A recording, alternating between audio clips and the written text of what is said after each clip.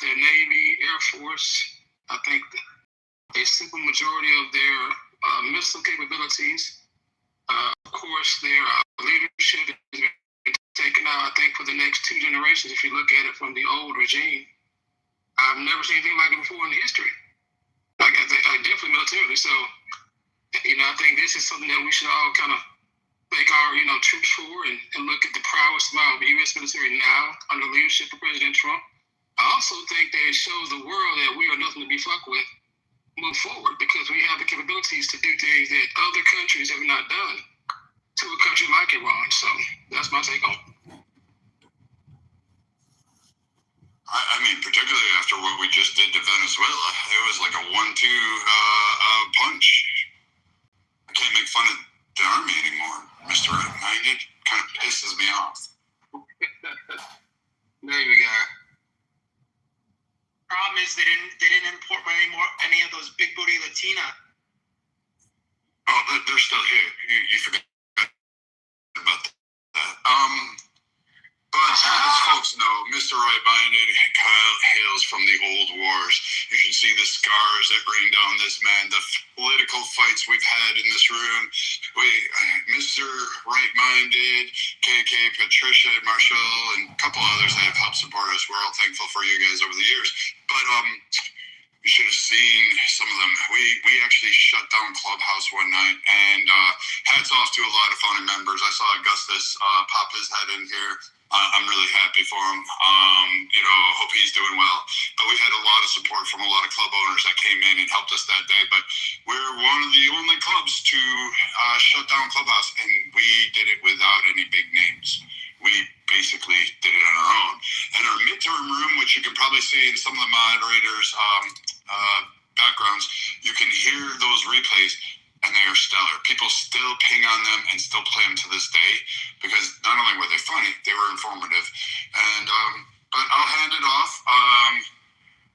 So I guess where's Mo left? Okay, I guess we got to. Meg wanted to speak quickly. Go ahead, Meg. Okay, thank you. I won't take too long. Just to also preface, absolutely, I'm 100% with the military. We have a damn ass good military, and that is absolutely amazing. And I do not want to send our military soldiers into a full-out war. That being said, I'm extremely conflicted, and this situation makes me really sad because as much as I want to protect our soldiers, and please don't give me the little rolly eye face. I do know the situation in Iran, and it's you. I don't think you quite understand, and not maybe everyone doesn't understand that the IRGC has actually been literally just massacring tens of thousands of its people. Young protesters who want freedom. They want freedom to hold hands, freedom to play sports, freedom to have some of the American freedoms. They look to America as this golden beacon. They are the ones who are getting executed by the IRGC just for asking for rights that just a few rights. And when I say being executed, they are not just hung; they're lifted by the neck by a rope and slowly strangled to death. These are children. These are teenagers, and I know some Iranians. I have some Iranian contacts. I have a lot of sympathy with them. This is actually one of the few things that Trump has done that I actually do support.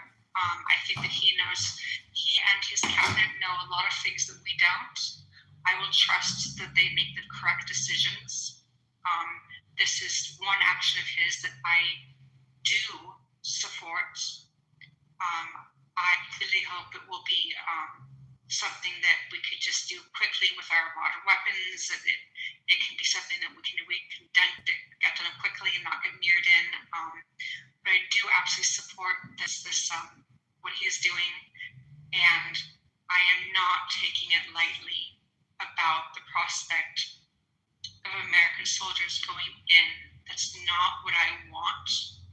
I also know that we cannot leave this regime and its proxies to terrorize the Middle East, to destabilize things.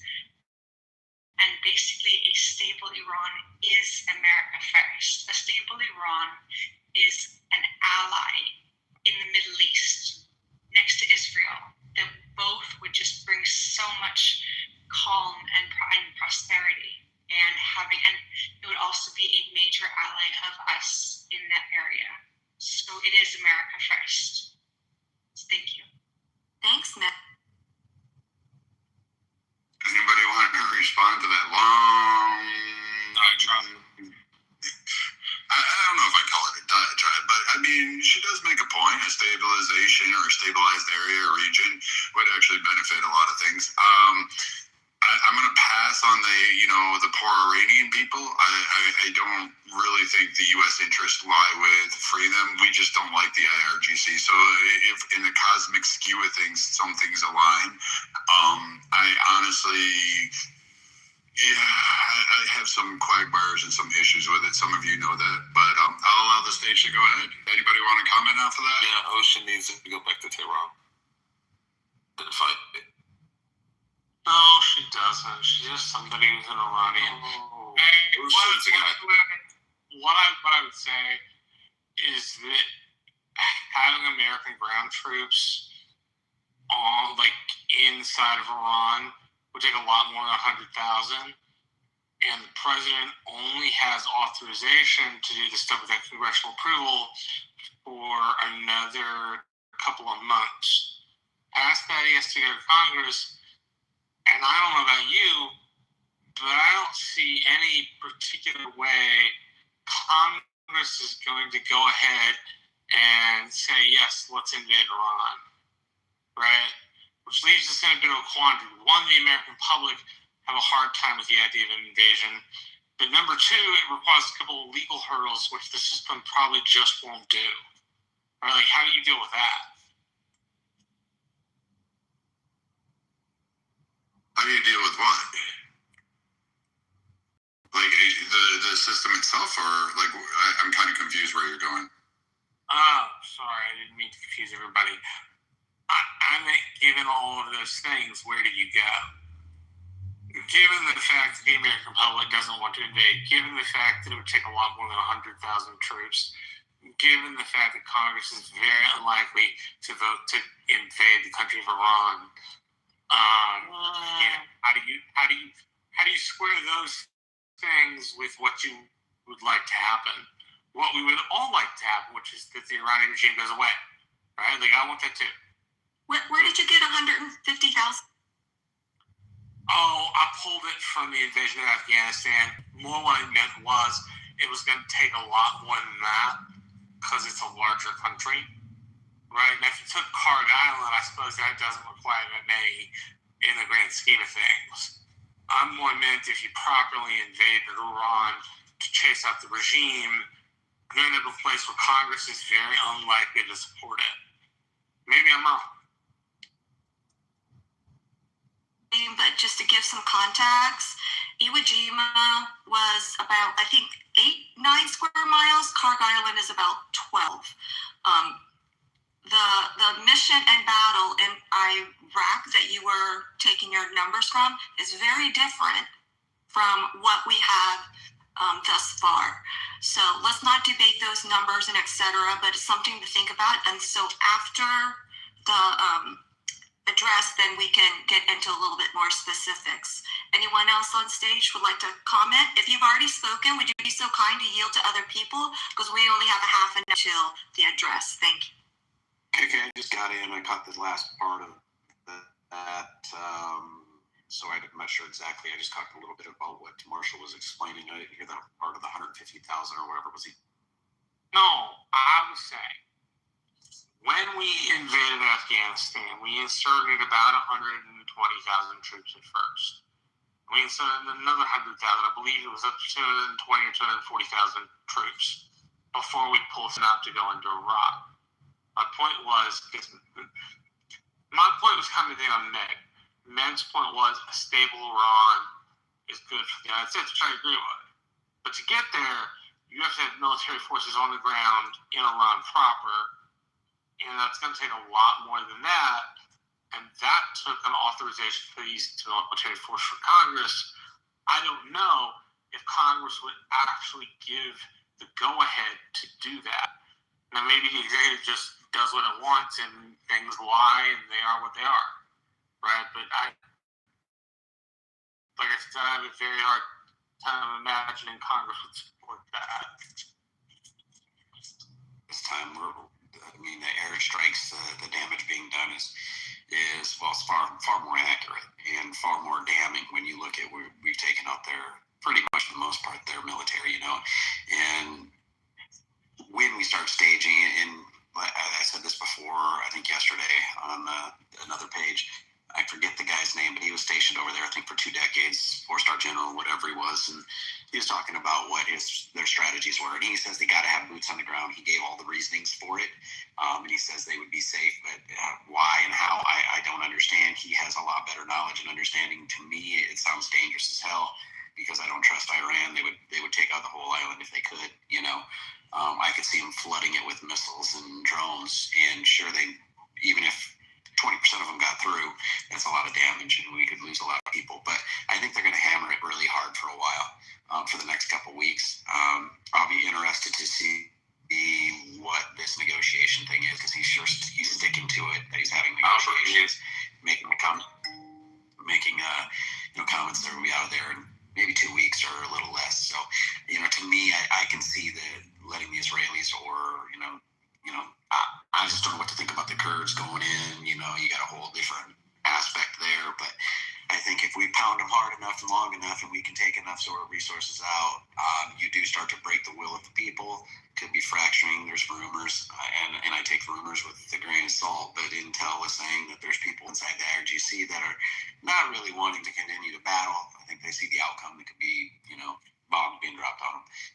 But reality is, I do think they're going to hit them really hard for the next couple of weeks, and we'll see where they're at that point, and then you can maybe start bringing in some ground troops. But I would much rather see us just continue to pound them until, into submission if we can. Also, she said. Can I jump in, Ms. KK?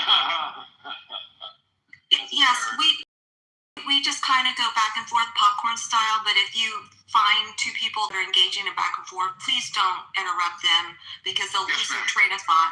So it's popcorn style, but just heed to others if needed. Thank you. Yes, ma'am. Thank you. Can I piggyback off of your statement a little bit, sir? Yeah, go ahead. Awesome. I brought up some real good key words.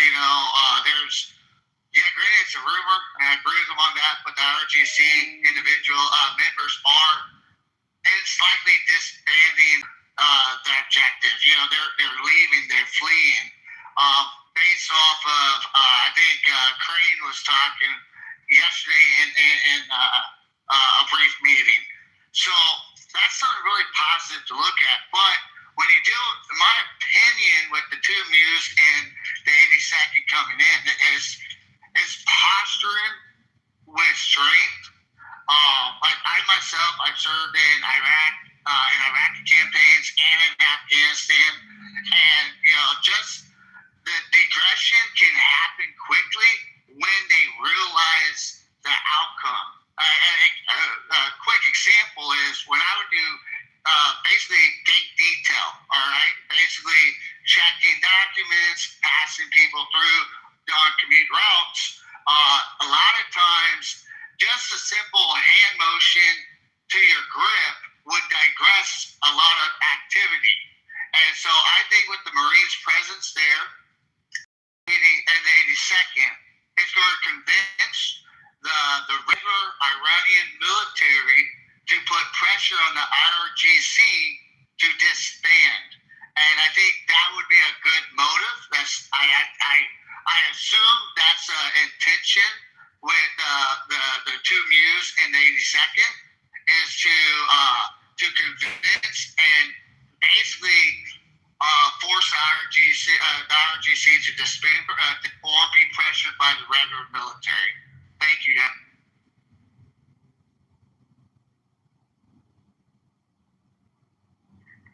Yes, just quickly. listening for rhetoric, whether it's Iranian liberation versus sovereignty. So I'm going to be listening for rhetoric. If it shifted in any way from what the initial rhetoric was. If we look at past initiatives that were preemptive, they do shift. So, yeah. Also, I just want to add also that this is not the same as Afghanistan or Iraq, because we have a population that is very sympathetic to the U.S. That given if we can get rid of the IRGC, if we can weaken them enough to where they start to give up positions, the Iranian people will take over, and they want revenge. They want this regime gone. So we're not facing a population that is hostile to the Americans coming in. We're in fact facing a nation that will in fact be supportive and will not be trying to kill American soldiers, except the IRGC. So if we can hit them with precise strikes, get rid of the IRGC, make them flee, as someone said, that is the best case scenario, and then we will be able to make something work in Iran. But the Iranian people as a whole just want the IRGC gone and have no hatred for the American people. Not yet. Trump's going to just get about the Merle with the Mule, so that's why I'm going to try and see if he might give like a little brief hint on the Merle, but I really don't know. So I want hello, good evening everyone. I want us out of the freaking wars overseas. We have our own problems here in the U.S. We need to concentrate on affordability, on building our military, and improving education. That's all I got for now. And go screw yourself, Leo. Interesting. So a lot of you guys cite this. I saw some chatter in the comments. Iran's pummeling us.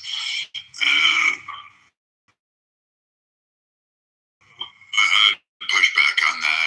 What are we at? Almost 9 are absolutely destroyed. Some of their missile systems, like Iran, has figured out real quick that as soon as they launch, we hit them. We've interfered with their guidance systems.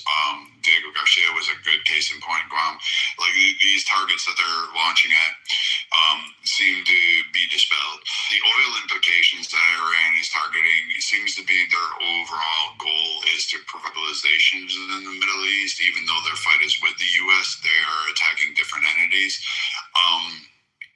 The IRGC being gone would be a benefit to literally the entire world.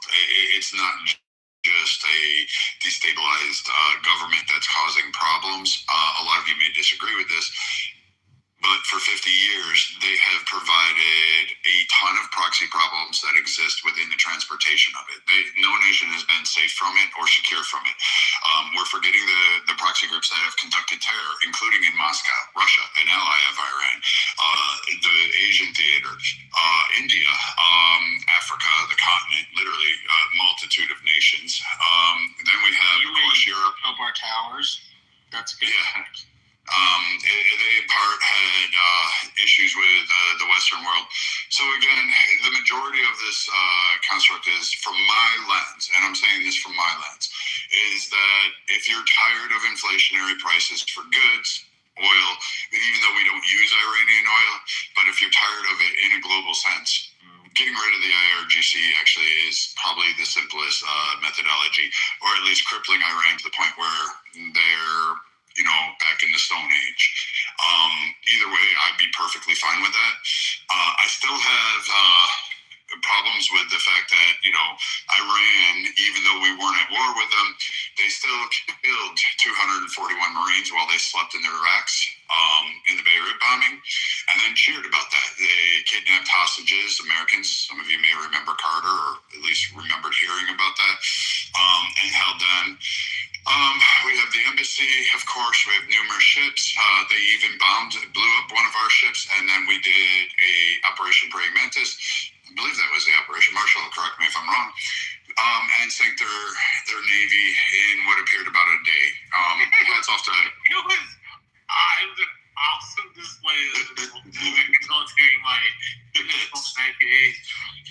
You're going to attack our bears? We're just going to get rid of your whole navy. Screw you. Yeah, we sank it. And there were two major oil platforms. We destroyed those as well. So far, Admiral Cooper has destroyed Soleimani, the destroyer, their prized wartime vessel. It looks like Trump got that fucker twice. So hats off to that. And then the fact that Iran is not attacking just the U.S. or even, I guess you could put empathy, Israel, but they're attacking like UAE, Saudi Arabia, Jordan, a multitude of nations around the Middle East to try to draw them into the fight, which is really... I don't think the optic war went the way they thought it would. I thought they would. I bet you they were thinking they'd have a rising of support from Muslim nations, when in fact the inverse happened. Most of them were in agreement. They want economic prosperity. They're not looking to have more military conflicts. They've actually signed trade agreements with Israel, so they're kind of bypassing that whole shit. So it looks like they want to have an economic race, which I think we can all be in agreement. Probably a better way to go. So I look at this as removing a power there. Freeing the Iranian people, I'm going to be honest, I'm going to get yelled at. You had 50 years to do that. I'm not interested in liberating you. I understand that your government is terrible to its own people. To be fair, in some constructs, you guys were kind of silent when we had our civil rights disputes, so you didn't say shit then. And really, I think if you really want to replace your government, you could have done it at any point in time in the last 50 years. However, you said idly by, and you're going to point to a protest that occurred when tens of thousands of you killed. I understand that. I get that.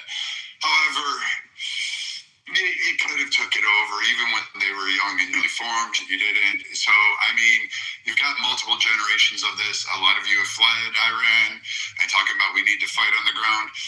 However, you're talking about that through protected lands. So I'm kind of mixed on that whole liberation thing. What I want is Iran to capitulate and allow the straits to open up. And I want people to not have to worry about proxy groups. That'll actually happen. And I think dismantling Iran, destroying that government, is probably a key thing. And maybe these proxy groups will die on the vine because they will no longer have the funding that Iran was helping to provide them, nor the safe harbor that Iran provided them. But let me know what you guys think. Yeah, I mean, some people, that are being chat warriors right now, they hate our forward operating position, our base, which we call Israel, but it's actually our military base. But they just don't like those people, so they're gonna hate it.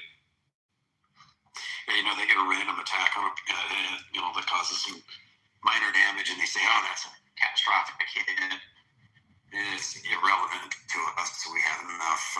We're still flying planes over them that were built and flown 60 years ago. Does anybody?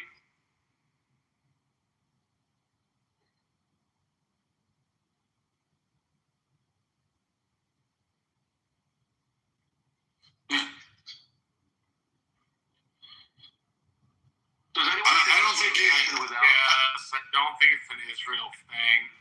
It's exceedingly self-serving. We spend at a baseline in the defense budget about $30 to $35 billion. With ancillary spending, it goes into the 70s or 80 billions. If you deplete Iran's capability to have finances, if you deplete their capability to have medium-range and intercontinental ballistic missiles, if you stop their navy, then you are able to degrade their capabilities such that their proxies are now manageable, and the malign interest of the country that has killed 2,000 plus servicemen and double that in number of civilians over the last 50 years is finally punished for their transgression. I have a really, really simple solution. If you don't want America to bomb you, do us all a favor. Don't kill our civilians. Don't kill our soldiers. Then we won't have a reason to bomb you. Well, I think that's a valid point that we can actually bring up.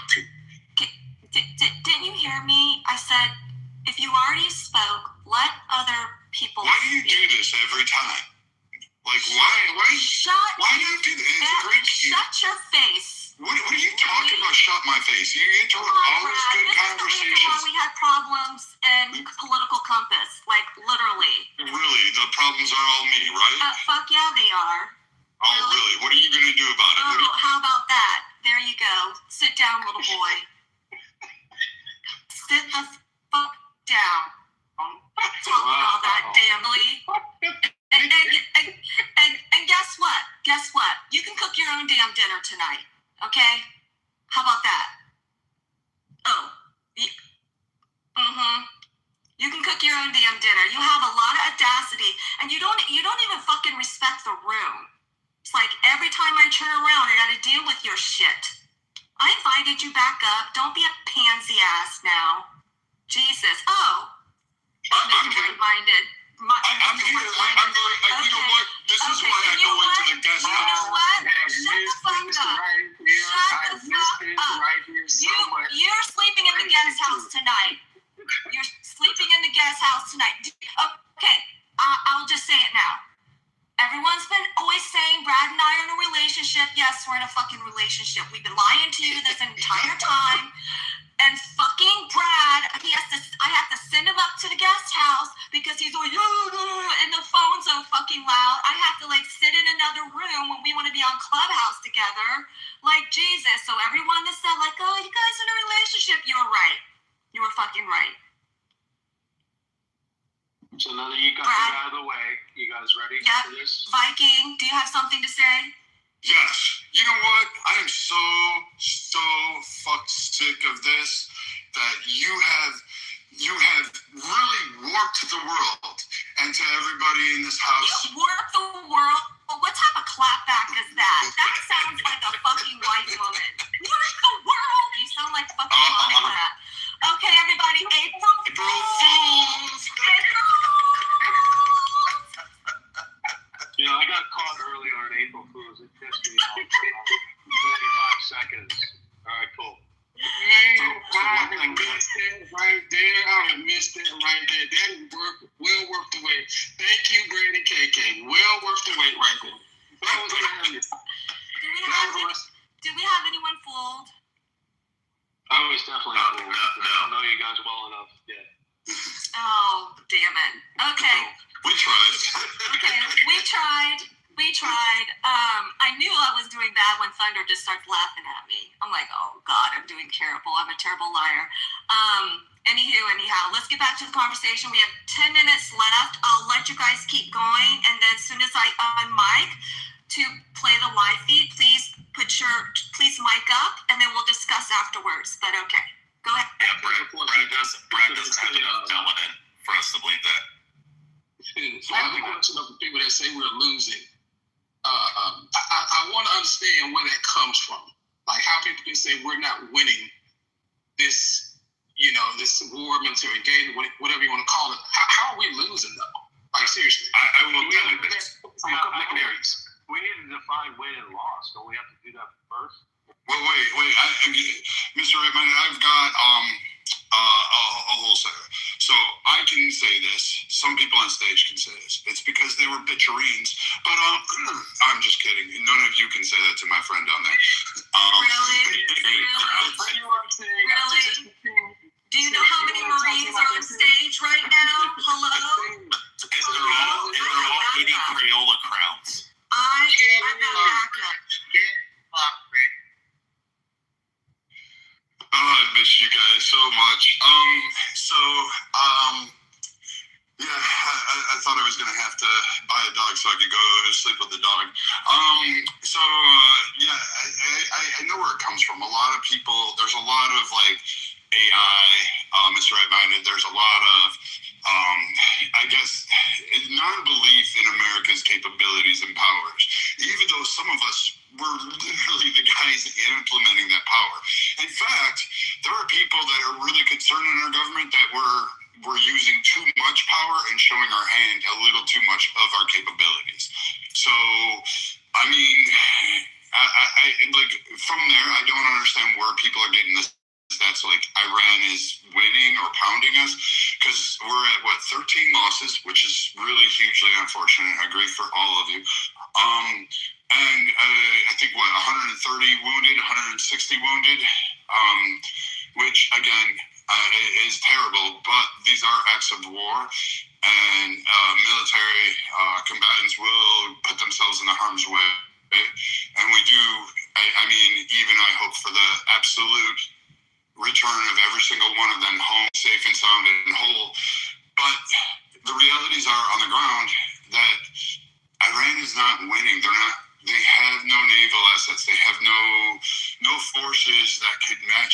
and I don't know where they're getting their data from because they can't be reading the same information I am, and I'm not just reading America's. Well, maybe, but I mean, it'd be interesting to hear, some other perspectives that don't align with mine. Well, we have to remember the same media that's been trying to convince everybody that Ukraine's been winning the war over there against Russia. Remember they were trying to tell people that, Russia ran out of fucking ammo and that they were fighting with shovels, remember? That was literally a meme going around. So I don't trust anything these assholes say, and it's gotten kind of political at this point where they're kind of rooting against Israel, America, and Trump because they're hate for Trump or hate for Israel, but there's no metric where the Iranians are winning. I mean, them being able to maybe close off the Strait of Hormuz temporarily might be, I guess, looking in their favor. And then, of course, they have the media on their side. But at the end of the day, I think we're still going to prevail here. And, we've annihilated their Navy, their Air Force. The IRGC is pretty much, I've been watching videos on X, where there's IRGC, saying that pretty much everyone's abandoned their post and shit. A bunch of people have just, have left. They don't want to be killed, and they don't really know what the direction is, And so I'm hoping that that's going to start gaining steam, where people are abandoning their posts and saying, fuck. They're literally afraid to, to be killed, by some fucking bomb. So I think we're going to prevail in this thing, but it's going to put us in a stronger position against China. It's going to put us in a stronger position with this whole thing with Venezuela and Iran.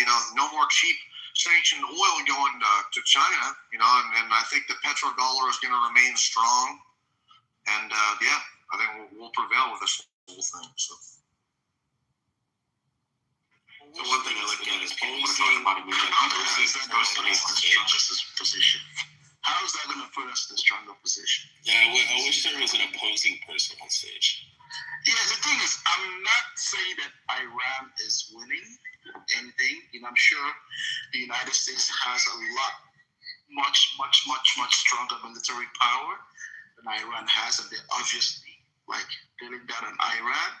However, economically and politically, don't you think that America is losing a little bit because of the rising cost of things like the gas, and which is eventually going to affect groceries and every other thing that we buy? Don't you think in that way Iran knows it's winning a little bit? Hold on. I hate that argument. The reason why I don't like that argument is because Obama, back literally not 2008, but 2012, he had national gas prices almost at $5 a gallon at national average. No one came during the midterms. Yeah, it's $2.80 in Texas. Well, in Texas, yeah, it is. Yeah, $2.82. That's what I paid today. Yeah, today, $2.82 in Lubbock. That's because you're in district. That's because you're in District Pad 3. But how are you seeing $2.82 in Lubbock, Texas. Look on gas. LUBBOCK, Texas. I'm in Texas now, and I'm not seeing probably over Dallas or Houston or Austin. I'm around it. You're not shopping around either. You should use Gas Buddy. And you should also. I'm trying to help you here, man. If you want to save money on gas. Okay, go ahead and talk. Download Gas Buddy app. Download it. Able to find it for under $3, and then if you use the Walmart Plus app, you get an additional 10 cents. So the thing that is really baffling me. Hold on, wait a minute, man. When did gas determine? Hold on, man. Hold on, wait a minute. When did gas? Hold on, wait a minute, man. Just wait a minute. Hold on now. When did gas determine if we are winning a war? Gas prices. When did that become the benchmark for if we're winning or losing a war? Seriously. Give me the historical reference point to that. Because you said it was going to be a no wars president. So you're avoiding the question, though. That's a great answer to the question no one asked you, though. My question yet. He's trying to say. Now you know what I'll do, Ben. If you don't answer the question, I'm asking you very simply. I'm asking you very simply, though. Give me one historical reference. Wait a minute. Give me one historical reference of when gas prices determine if a country wins a war or not. COVID. I'm waiting to answer. Did you hear what I said? Did you hear what I said when I said? And I thought it was moronic when you said gas prices. You implied that that's a part of losing the war. Come on, I clearly What was gas? Why are you guys talking over each other? Why are you guys talking over each other? Yeah, that's Mr. Right-minded style. I'm going in for a minute now, so he was talking to me, but that's okay. Simple. I clearly said Iran is not winning this war. From a military power, no, they're not. America is clearly dominating this war from military power. But when it comes to the economics involved in it and the politics involved in it on the American soil, in the microphone or something like that. And I can hear his campaign, his different rallies. All right, hold on. Real quick. 90, 97. Stop. I want to hear what he says. 329 again. Yes, 329. Because I'm in Texas. Yeah, Austin. I just went off Austin. Before this started, gas was at $2.49. And I really don't care. Not that I'm bright, I can afford $2 for that, I can afford $3.50. It doesn't really bother me. But what I'm saying is, You think you got a Tesla? he's been out there talking about gas at $1.99. He campaigned on zero new wars. Zero new wars. That's one of the reasons he got in there. All right, hold on, KK. It's beginning. What did K say? Yeah, Ben. Shut One up. of the okay, Go on mute. Go ahead. Go on mute.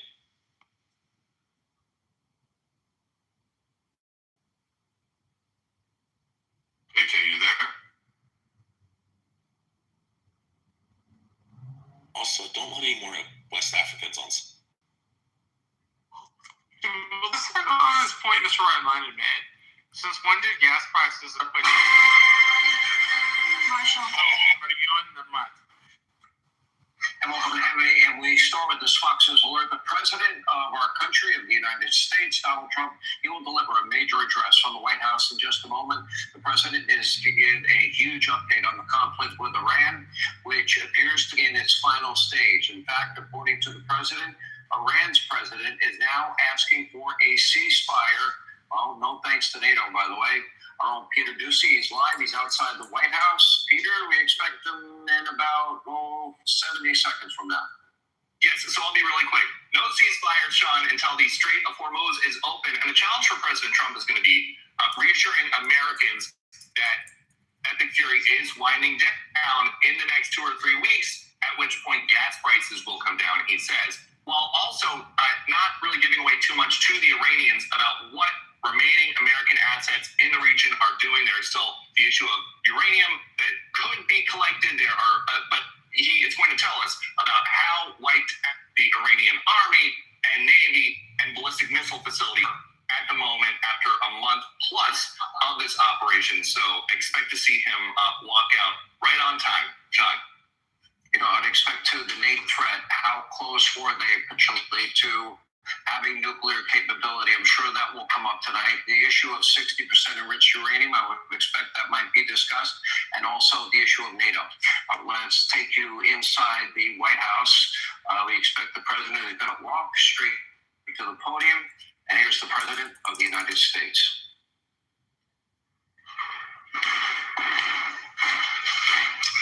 Thank you very much.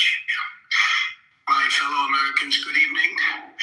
Let me begin by congratulating the team at NASA and our brave astronauts on the successful launch of Artemis 2. It was quite something. It will be traveling further than any manned rocket has ever flown and will very substantially pass the moon, go around it, and come back home from a distance that has never been done before. It's amazing. They are on the way, and God bless them. These are brave people who God blessed us for unbelievable astronauts. As we speak this evening, it's been just 1 month since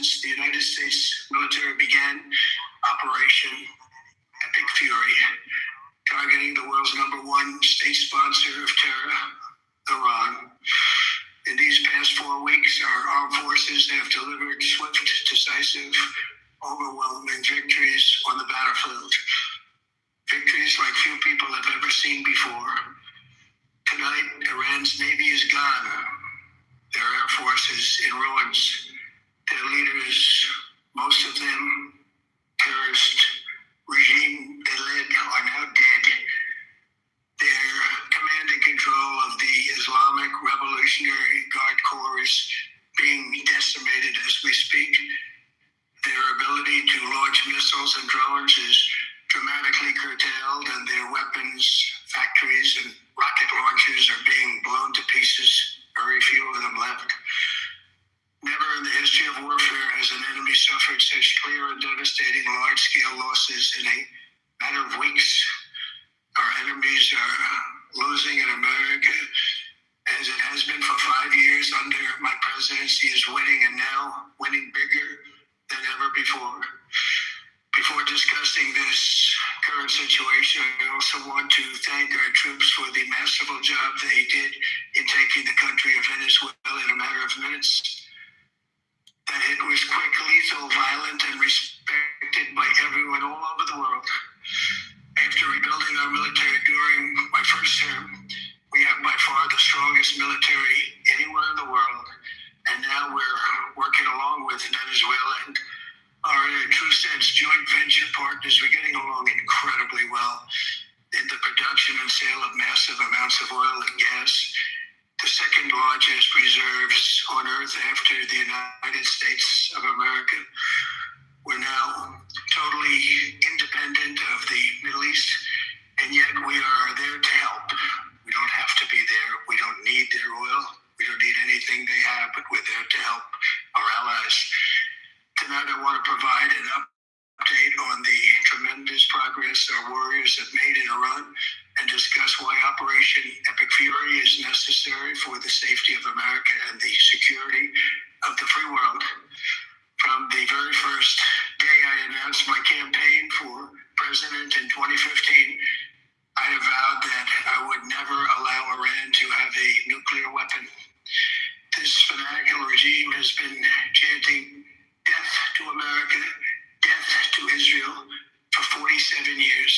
Their proxies were behind the murder of 241 Americans in the Marine barracks bombing in Beirut, the slaughter of hundreds of our service members with roadside bombs.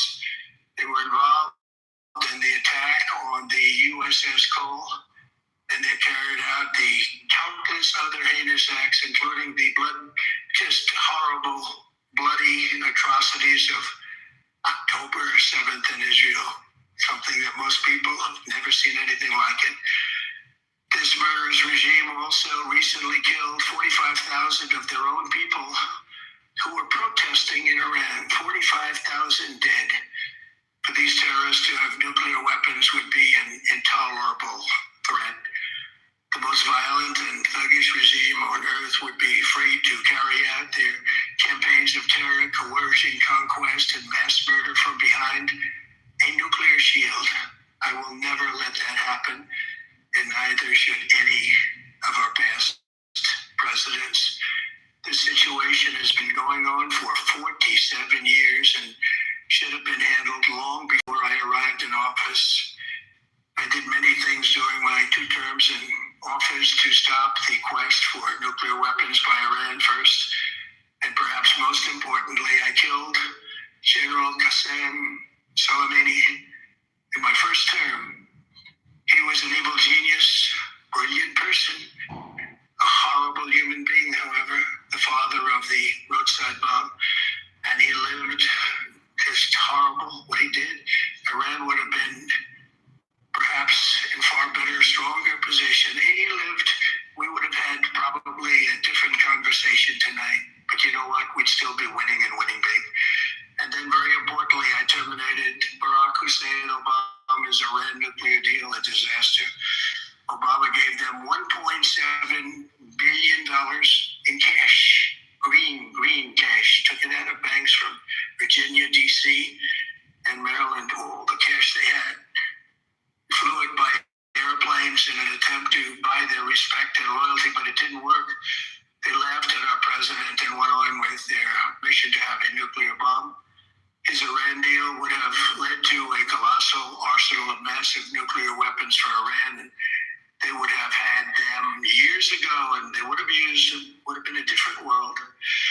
There would have been no Middle East and no Israel right now, in my opinion, the opinion of a lot of great experts. Had I not terminated that terrible deal, I was so honored to do it. I was so proud to do it. It was so bad right from the beginning. Essentially, I did what no other president was willing to do. They made mistakes, and I am correcting them. My first preference was always the path of diplomacy, yet the regime continued their relentless quest for nuclear weapons and rejected every attempt at an agreement. For this reason, in June, I ordered a strike on Iran's key nuclear facilities in Operation Midnight Hammer. Nobody's ever seen anything like it. Those beautiful B-2 bombers performed magnificently. We totally obliterated those nuclear sites. The regime then sought to rebuild their nuclear program at a totally different location, making clear they had no intention of abandoning their pursuit of nuclear weapons. They were also rapidly building a vast stockpile of conventional ballistic missiles and would soon have had missiles that could reach the American homeland, Europe, and virtually any other place on Earth. Iran's strategy was so obvious. They wanted to produce as many missiles as possible, and they did, with the longest range possible. And they had some weapons that nobody believed they had. We just learned that out. We took them out. We took them all out so that no one would really dare stop them. And their race for a nuclear bomb, a nuclear weapon like nobody's ever seen before. They were right at the doorstep. For years, everyone has said that Iran cannot have nuclear weapons, but in the end, those are just words if you're not willing to take action when the time comes. As I stated in my announcement of Operation Epic Fury, objectives are very simple and clear. We are systematically dismantling the regime's ability to threaten America or project power outside of their borders. That means eliminating Iran's Navy, which is now absolutely destroyed, hurting their Air Force and their missile program at levels never seen before, and annihilating their defense industrial base. We've done all of it. Their Navy is gone, their Air Force is gone, their missiles are just about used up or beaten. Taken together, these actions will cripple Iran military, crush their ability to support terrorist proxies, and deny them the ability to build a nuclear bomb. Our armed forces have been extraordinary. There's never been anything like it militarily. Everyone is talking about it, and tonight I'm pleased to say that these core strategic objectives are nearing completion. As we celebrate this progress, we think especially of the 13 American warriors who have laid down their lives in this fight to prevent our children from ever having to face a nuclear Iran. Twice this past month, I've traveled to Dover Air Force Base, and it's been something. I wanted to be with those heroes as they return to American soil. When I was with them and their families, their parents, their wives, their husbands, we salute them, and now we must honor them by completing the mission for which they gave their lives. And every single one of the people, their loved ones said, please, sir, please finish the job. Every one of them. And we are going to finish the job, but we're going to finish it very fast. We're getting very close. I want to thank our allies in the Middle East, Israel, Saudi Arabia, Qatar, the UAE, Kuwait, and Bahrain. They've been great, and we will not let them get hurt or fail in any way, shape, or form. Many Americans have been concerned to see the recent rise in gasoline prices here at home. The short-term increase has been entirely the result of the Iranian regime launching deranged terror attacks against commercial oil tankers in neighboring countries that have nothing to do with the conflict. This is yet more. Iran can never be trusted with nuclear weapons. They will use them quickly. It would lead to decades of extortion, economic pain, and instability worse than we can ever imagine. The United States has never been better prepared economically to confront this threat. You all know that. we built the strongest economy in history. We're going through it right now, the strongest in history. In 1 year, we've taken a dead and crippled country. I hate to say that, but we were a dead and crippled country after the last administration and made it the hottest country anywhere in the world by far, with no inflation, record-setting investments coming into the United States, over $18 trillion, and the highest stock market ever, with 53 all-time record highs in just 1 year. It all positioned us to get rid of a cancer that has long simmered. It's known as the nuclear Iran, and they didn't know what was coming. They'd never imagined it. Remember, because of our Drill Baby Drill program, America has plenty of gas. We have so much gas. Under my leadership, we are #1 producer of oil and gas on the planet, without even discussing the millions of barrels that we're getting from Venezuela. Because of the Trump administration's policies, we produce more oil and gas than Saudi Arabia and Russia combined.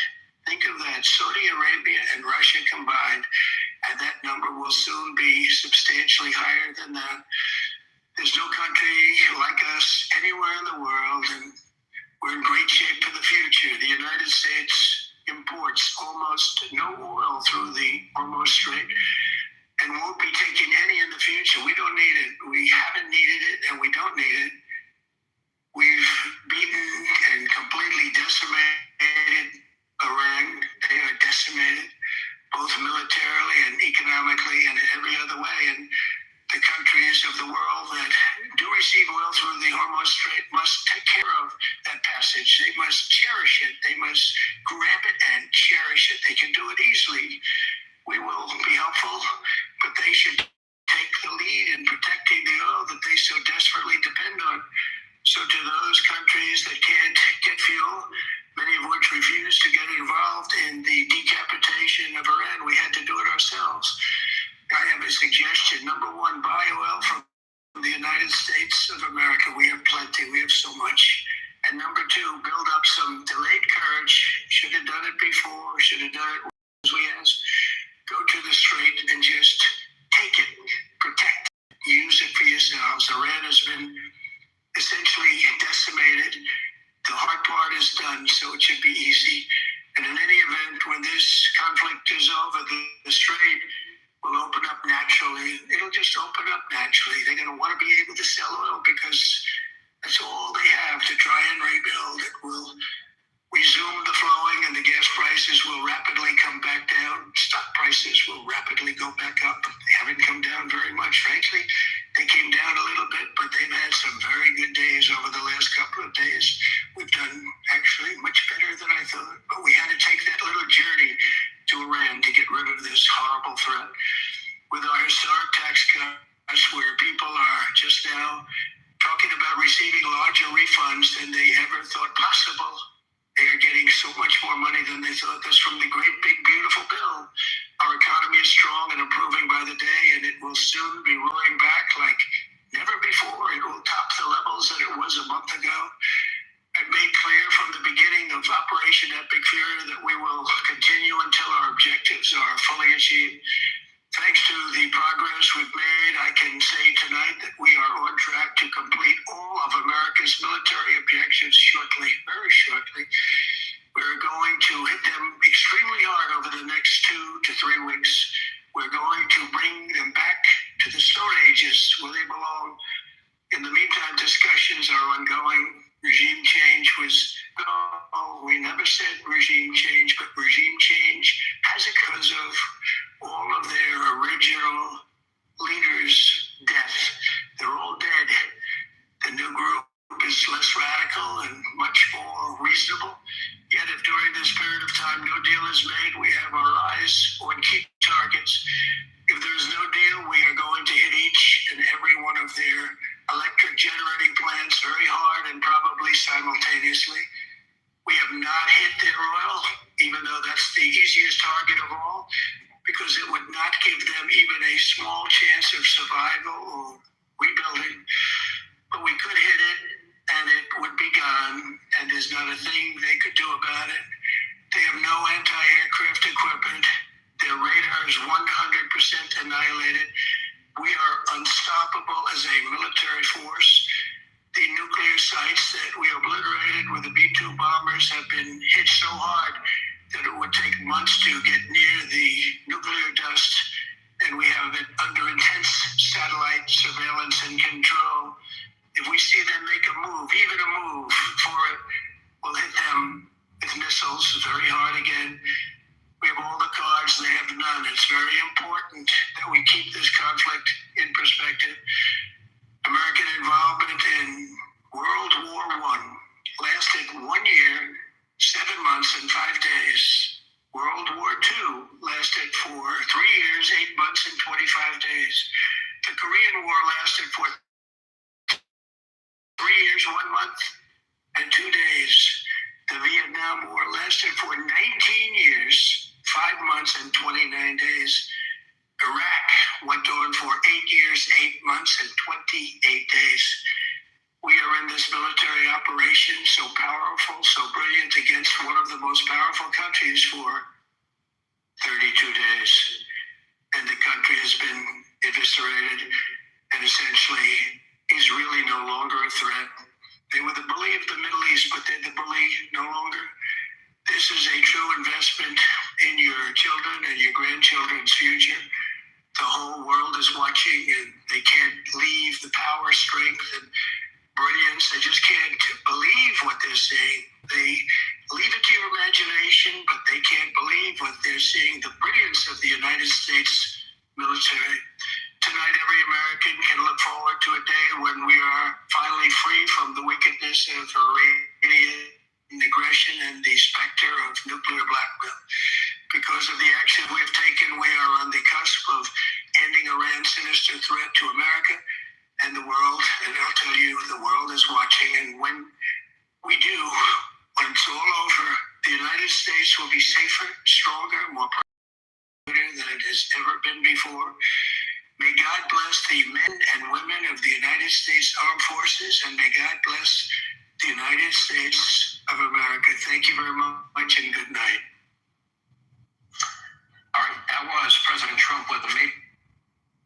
Okay, you guys, I can see by the chat there are some shit's on fire. Oh my God, there's some arguments. I'm going to not partake in some of these arguments unless you go completely off the rails and go into dipshit there. I'm going to allow Mr. Right-Minded and KK to enjoy it, and Marshall, I'm sure he's taken back. I'm about to open a Guinness, and I'm going to watch the fireworks. I'm hoping, where is he? I'm hoping the bitchereens unload onto some of the other guys, because I'm just kidding. You guys can trash talk Sig all you want to. He's a strong man. He can take it. But understand that he is one of my closest friends. He is somebody I call when I actually may have problems and I need fucking advice. These individuals are some of the closest members that I had. KK, Mr. Right-Minded, Patricia, Marshall, Sig, occasionally KP when he's sober. All of these guys are what I consider my family, and I met all of them through Clubhouse. And so you guys can have at it. I only intercede on occasionally, but Mr. Right-Minded or KK or Marshall, you want to lead it off with what you didn't like, what you liked, and I say we let Sig and Ice kick it off. I'm ready for it. Let me get that popcorn going. I just gotta say, I'm in shock and awe. Ice is over here advocating killing 12-year-old innocent civilian girls, man. Insane. In fucking. All right, here's the shock and awe. The guy's talking stupid shit, talking about how we targeted 12-year-old girls. We didn't target them. It was a bad misunderstanding. It was a bad intelligence situation. And you want to come in there and act like the U.S. is targeting them. That's the stupidest fucking shit I've ever heard. You literally said in there, too, there's no imminent threat, but if we're going to die, we're going to die at the death of 1,000 paper cuts. A death of 5 paper cuts, 500,000 paper cuts. It's still a death. They've been chanting death to America for 47 years. You just said they've been preparing for 20 years, Sig. So what you're telling me is we should wait for them to prepare for 40 years so you can't come in, because when you wait at that point, you cannot go in and stop them from getting a nuclear weapon, because we just shouldn't be fighting will just blow our fucking minds. I let you go. Women die. So here's the deal. War, people die. People die in war. But there's only one side that will kill, literally target men, women, children. They literally put 12-year-olds in their fucking military. My point is you want to talk about children. They're putting children, a gun in children's hands and saying, go to war.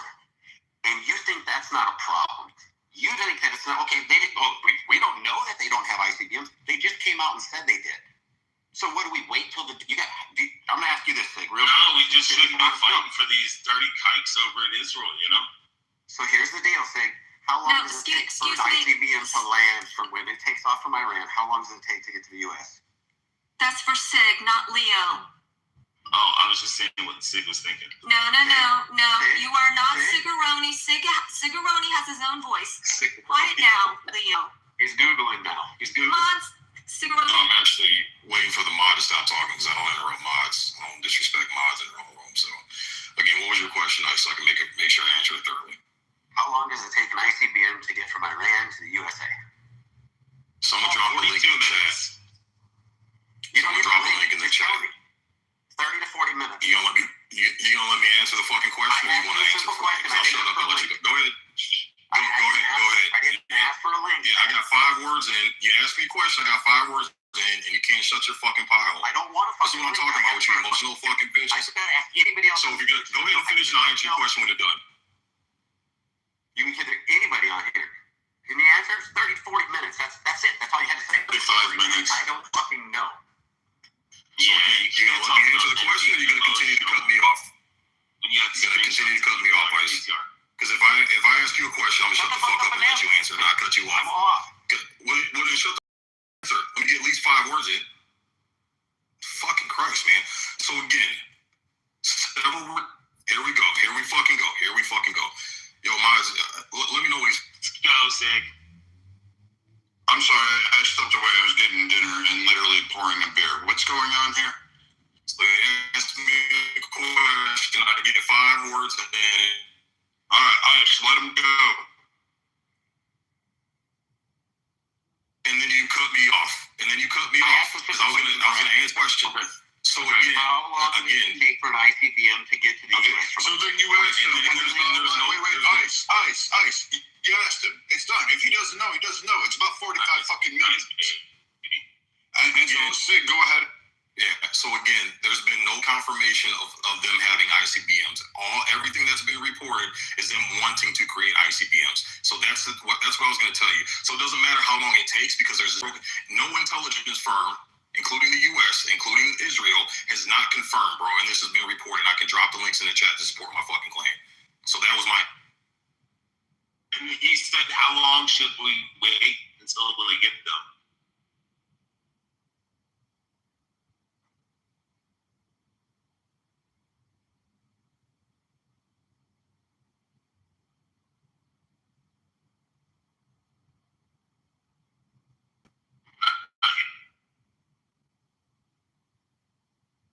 Actually, they've claimed it. I will put some links in there. They claim to have an ICBM just recently. So the fact that they claim it, are you going to say that our intelligence knows absolutely everything? Because right now they've admitted we don't know where all their business are at. Take the payload out of the rocket and fill it up with gas and claim to have a rocket together and fire. Do me a favor. Wait a minute. Hold on, Mars, hold on. Guys, when people are talking, the whole entire room wants to hear each person talk. Now, I know I haven't been on here for a long time, but I'm raring to put some people in the shut the fuck up section if you cannot respect when somebody's talking on the floor. Sig, first of all, were you done, brother? Nah, I wasn't, man. I wasn't. But go ahead. Go ahead, Sig. You got the mic. Go ahead, Hey, good to see you. Good to see you, Mr. Good to see you, brother. So again, to have something and it being confirmed are 2 different things. I mean, we're grown ass adults. We should know the difference between this, okay? So again, people can claim shit all fucking day, but has it been confirmed? The answer is no. There is 0 intelligence reports that have confirmed that they actually have them. So, Sig, I'm going to disagree with this and slide in on, I don't know who, I'm sliding in with myself. Diego Garcia, two ICBM ballistic missiles were launched at Diego Garcia. And we'll say it was more of a missed BCM because they never reached their target. So, and we were tracking their guidance. You are aware that those launches did occur. We shot one down, the other one went, did a couple loops and a couple tumbles, and then it went to the ocean because it didn't reach it. So I would say they're missed BMs. That's a pun intended. Maybe they launched them out of camels. I don't know. Maybe they hit the camels in the balls and launched them out of the throat of the camel. I don't know. Too much. Put them in the go. She will. Shut up. The idea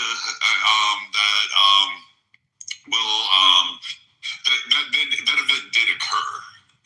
So we are aware that they do have ICBMs. We are aware that they have verified it by international agencies and Iran themselves, saying they were at 60% uranium enrichment. So that does make it weapons grade. They have 400 kilograms of that still hanging out somewhere hidden in their territory. So I guess that's possible. They can at least make 30 bombs with those, which I would argue would be probably more problematic for the area or the region of the Middle East. So does that clear up some things? Yep, radioactive fallout. Yeah. Here's what I would ask, Brad. I would ask to see the link, because I just looked at the link ICE says, and again, Iran claims. So here's the thing: we want to believe Iran when they claim certain things, but then when they claim that they hit one of our ships, we don't want to believe. We're only believing stuff that works in our favor, and then throwing baby out with the bathwater when it doesn't favor us. That's what I'm saying. It's the flip flopping, bro. So which one is it? Do you want to believe Iran in one case and not believe in the other, or what? And again, I would like to see in the link that it's been confirmed, because the link that ICE just put in, it's the Iran claims. There's nothing that's been confirmed. That's my point. Okay, so I'll ask Brad, because it could be a quick yes, back and forth, yes or no. Brad, they told us, we knew they could hit about 1,200 kilometers, right? And they said they didn't have ones that could go further than that, but then they hit a base that was 2,500 roughly. We got in the area, they shot at it and got there, right? No, 1,200 miles is 2,500 miles. 1,200 miles is 2,500 miles. It was like 4,000 whatever kilometers or some shit. Actually turned out to be like 1.6 or something. All right, so then what we can say is they actually fired an ICBM, and one of those links, they actually have one that verifies that they tested it. That claims they can go 10,000, but they can go 10,000 now. They claim they didn't have a 2,500.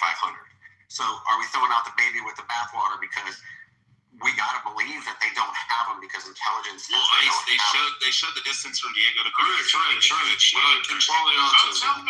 I understand. Let them make his argument with Tate. I'm talking about the one where it says they verified that they fired an ICBM and they've claiming 10,000 kilometers on it. Okay, so now we can sit here and we can throw the baby out with the bathwater because they only had the 1,200, but they did have 2,500. So the 2,500 must have been somebody else's because they didn't claim they had it, and there was no verifiable. Was there any intelligence that said they could go 2,500? Nobody had that. We didn't have it. It was a surprise to us. So we can sit here and throw the baby out with the bathwater, like you say, because you think intelligence. Where was the imminent threat on 9/11? We didn't know until the planes hit. So what you do is you go with what you got. And go a little further and go look at our promises to our allies. Hell, Hillary Clinton said it. We will defend our allies. We will go in. We will put boots on the ground. We will bomb the shit out of Iran. She had no quarrels about what she said she would do to Iran. She said she would make sure. Back then, she said, I will make sure that they will never, in my term or any future president's term, get a nuclear weapon. Now that goes back to 2016. She was the Secretary of State before that, and she was that concerned that she was that vocal about it. But we want to pretend that our intelligence knows absolutely everything. But then you come on here and say our intelligence is making up stuff. Our intelligence lied. Our intelligence said they had weapons of mass destruction. Tell me, so do we believe the intelligence or don't we? Do we sit at home and wait till we get attacked or don't we? Do we die by 1,000 cuts, or do we go try to prevent the 1,000 cuts? Which way would you like it? Okay, so you got to give them time to answer. All right, so again, I just looked at the link Brad dropped. Ballistic missiles are different than intercontinental ballistic missiles. Secondly, that is UK is within the range of the Middle East. Okay, so So again, what Tulsi Gabbard testified in front of Congress, she said out of her own mouth they were not an imminent threat. This is the head of intelligence. Okay, and then Trump starts giving her shit. All of a sudden, magically, she starts changing her mind. Again, I'm going off of this administration telling multiple lies, switching their story and flip-flopping. Trump made fun of, for several years, and even in 4K, he was on video saying, and even his tweets, you can look at my PTR, he was talking about Obama being a clown pretty much, and what he's going to do is try to bomb Iran in order to get reelected. So Trump is chastising a president for claiming or wanting to bomb Iran, yet he turned around and does the same exact thing. Benjamin Netanyahu, for the past 30 years, has been claiming, Iran's they're 6 months away, they're only a few months away. Since 1995, 1996, and nothing's come to fruition. And like I said, you guys have yet to post a link showing that it's been confirmed, and all I see is claims, and not intercontinental ballistic missiles, just normal ballistic missiles that have normal. Yeah, so again, I actually asked you. Hey, no. Oh, I thought he was not. No, he's not. Go ahead. Yeah, and I'll be quick.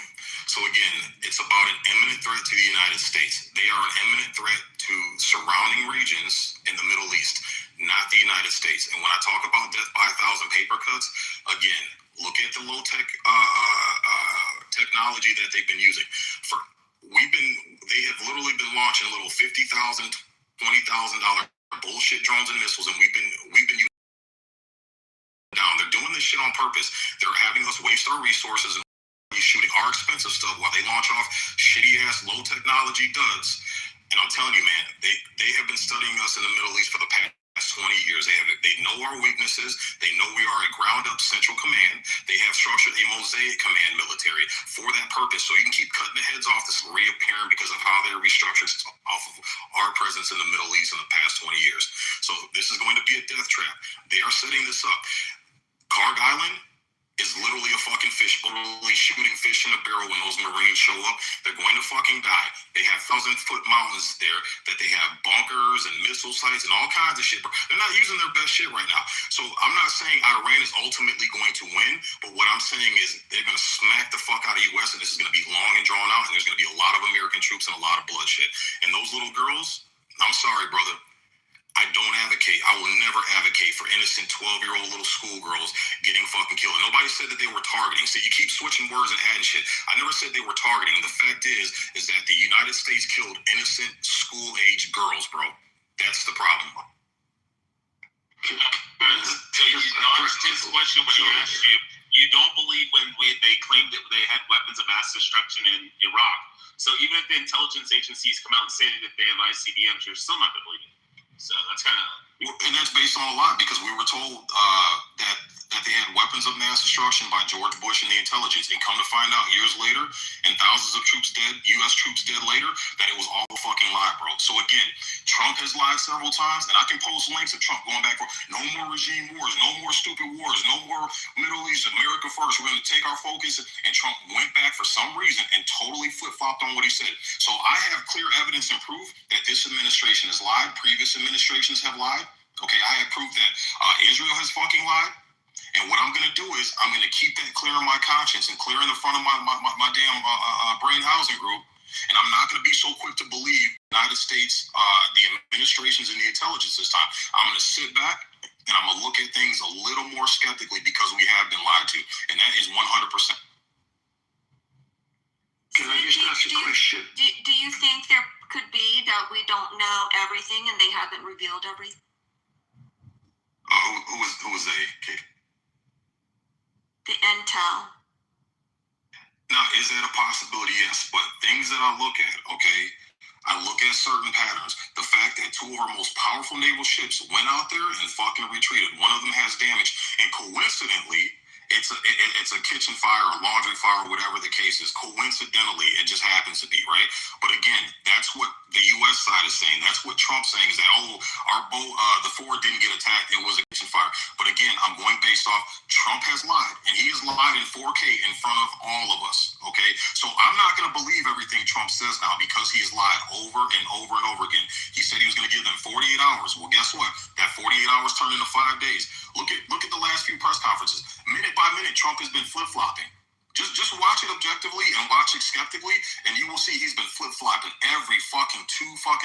man. So I'm not believing every word that comes out of Trump's mouth, and I have evidence to support my reasons. Respectfully say, can you impart what you think the agenda is that is what's being said in public? I'll say that one more time. You're cutting out. I'm sorry. I'm sorry. So respectfully, of course. If and I don't want to side either way here. Respectfully, if what we're being told in public is not what the true agenda is, can you impart what you believe is, if you're willing? Yeah, what I believe is, based on my research and what I've been looking at, and looking at previous wars, and looking at how this is going to turn out. I'm looking at Vietnam War, supposed to be 3,000 troops, turning to 500,000, and how many years have we spent over there? How many fucking U.S. troops died because of this shit? I think what it is I think that we are losing market share as far as a petrodollar.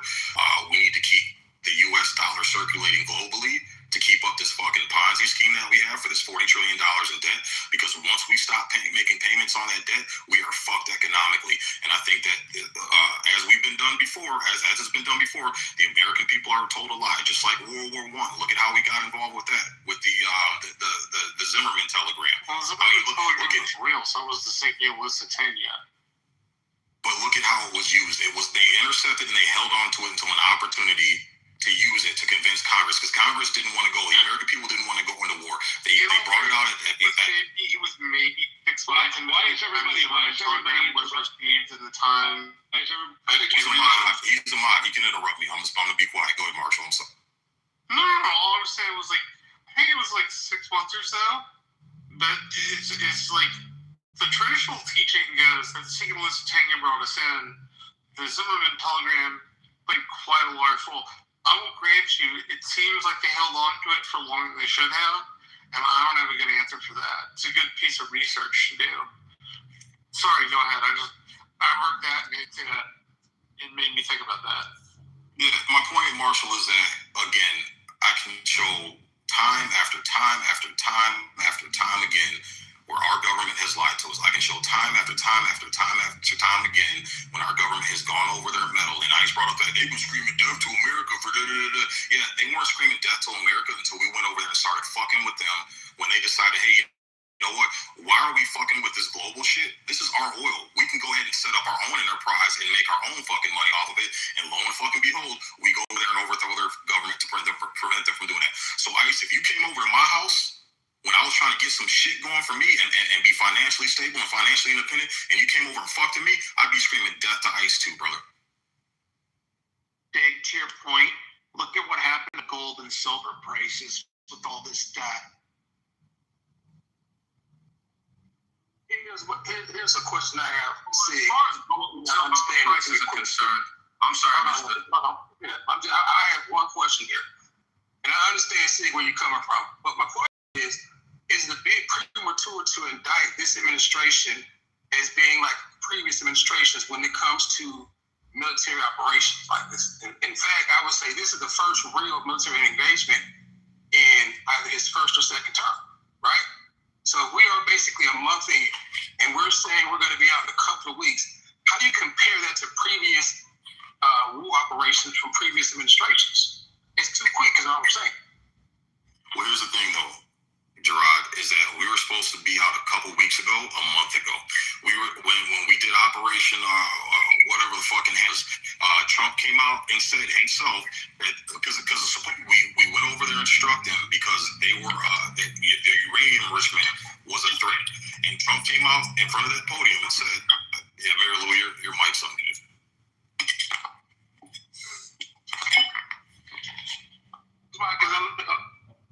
Yeah, okay, cool.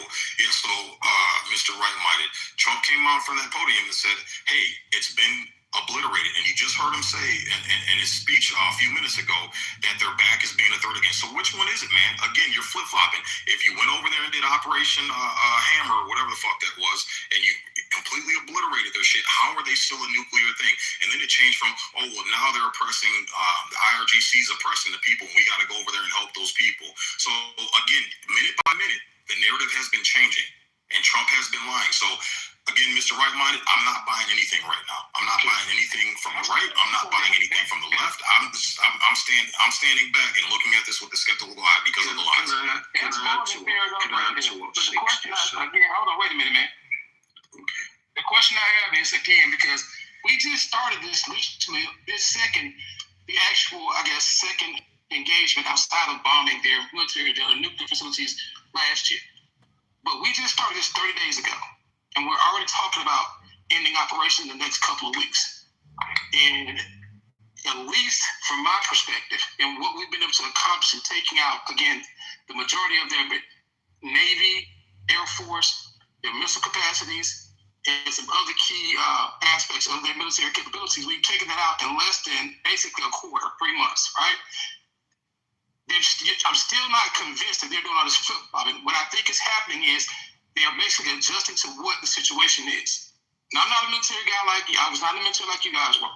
But from what I'm looking at it is, why are we judging this operation compared to previous historical military operations when it doesn't seem to have the same pretenses? That's all I'm saying. It absolutely does. So again, weapons of mass destruction, found out that was a lie. And again, I pointed out, I showed in the chat. No. Trump has never said weapons of mass destruction. They were trying to build nuclear capability. I mean, we destroyed their nuclear sites that were underground that they were lied about that said they didn't have. They already lied about that, so they got caught with that. And they were still trying. They already, in fact, from what I understand, they had already told in the diplomatic aspects that they had, I think, 11 missiles. I think they were ready to be nuclearized or something to that effect. Correct. Now, again, what are we supposed to believe then? Do we wait until they have these capabilities, or do we take them out now? Well, that's a hard question to answer. Right, but again, Mr. Right-minded, it's all been claims. There's been zero confirmations, and I've yet to see a link in the chat where it's been confirmed, and that an intercontinental ballistic missile has been confirmed, and it has actually been fired at the U.S.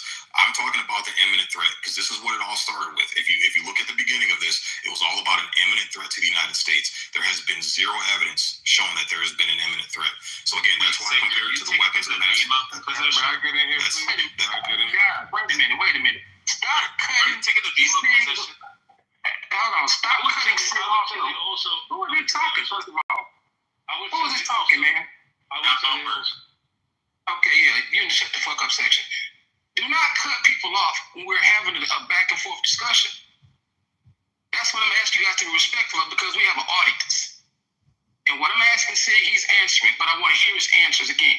And I'm answering what he's saying back. Sig, you got the floor. Thanks, Mr. Right-minded. So that's why I'm comparing it to the weapons of mass destruction. And like I said, there's been a bunch of flip-flopping.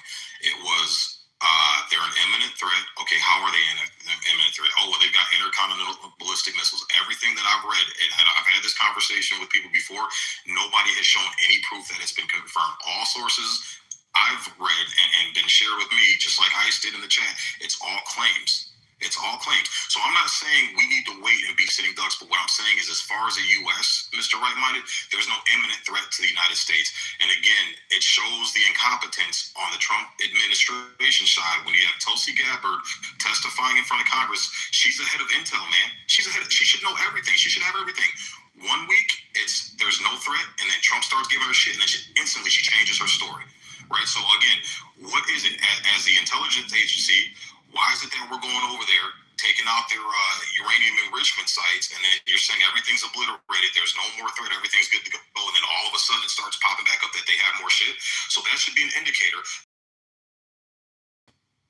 Maybe we're not seeing all of it, and maybe be an indicator that if we go into this thing, maybe they have more behind the scenes, and we're about to send our fucking U.S. troops in there, into a fucking death box, into a fishbowl, that maybe they got more, and so maybe we should take that in consideration. So like I said, I'm not claiming I'm 100% factual on everything about this, but what I'm saying, there's enough red flags in this, Mr. Right-minded, that I'm getting off the Trump train. I'm not drinking that fucking MAGA Kool-Aid, because something is fishy with all the lies and all the flip-flopping.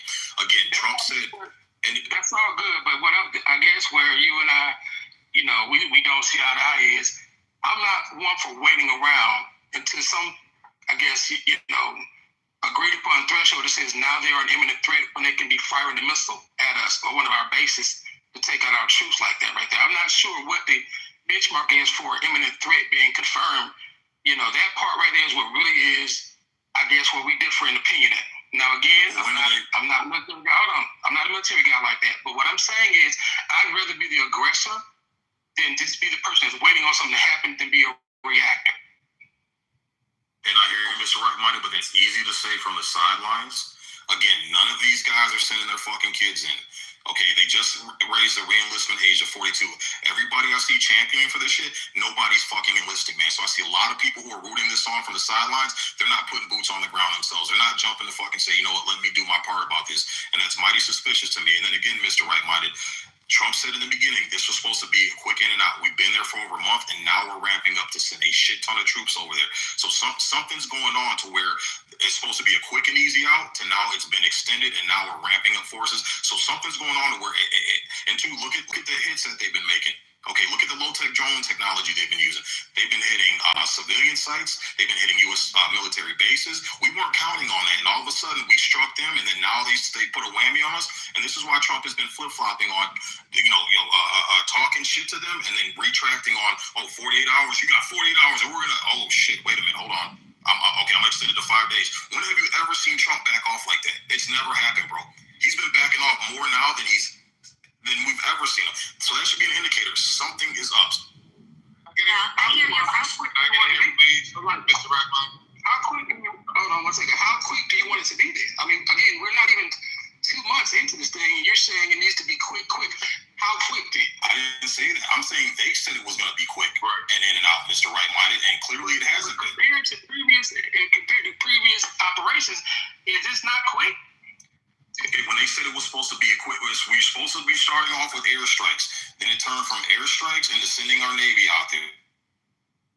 Then it turned from our Navy backing the fuck off or something. Why is our Navy backing off? If we're this fucking dominant, we're this strong, how the hell is this little, how the hell is this so-called puny little fucking force backing our fucking Navy off? Okay, secondly, they closed the Straits of Hormuz. Why don't we just go in and fucking obliterate the fuck out of them and just reopen that shop? I'm telling you, man, Mr. Right-Minded, these motherfuckers got some shit up their sleeve, and they're baiting the United States in. They've been studying us for the past 20 years, and they've been taking notes from Russia whooping Ukraine's fucking ass. These people aren't stupid, man. Got it. So mines are the reason they don't open it up, Sig. Excuse me. We're going to move on. Thank you, Sig. I hope Ice and Sig kind of got that out. By the way, Sig, I would sign up, but I would be the world's worst Marine. Okay? It would not be good. But you would give proof to the concept that the Navy is the men's division, the Marines. Oh my God. You guys are still seamen, okay? All right. No, that's what comes out of our hoses. I know Manfinity and Simon and others wanted to get in. Albert as well. Let's go ahead and open it back up. I just want to say blessings to the room. I find it very hard to be on the other side of Sig. And I'm not completely on the other side of Sig, because I share his skepticism as it relates to what's coming out of the administration. But I think what he's not fully giving credence to is that there's value in having, dare I say, strategic ambiguity. So when they say 2 days and 5 days and 2 weeks and 3 weeks, and all of the flip-flopping as you see it, to you, that's a red flag for disaster ahead. That's not necessarily the case, because there are a lot of moving parts, and like in the words of Outkast, you can plan a pretty picnic, but you can't predict the weather. So they might have predicted it's going to be 2 weeks, and then what happens, brother? The reality hits. The rubber meets the road. And yeah, maybe there are things that they probably didn't fully consider that propped up. They're not going to put that on display for you to consume or for others.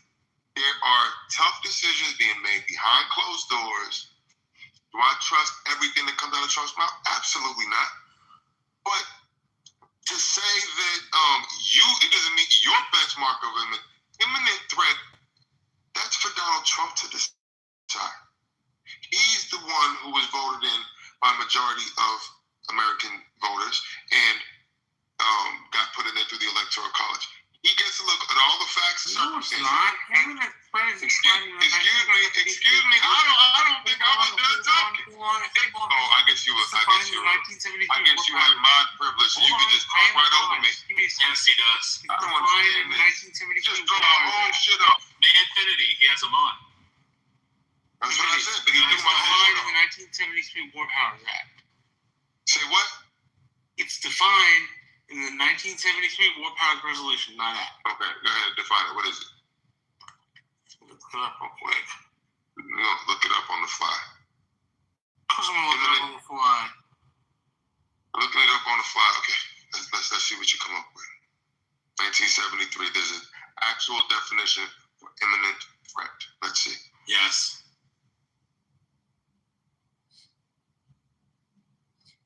Okay.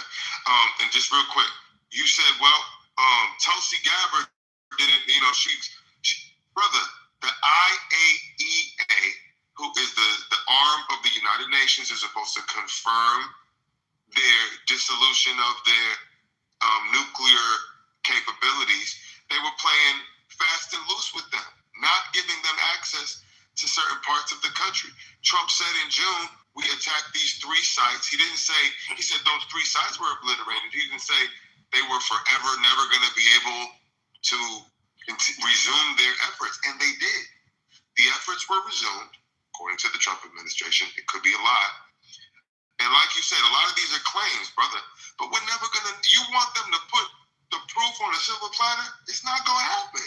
Okay, so in the War Powers Resolution, preventing surprise conflicts clearly indicated by circumstances, statute links imminent to an objective standard situation where circumstances clearly indicate conflict is highly probable, and broadening the scope of the term is intended to trigger the resolution's protections earlier than simply waiting for the declaration of war. So those 3 things. All right, so everything you just said can fit into this circumstance. So Donald Trump can look at the facts, the circumstances. He's in the decision room. He sees all of these details, facts, circumstances. He's got his general saying this. He's the one who gets to make that call, not me, Manfinity, sitting in a comfortable chair, not Sig, not my man, Mr. Rap Monitor, I haven't heard in a long time. Nobody gets to make that call but him. And he's not a can kicker. He's a problem solver. The past presidents, going back from Reagan to now, kick the can. Donald Trump is a problem solver. So you're not going to get, if he was so gung-ho, he would have done something in the first term. He was very reticent to make this call because it was so resistant to diplomatic efforts. According to Witkoff, the first time they sat down with them after the attack in June, you'll never achieve with us diplomatically what you will achieve with us militarily. That's what they set off, if you take Witkoff at his word. So I understand your concern. I understand your skepticism, but I think you're being bamboozled by the strategic ambiguity, which is going to accrue to America's benefit. The art of surprise attack is important. So they couldn't go out there and get all this allied support because we needed to get them. 49 of them were caught in a brunch, bro. All of their leadership. Can you share with us? Can you impart with us what the agenda is then? Because you've been talking for a while, and I know. What do you think? I hope I'm making sense. What do you think? I think the strategic. What do you think is really happening? I think the strategy is to denuclearize their ability to have nuclear weapons and to be fully a threat to the Middle East. They're the number one, according to the administration, they're the number one financer of terrorist activities. And we have all of our bases over there. So even if they can't attack America on our soil, all of those military bases, those are American people who can suffer casualties. So I think he made the tough decision. It was going to be controversial no matter which way he went. And I think we got to give this time to make it work. I understand. I want to give one update real quick because I did cut him off. Let Anthony chime in here because I cut him off earlier and singing out back and forth. Anthony, if you're still in the room, go ahead and I appreciate you, brother. I haven't seen you forever, man. I'm so happy you're good, bro. I can't talk right now. I'll be right back, but thank you for even considering me. You got Leo, floor is yours, Leo. Hey, Marshall, you talked about how the United States lost the war in Iraq and Afghanistan, even though we destabilized Afghanistan and their entire military left in billions of dollars of munitions, and now they're fighting the Russians and Chinese after they come back in. We destabilized Iraq, toppled Saddam, switched back over to the dollar, killed over 1 million and 1.5 million Iraqi combatants, 1 million Afghani combatants, 3 to 5 million civilians in each country. 6 to 10 million civilians died. We destabilized the country so much in Iraq that they're actually have free and fair elections right now. You look at the intermediate ballistic missiles that can reach like London and Paris and Germany and stuff like that, which, I mean, if they were to attach, a dirty bomb to that, they could reach there.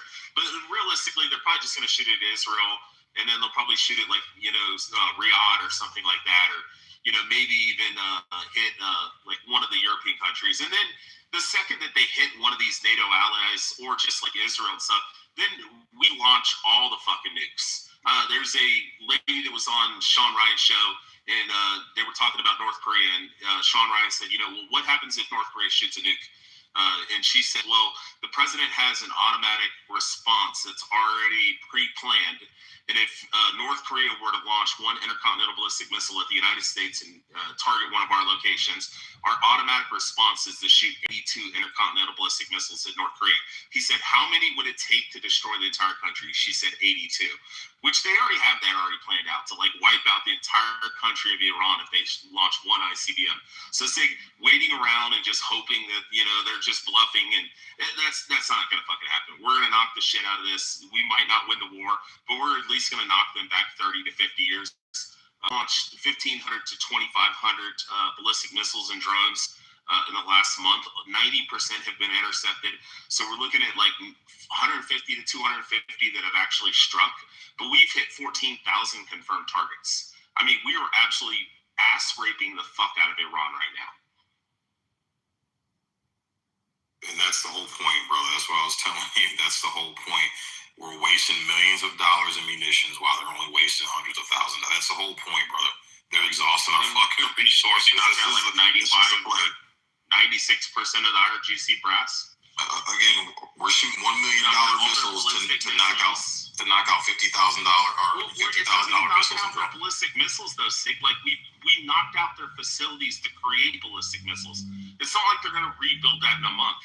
And the ideal over we're refining uranium and stuff, they have other locations which we thought they did, and we've confirmed that they did, and we fucking targeted those locations, 3 different locations since the war started.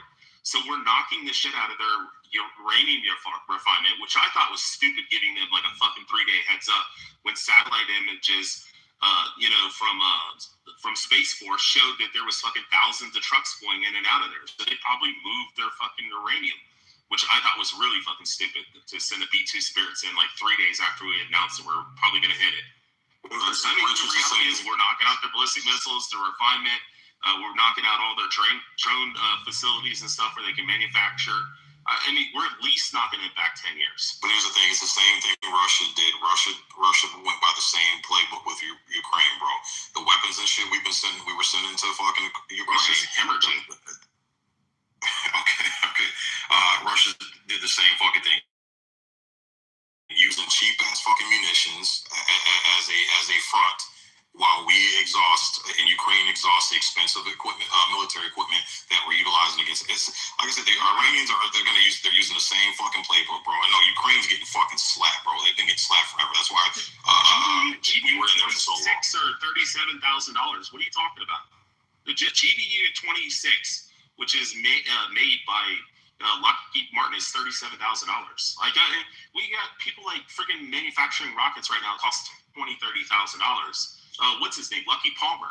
He's selling munitions and stuff to the United States. We're not sending just $1 million and $10 million missiles and stuff like that.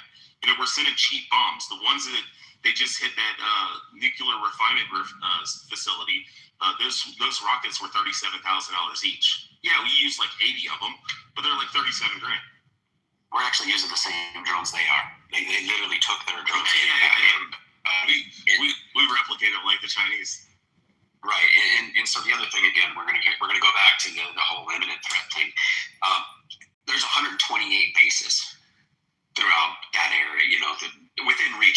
128 bases. Now, we didn't have intel to tell us that they could reach those bases until this war started.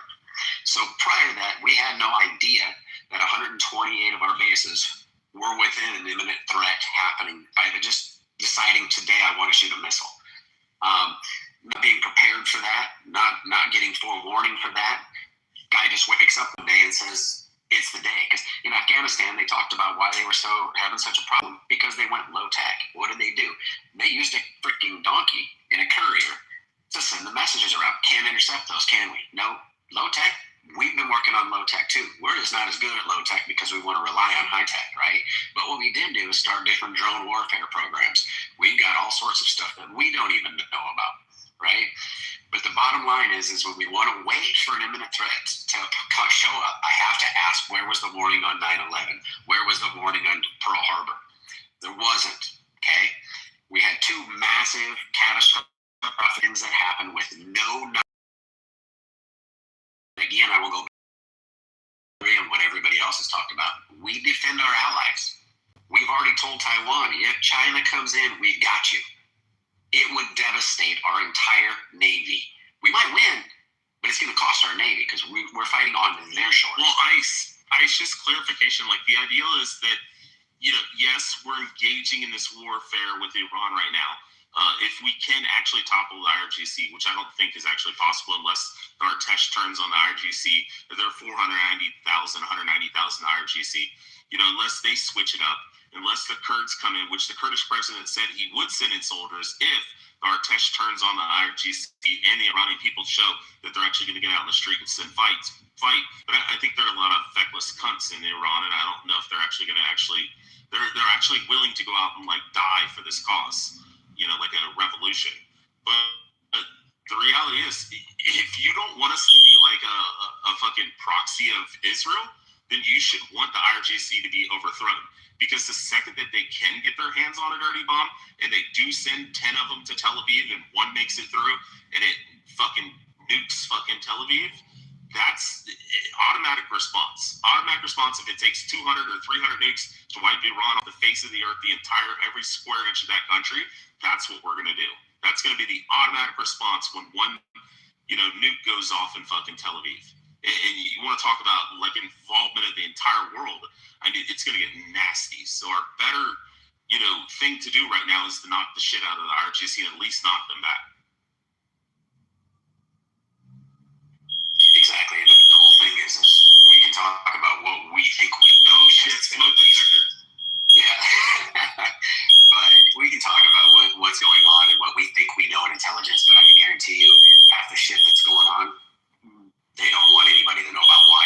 Maybe we know exactly where something is. Your fire alarm, asshole. Yeah, like I said, I just find it funny that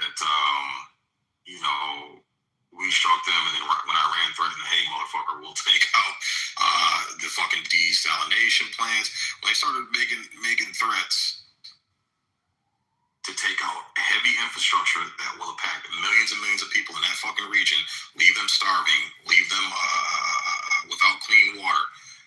Right? It's funny how we backed off. If Iran's so not so credible in the threats that they're making, why do we back off as soon as they threaten to? Because he's trying to negotiate. Okay, he's but telling what I'm them saying, they're going to obliterate the entire country, knock out desalination, knock out their power plants. They're going to be without water and without power. And the IRGC is going to fucking starve to death, and all the Iranians will too. So yeah, we pause in trying to see if we can work with these guys. Like 96% of the brass is gone. You're having to work with these low-level guys that are saying, hey, I'll fucking, wave the white flag and we'll surrender, and I'll get all my guys to fucking surrender if you give me $100 million or whatever, $1 billion, move me to Los Angeles. Like, we're trying to work that shit out. And you're claiming 96% of their brass is gone, just like we claimed that. They reports are that 96% of the brass has been killed. Let me finish. Right. But again, we also got reports that the uranium enrichment, which was the first threat that they claimed, was obliterated, and clearly it wasn't. Things came back and said, oh shit, maybe we got it wrong. So is there a possibility that this could be wrong as well, that they could have more than what they're claiming, just like with the uranium? Sending missiles into Turkey, how they're sending missiles into Uzbekistan and stuff like that. Seeing how they're doing that to their allies and stuff like that probably gives pretty good indication that there's not a lot of brass, and that dudes are taking it upon themselves to go, you know what, I don't like the fucking Uzbeks, or I don't like the Turks, and just shoot fucking ballistic missiles. And the Turks are fucking carrying water and saying, oh, well, those rockets, they went the wrong direction, it was accidental, because they don't want to get involved. But we can go to what he's talking about there too is, again, we can just go with the reports. Let's just go with it. We can only go by what we have verified. That's all we can go by. Well, fuck, we got nothing to worry outside of 1,200 miles. Park the damn ship's 1,200 miles away, right? That's what we can go on. 2,500 miles. We thought it was... No, I know, but the report was they could only go 1,200. We didn't know they could do it until they did it. So we didn't know. It wasn't verified, and there were no reports. There's nothing up. Yeah. What are you burning over there with the bar going up? It's the whole damn building. Okay. Just so you know, that is not me cooking. Because you already blew up your oven and your stove. Actually going... I have a new one. Yeah. Sig, the only way this war is actually going to end is if the Iranian people, if they get Pahlavi and Trump, and Bibi says, get out there and fucking take down the IRGC, and that, 98 million Iranians, or whatever it is, 80% of them supposedly hate the IRGC, which seems realistic the way they've treated them. If those 80%, if just 10%, 8 million people get out, there's 190,000 IRGC. They get weapons and stuff like that, just basic fucking, weapons, and go out and start murking these motherfuckers. Then the Kurds will start pushing in there, and then maybe soldiers in. But we need the Iranians and we need the Artesh to go in to get into those Erics and get all the fucking weapons and stockpiles. That's a good point, Leo. Someone please correct me if I'm wrong, but Trump did not mention anything to the Iranian people or in that topic at all. Like, he didn't call to them and say, he told them we're going to do this. And well, yeah, but I'm talking about this speech that we just heard, this address. He did not say anything. And other addresses and speeches and talking points he's had, he's always said that, but now he hasn't. Did he say something or no? No, he didn't say anything, which I found alarming. He didn't even, to me, it was a very unusual. He read from a script. I always kind of take hesitation with his script reading because I don't really, I like him more unfiltered. He's a little bit more honest on that front. His script reading is just atrocious. The other thing is, he didn't really say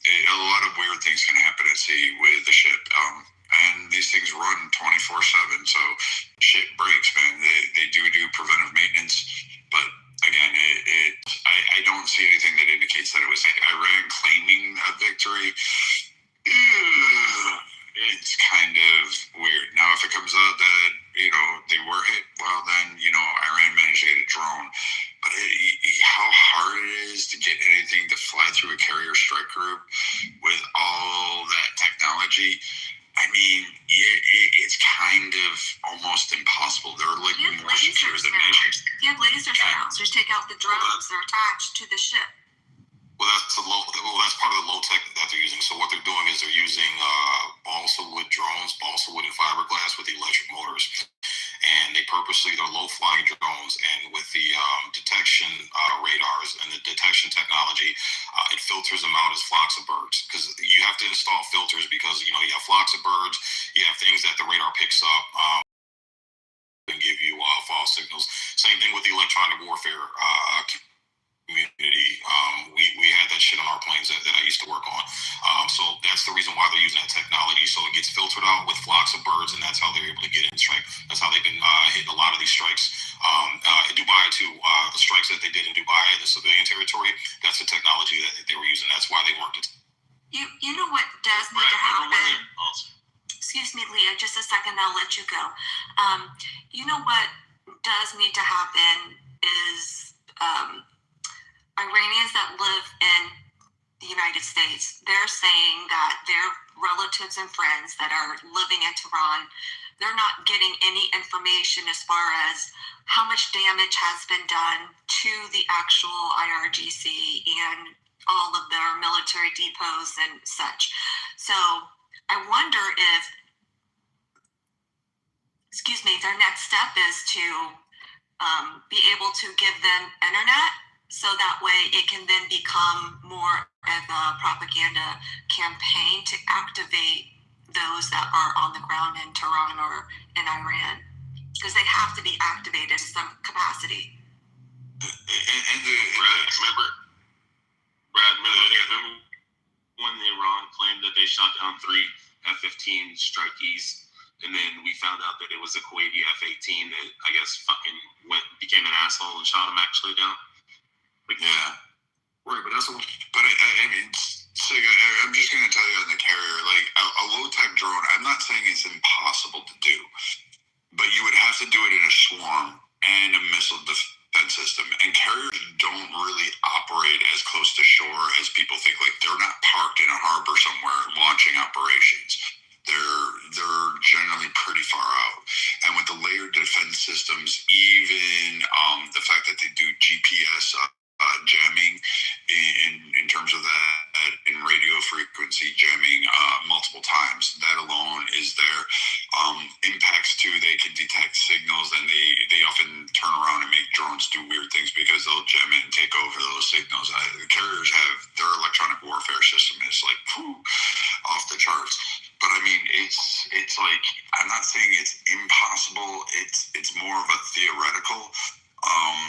And the Ford itself is like designed in its origination to defend against these kind of low ball attacks. The USS Cole taught us like how to interfere. Like, the Navy does not sit still when one of their boats is hit. They immediately start pulling things in and start adding components. Like, there's a massive rush to go buy whatever is out there that can protect it from a threat that may happen.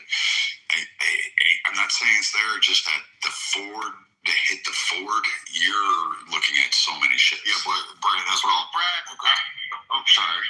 Oh, I was just going to say, I've never been on Nimitz, but, I've been on an LAJ or a WASP.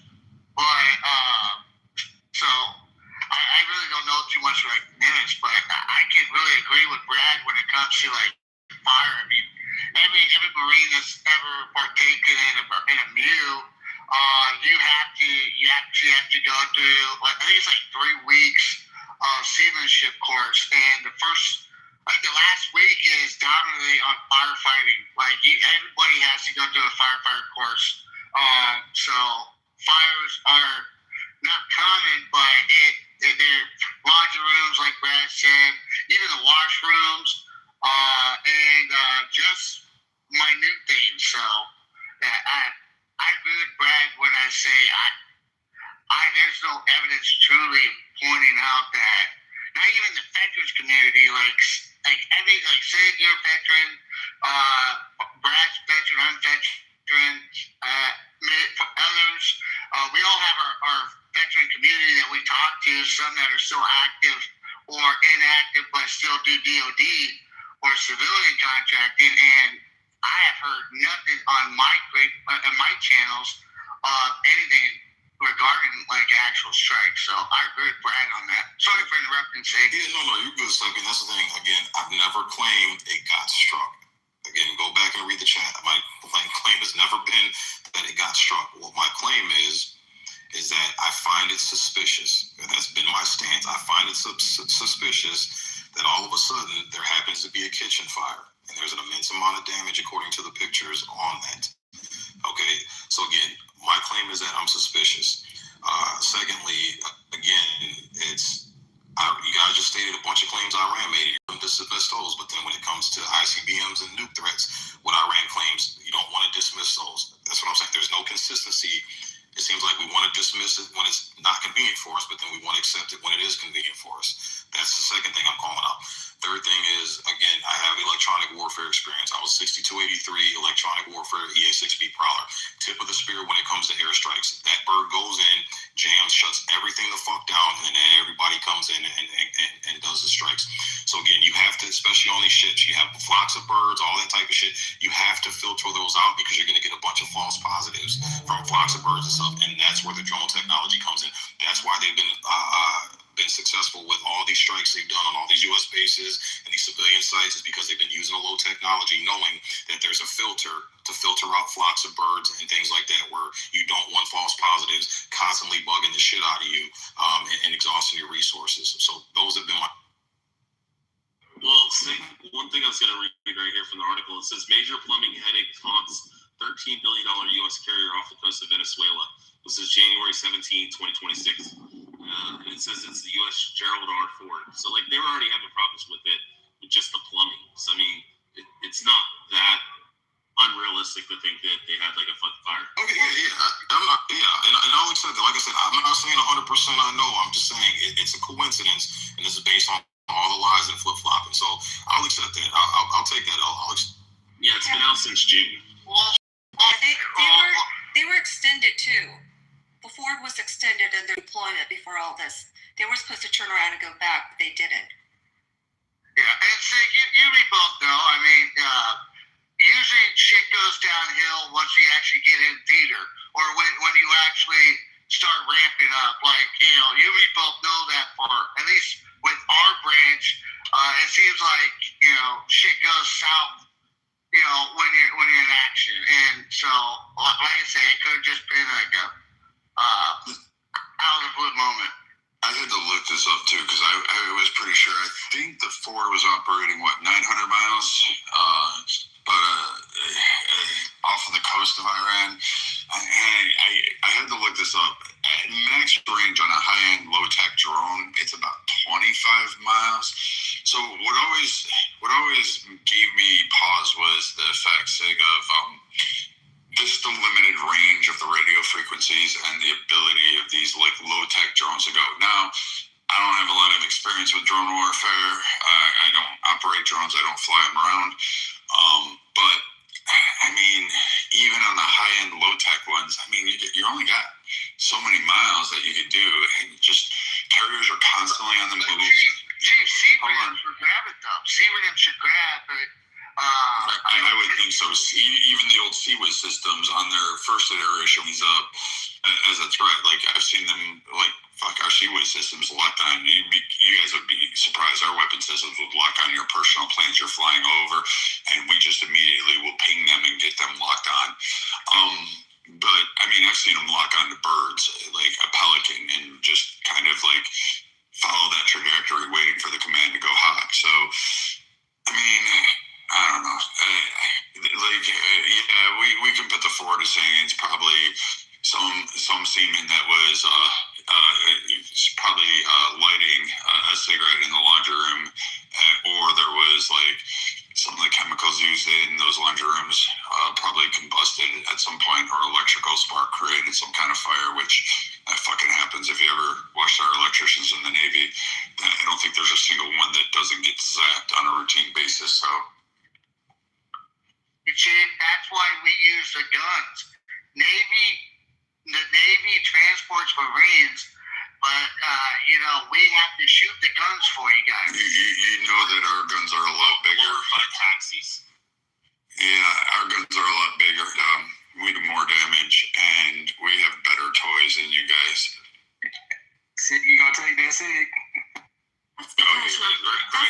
oversee. your kid. Mr. Right-Minded, since we haven't been able to talk politics in a while, I want to hear, what is your thought on what would be considered a W in this Iran conflict for you? To be quite honest, I think we've already won. To take out their Navy, their Air Force, like I said in the beginning when I first joined the room, a super majority of their missile capabilities, and also their leadership within the IRGC, their leadership. Ayatollah is dead. I think the second line of successors is dead also. And from what I have been reading, is his son, is his son able to... he's missing his leg and his balls. Okay, so then... And his penis doesn't work. But to me, that we've already won. I think that we have some unfinished business, but we pretty much won this thing. Different from me on the outside looking in. I try not to get too deep in the woods militarily because I'm not a military guy like that. I didn't serve. But if I'm looking at it from a perspective of America first and seeing how they took out again all of their naval capabilities, pretty much, and their Air Force capabilities, and we control their skies, I don't know how you can't say that we've already not won. Well, some have been saying, and I've asked a vast different, variety of people. I've asked people that are that have family there. They left the country at a young age, or military as well, and then civilians, Democrats, everything. A lot of them have said that if there's no distinct regime change, then that's not a true W. Yes, that we've tampered them. Yes, we've tampered and knocked them out as far as their capabilities. But what the problem is and it just kind of grew. Marshall, can I just finish, please, first? Thanks. It was like a game of whack-a-mole. That whole radical Islamic ideology, it's encompassing them so much, and that just goes from Iraq then to Afghanistan, or it was Iraq, sometimes Syria, sometimes, and then Afghanistan, and now we're in Iran. I am worried that if they are not able to get rid of that social culture police part of it, that it will just fester and come back up again. That's what I worry about. Okay, you make a good point because let me say this 100% though. I'm not for doing the work that the Iranian people have to do to basically cause the regime change. That's not the American military's responsibility right there. And I'm never going to get behind that because I feel like if you want to get rid of the people that's oppressing you, then you go out and handle your business. And I think that's where we've weakened them to the point where I don't think Iran has not been this weakened in the last almost 50 years. So I think the people of Iran, if they really want to see that regime change, they've got to bring it forth themselves. So that's not our responsibility right there, not at all. Marshall, I was just going to ask you, I know you said you weren't drunk earlier, but are you drunk now? Because I can tell you're a drink.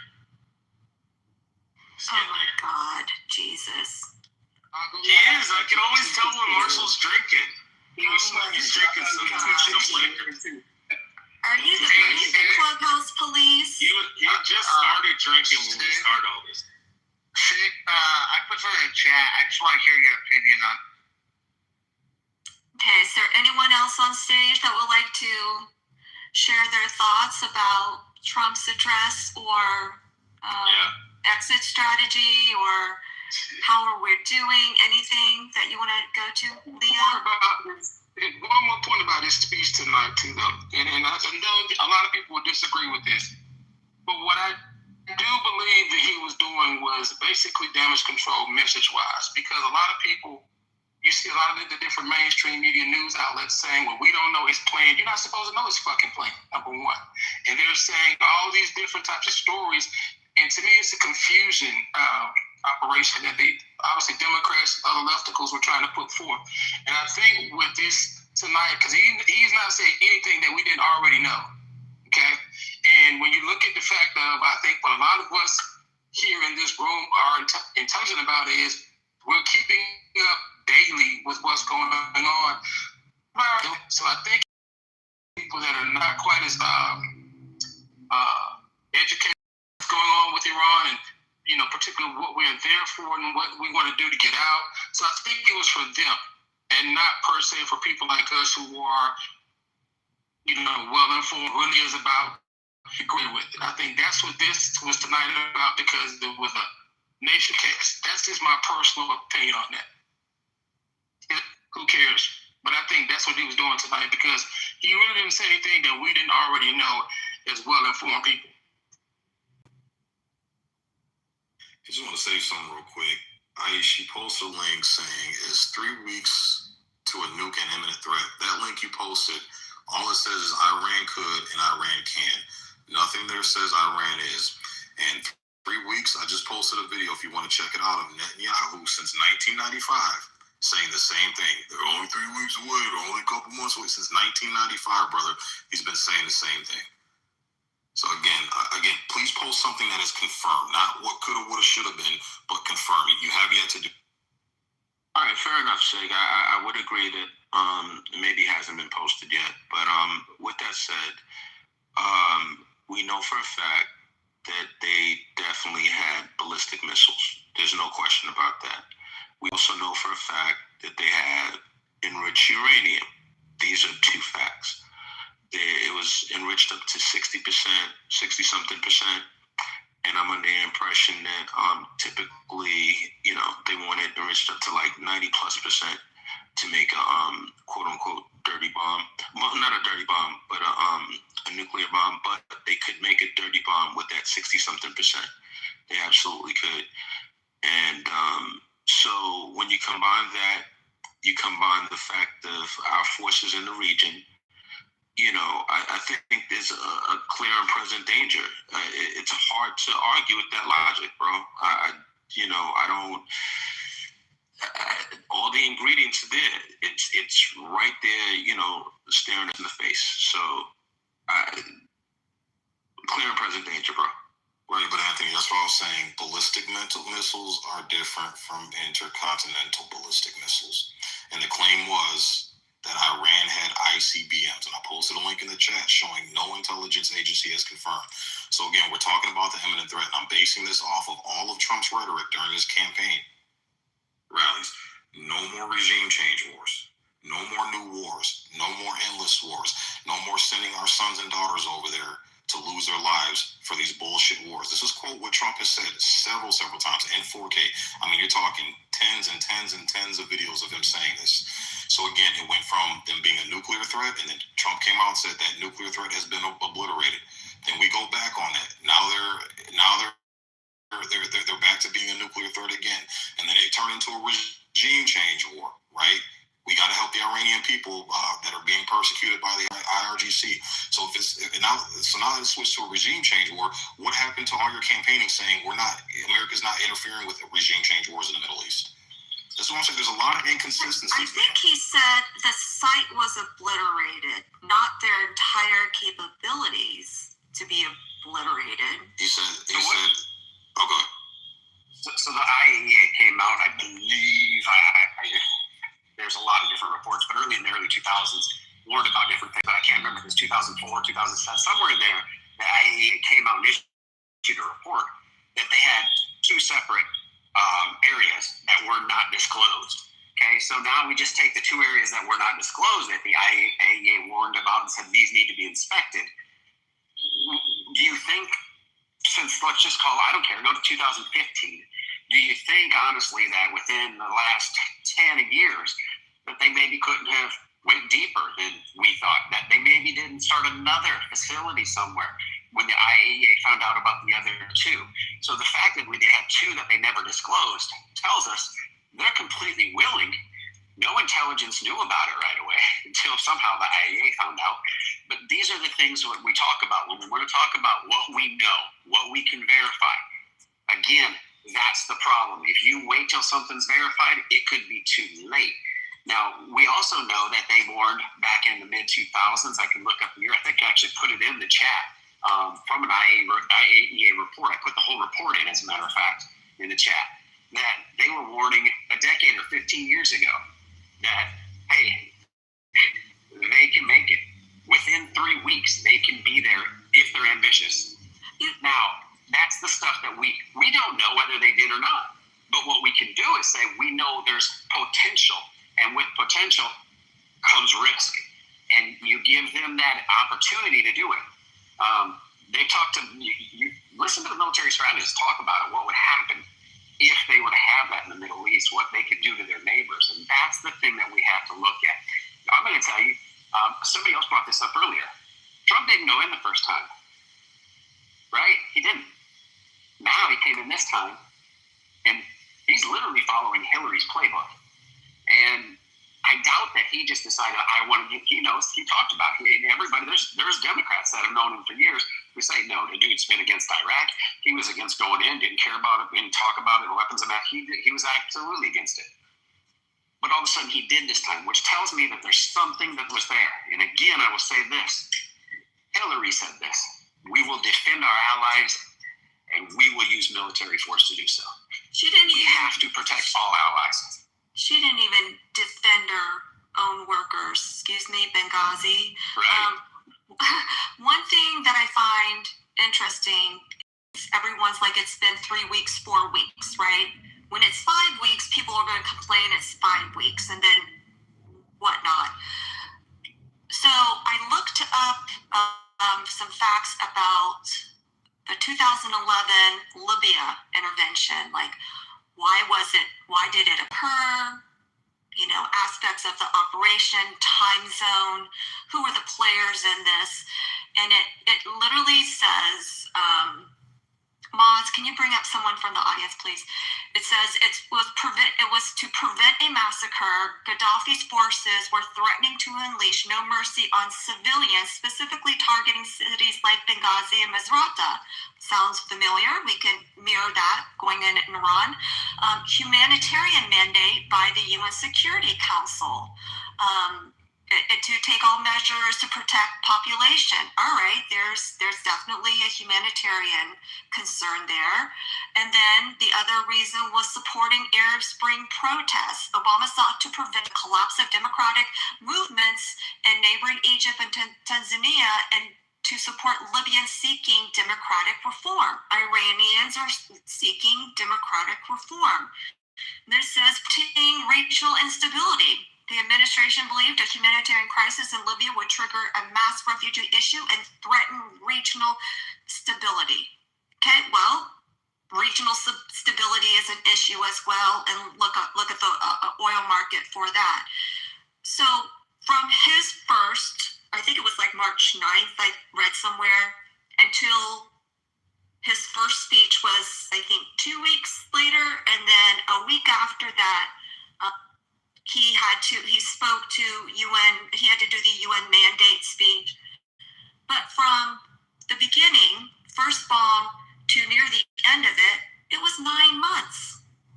So if you compare the two, they're very similar, unless I'm reading this wrong. I'm not, the history buff here, but I don't understand the lack of patience when it comes to this operation, understanding what the operation now was in Libya. They're very similar. And where is it located again? The Arab Gulf nations.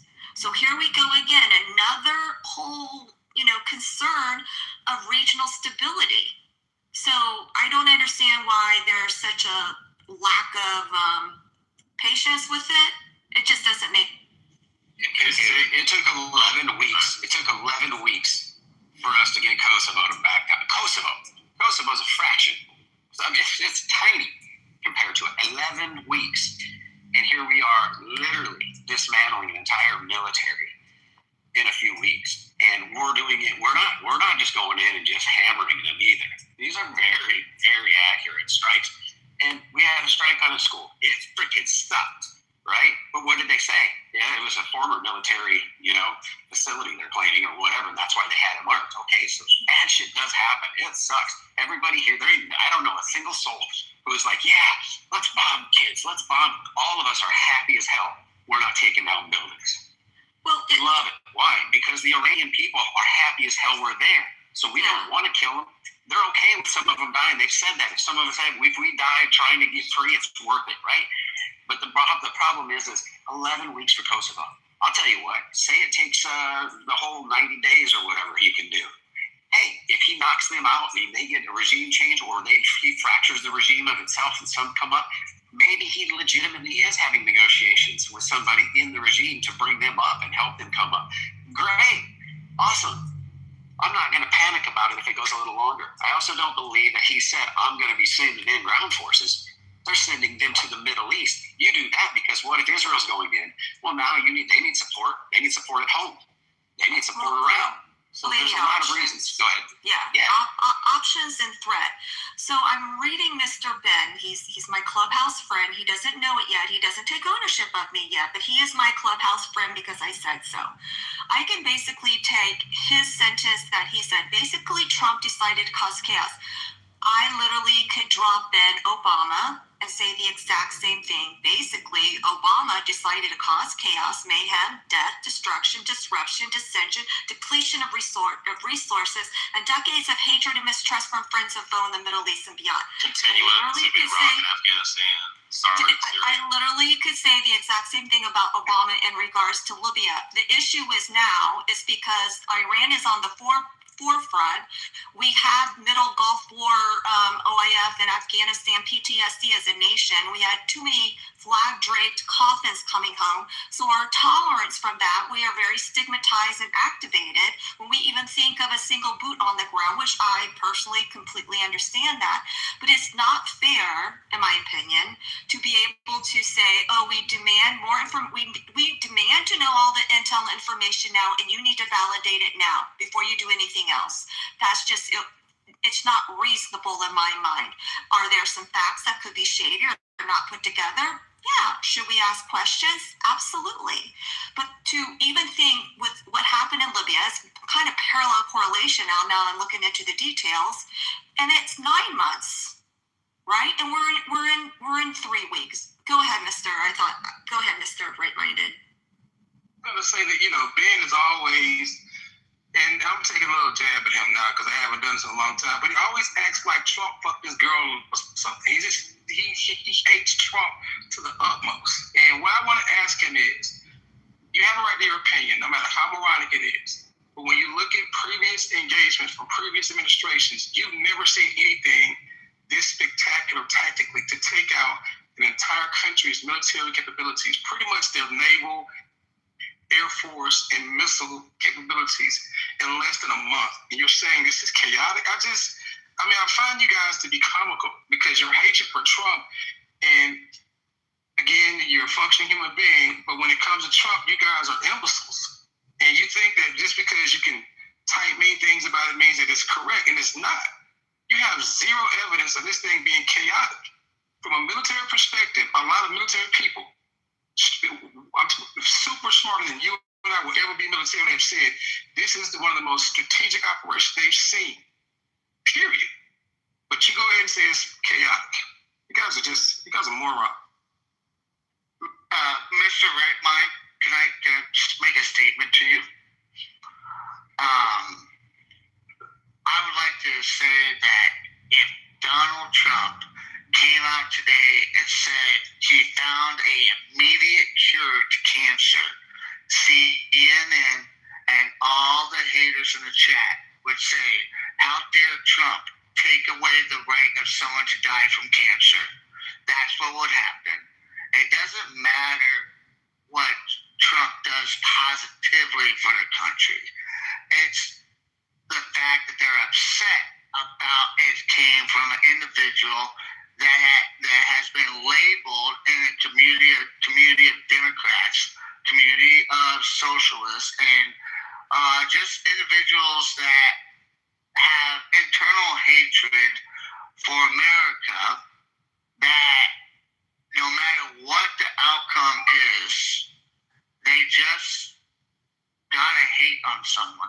And that's just my dumb opinions. So just going back on what you were talking about, KK, we can go back and look. Before the election, Obama said we shouldn't preemptively go into anywhere, but then yet we did Libya in 2011. We went into Pakistan, Yemen, Somalia, went into Syria. And as a matter of fact, he was prepared. He had military military action ready to go, but was relying on negotiations and diplomacy, right? So he was literally preparing to go strike them.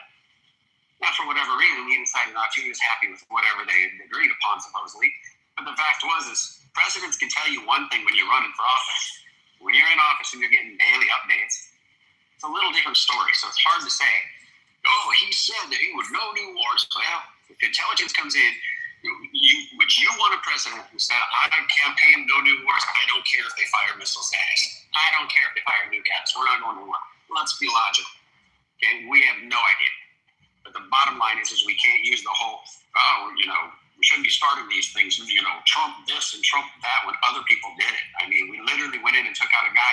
We took out a guy because he was trying to get away from the the central banks. That's why we killed Gaddafi. We were in on it. Everybody knows it. Then we allowed him to sodomize him with the freaking butt of a gun. These are the types of things that we just ignore happen under other people. And if it happened here, they would be pissed because one of our soldiers did it to whoever the new leader is, right? So they would be out in the streets protesting for him. The bottom line is nobody here knows what an imminent threat is. What do we say? Go listen to Mark Rubio. Mark Rubio said it perfectly. He outlined the exact reason going in, and he said, you listen to me. This is why we're there, and this is our objectives. That's all you need to know, right? Listen to him. Trump's going to say everything. I love it because Trump literally goes out there, raises a hellstorm, so everybody targets him. The rest of his team can go do what they need to do. That's what a leader does. Here, I'll take the heat. Come on. Yell at me, scream at me. Claim that I raped girls, but for 4 years, you had your DOJ trying to put me in jail for 57 different other reasons. But you knew I raped a little girl, supposedly, and you didn't arrest me? Tells me a little something suspicious.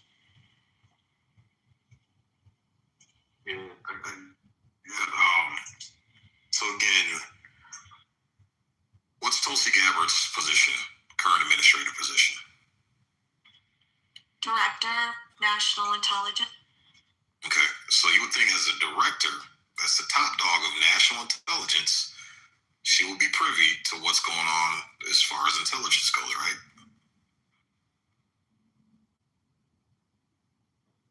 That'd be the top dog. Yeah, she would have to know, but is she required to declare that to you and I and to the media? Okay, so then why? Okay, so then I just put a link in the chat of her testifying in Congress under oath. She can be, okay, go ahead. Okay, so we're under oath now. We're under oath. So I just put a link in there where she clearly says Iran is not a threat. Okay, so again, the director, now this ain't just some Joe Schmo intelligence agent or whatever the case is. If that was the case, I'd go, okay, whatever it is. But you're talking about the top dog, the tip of the spear, as far as intelligence, we would assume that she's privy to everything. And she goes in front of Congress and testifies that Iran is not a threat. So again, I find it weird that after Trump gives her shit, the person who's supposed to know everything about U.S. intelligence, everything comes across her desk, that she changes her mind when Trump gives her shit. It's just something's off.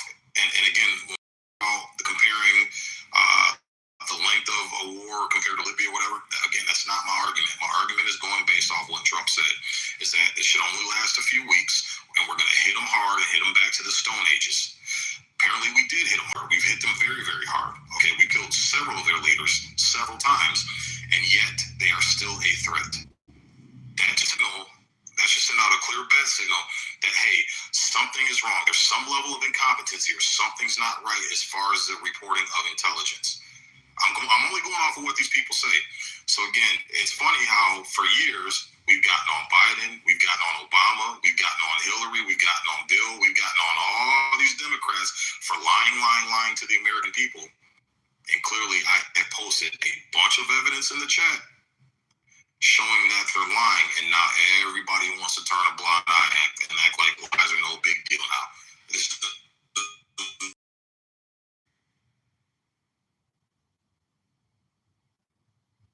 And everybody was riding.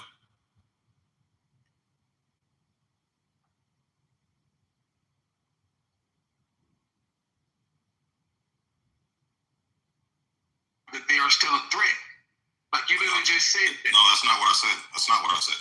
That is You not said what I said, that. Mr. Wright. You said when we bombed them. You said we bombed them, and they're still a threat, though. You literally just said that. You did just say that. That's what.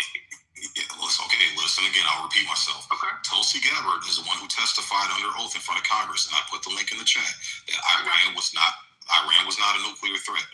Then she changes her mind, and she says a week later, after Trump gives her shit, that now all of a sudden they're a threat. So which one is it? And again, this is the director of national intelligence. So again, that's a flip flop within a week. I believe that the questions were kind of like, if you actually read the transcript of those questions, and I've looked them up from earlier because I remember you saying that earlier, and I had to look these up because I was like, I understand that.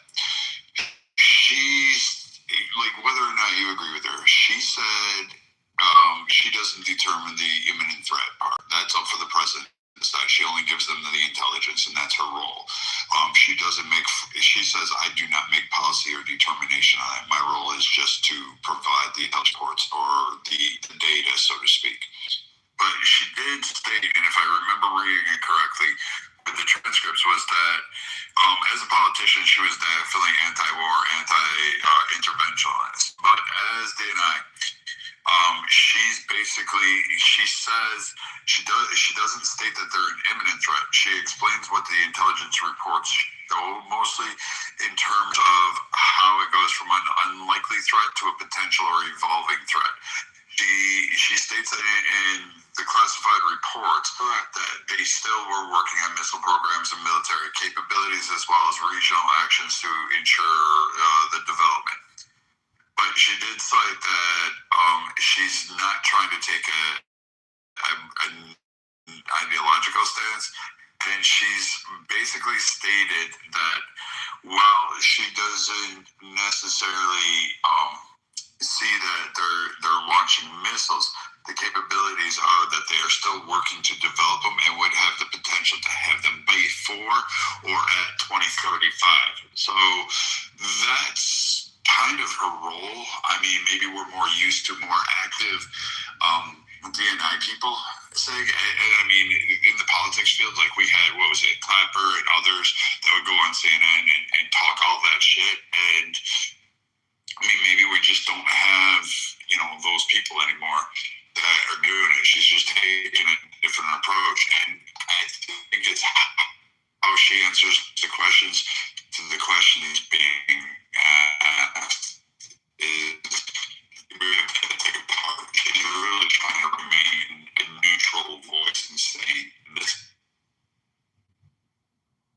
Threats. One of them is duty to warn.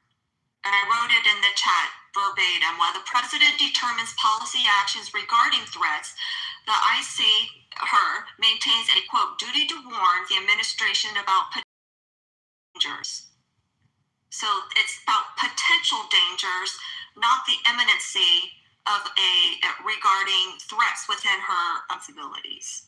But you look at the NATO agreement, in Article 5 of the NATO agreement, it literally says an attack on one is an attack on all and requires legally obligated to engage, right? And then you go further, if you go into the bilateral defense strategies and talk about that, go a little further, goes into the strategic policy and commitments.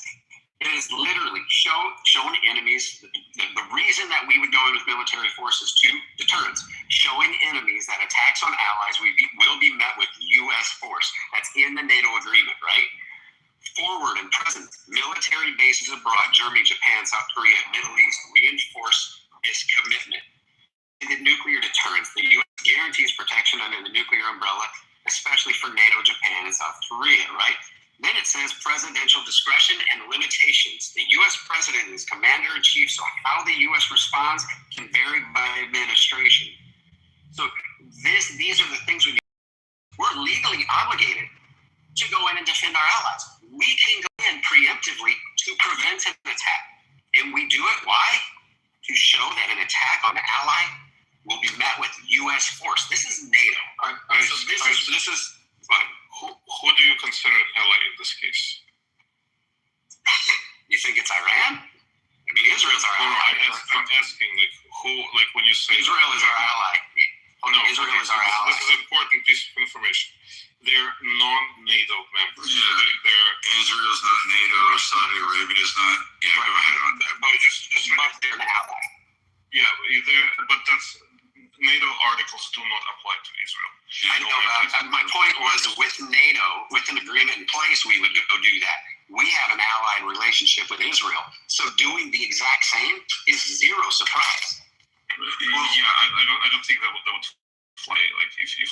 would invoke this. But here's another thing I just wanted to say. When we're talking about Gabbard, in which you said there are two different instances, right? The first instance, I think, what Zeke was referencing to was during her confirmation hearing. I think it was like 2025 when she got confirmed.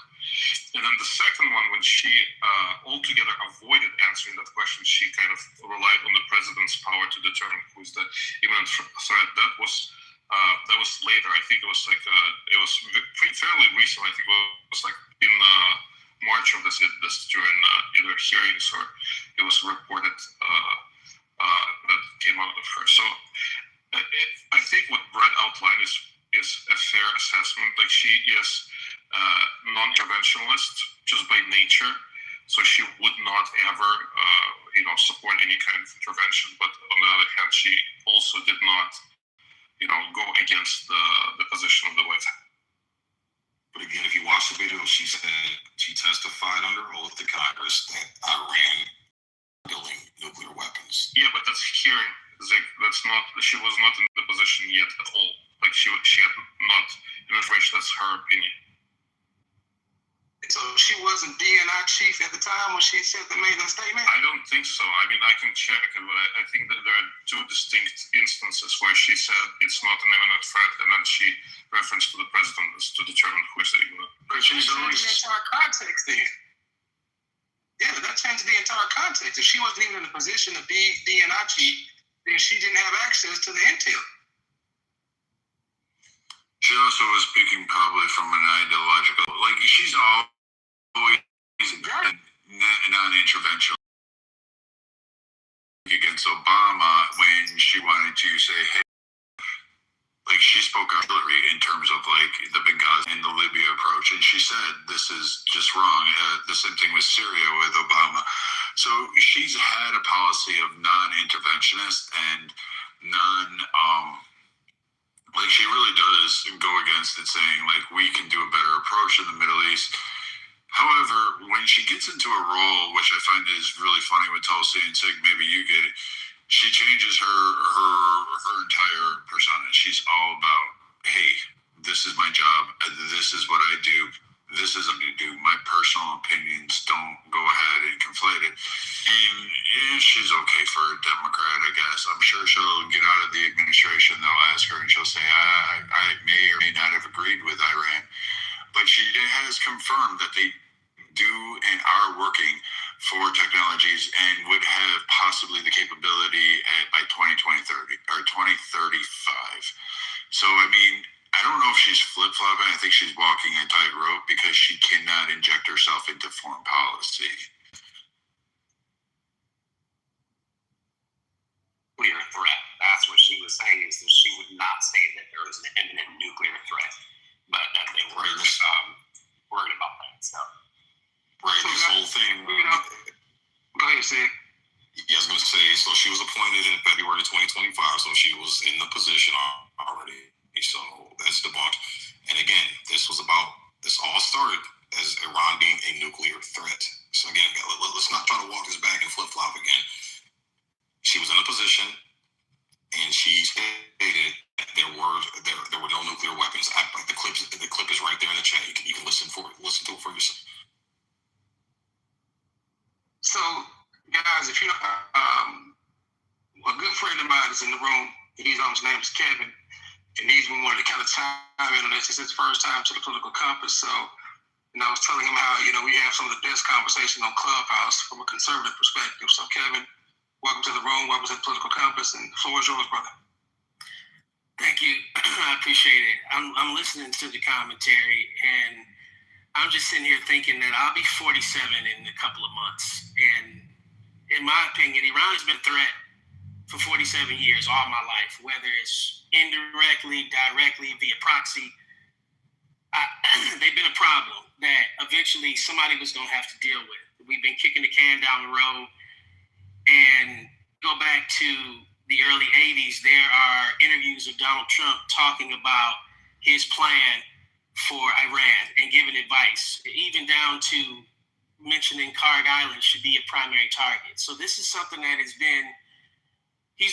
has been in his mind for decades on how he would deal with Iran.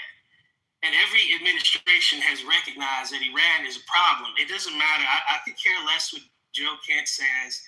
It doesn't matter to me if Tulsi Gabbard says that there's no nuclear threat. They're a threat, period. And I want smoke with any country that chants death to America every day. And so the fact that Donald Trump finally decided to go in after watching 45,000 innocent protesters get stomped out, I'm glad we're doing this, finally. So that's how I feel about it. I keep hearing this guy saying they're not an imminent threat. They are a threat. They've been a threat all my life. And so now it's time to deal with them. Is it deal with them now or deal with them later, or continue to pay them? Now, the bank is closed for Iran. So that's my opinion. I'm glad we're doing this. I'm glad we're being effective. And most of all, I'm glad we're showing the rest of the world the military might of America. So China can back off. Russia can forget about being froggy and thinking about leaping. They're watching us dismantle this regime strategically. And it's not about regime change as much as it is about regime collapse. They want to collapse the leadership so that the Iranian government can come in and take over. So that's my position on all of this. I think the president did a great job tonight in his speech. He didn't say anything that I didn't think he was going to say. The only thing I was hoping he would not do is give a timeline, and I didn't hear him do that, because I know once he does that, then the media is going to hold him to that. And so, if you ask me, I think it's going great. Yeah, that's really high IQ there. I don't care what the National Director of Intelligence says, but you're willing to dismiss that. I am willing to dismiss that. You're right. I didn't cut you off, man. Yeah, I didn't cut you off, bro. I sat there quietly listening to you, didn't disrespect you and cut you off, man.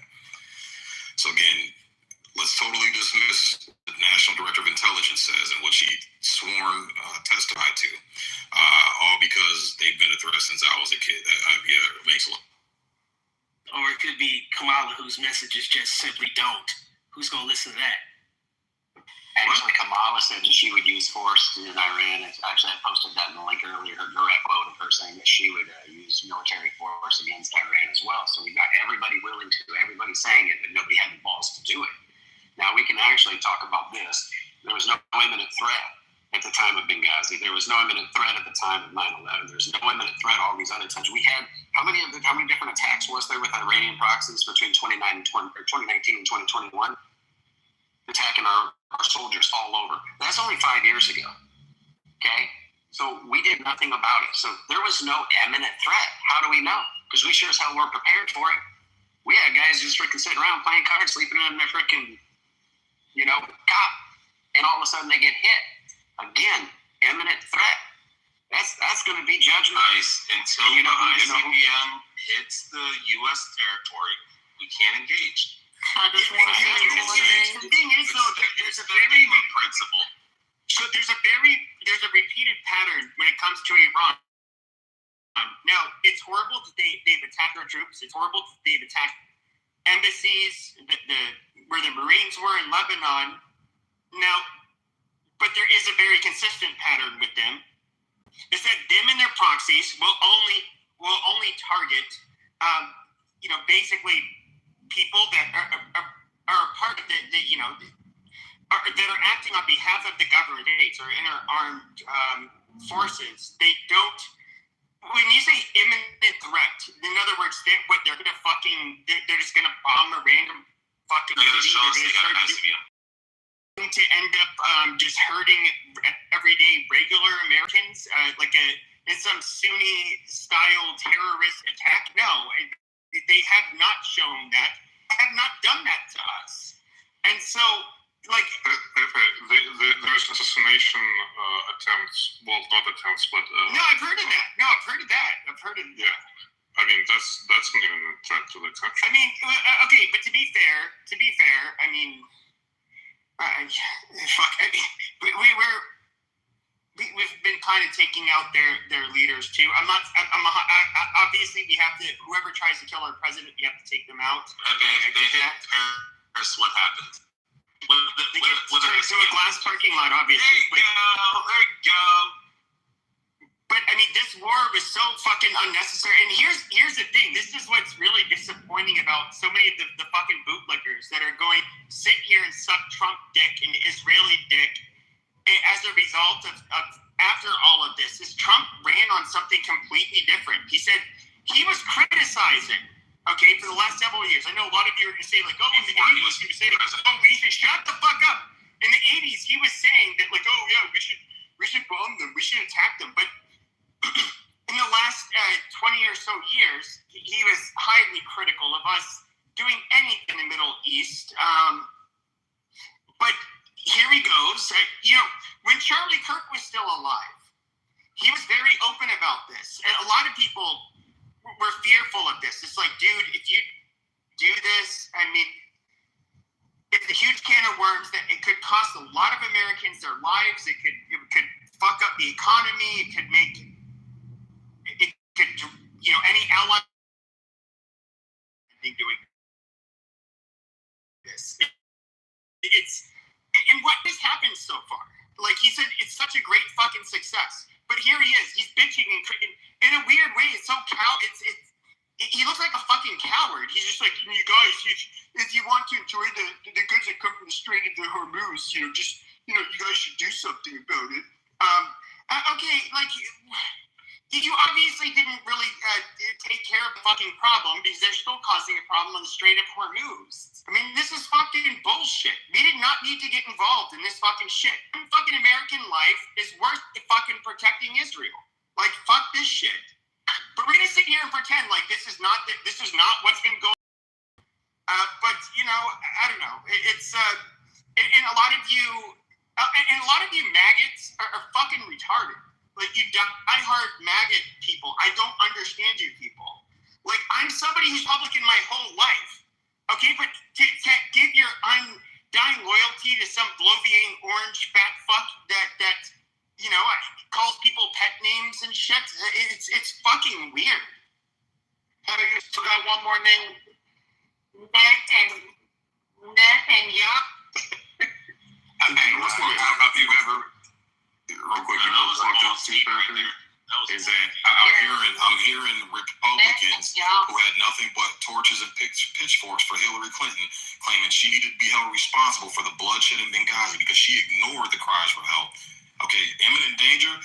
They were crying for fucking backup, and she fucking ignored it. These same conservatives who were calling for Hillary to get locked up and be held accountable for that bloodshed that could have been prevented, very well prevented, are now taking for Hillary's side. It's crazy, bro. It's all right. I don't think anybody. Wait a minute. Nobody. Hold on. Nobody's taking Hillary's side on anything. No. I still want her ass locked up because, again, you and I both know don't leave men there. When they're calling for help and you literally have men and there were women there too fighting and trying to keep alive, and they're American soldiers, and they're saying, hey, we need help. And you have men on the ground, both in Italy and other areas, saying, deploy us, send us. And they get stand-down orders, which apparently really did happen, because multiple units of multiple people years later came out and confirmed. They were saying, hey, we were told to find our own way, figure it out. No assistance was coming, not even air support. So yes, Hillary, I don't compare this in the same way. I'm not taking up with Hillary. I think a lot of people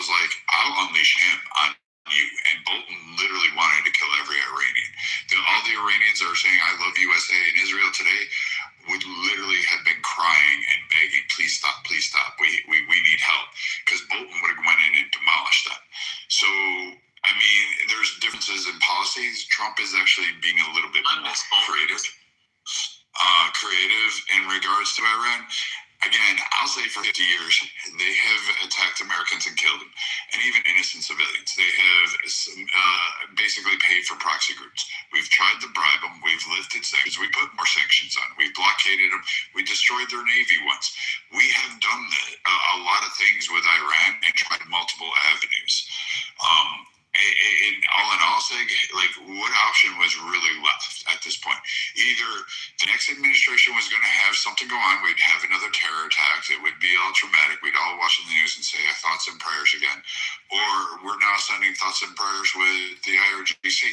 And I get it, we have soldiers that are in harm's way, but you and I both, every veteran on this stage knows, yeah, we put boots on, we don't wish to go to war every day. Everybody signed up for it.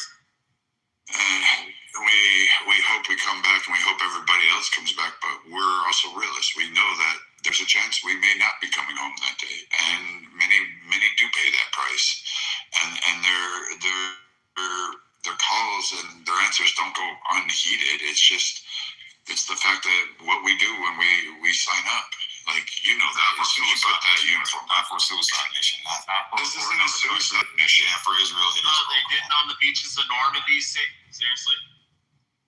Well, Israel is sacrificing the blood of Americans for their goals. So, like, what did they're not sacrificing shit. Yeah, they're not even putting boots on the ground themselves, bro. They're not even putting boots on the ground themselves for this. This is crazy. They're actually in Lebanon fighting Hezbollah, but I mean, you know, I guess Lebanon is not fucking. That's not Iran. You can Hezbollah is. They just moved from one Hezbollah proxies there for sure. But that's not the same. First of all, if Israel obviously has the most to gain from this war, if you expect our people to put boots on the ground, I don't care what the fuck you have to do. You end up drawing up the fucking call to service. You bring every fucking Israeli citizen, no matter where the fuck they are in the world, you drag their fucking ass into Israel, you get them booted up, and you tell them we're going to war. And you have them go with America at a minimum. Are you going to be removed of all your complaints if they do? So, Pepe, and just a couple of key points. Like, again, yeah, it benefits Israel. Actually, the destruction of IRGC and opening prospects with Iran actually benefits another nation. Well, actually, a couple of them, a lot more than it would Israel. Mostly starting with Saudi Arabia. It would start with, you know, UAE, Dubai. These nations would actually be the ones that actually benefit the most off of Iran. They would be able to, because they would be able to have the contracting agreements. They would walk in there. They would also be helping to stabilize the oil industries. They'd be working with the American companies that were investing in the infrastructure. They're the ones that are going to get first bite at the apple alongside the American companies. And these entities will have it. And Iran, if they do it right, will fall into the fold of OPEC within 5 to 10 years if they actually replace the IRGC and decided to play the economic game with the Middle East. And because their religion, their ideology more closely aligns with Saudi Arabia, they'll have tighter pacts economically with them, but they don't need to harass Israel for it. But I completely disagree, because if we look at Israel, there's one persistent threat that actually stresses their military. Obviously, they can take on much bigger foes than Hamas. You know, they're a bunch of third world retards, but you know, they ended up having to, of course, calling people from all over the world that are Israeli citizens to go into service. You know, it was a hell of a disruption for Israel. I think that, I mean, just imagine October 7th, you have, of course, the constant attacks from Hezbollah, Hamas, the people that are funded by Iran towards them. Like, yes, you get Houthis that would go against the fucking Saudis, but they cannot inflict even close to the same kind of fucking damage or carnage, or even financially affect the Saudis in the same way that they affect Israel. And when I say they affect Israel financially, I mean, in other words, they have to basically, large parts of their economy end up having to shut down. They have to have a huge enlistment of people. to fight, Iran's proxies. I mean, and come on, dude. Like, I've never, nobody's ever fucking told me that this war obviously benefits Israel the most. I mean, there's nothing controversial about that. We actually benefit more than Israel because, quite frankly, oh my God. What do you mean? We get first investment opportunities within terms of Iran. Israel is not going to have the economic development sectors to have that. We're going to sit there and go, hey, you know what, Chevron, go in there and take half of that. We're taking that part of the apple. That's why the Iranian people are really retarded that come up here and go, I love fucking America. We're taking half of that shit. Like, that's coming back. We are going to do that. The U.S. will do it regardless of what we're taking half. It doesn't matter liberal, Mandami, it don't fucking matter. Jesus Christ could come in tomorrow. We're still taking half of that shit. So, like, that being said, we're going to have the passageways, the straits. They want that to stop attacking. Like, literally every nation in the world wants that channel open. Russia, even though they're saber rattling, is like, oh shit, yeah, we can have that because we have good ties with Iranians. We're going to help out. We're the only one that's not going to benefit. Israel won't really benefit in the way you did. They'll just get rid of an enemy that they've had a conflict for fucking, I don't know, 400 years. And they can really check that off. But really, the U.S. economically will win that. They'll have the seas. They'll be able to take that on, and they're going to get those exports. 73% of all Chinese oil and gas comes out of the Gulf state countries in Iran. 55% out of the Gulf states, 18% out of Iran. Yeah. 73%. We literally will control. We will hold on, Snippy. Hold on, just 2 seconds. We will literally control the fucking water spigot to China.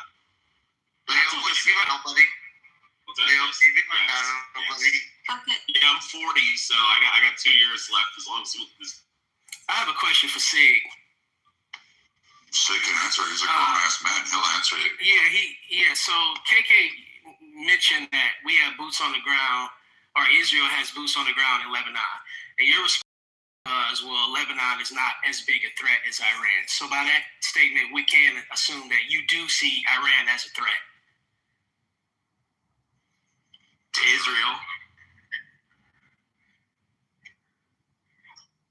That's what I'm saying, bro. It's like, this whole has just been misquote what I'm saying, put words in my mouth. No. I repeated what you said verbatim. You said Lebanon is not as big as a threat as Iran. And so my question is simple. No, that's not. You didn't say Israel. You said they're not as big as a threat. Jesus Christ. Right. Common sense and shade. Context of what I was talking about was Israel not.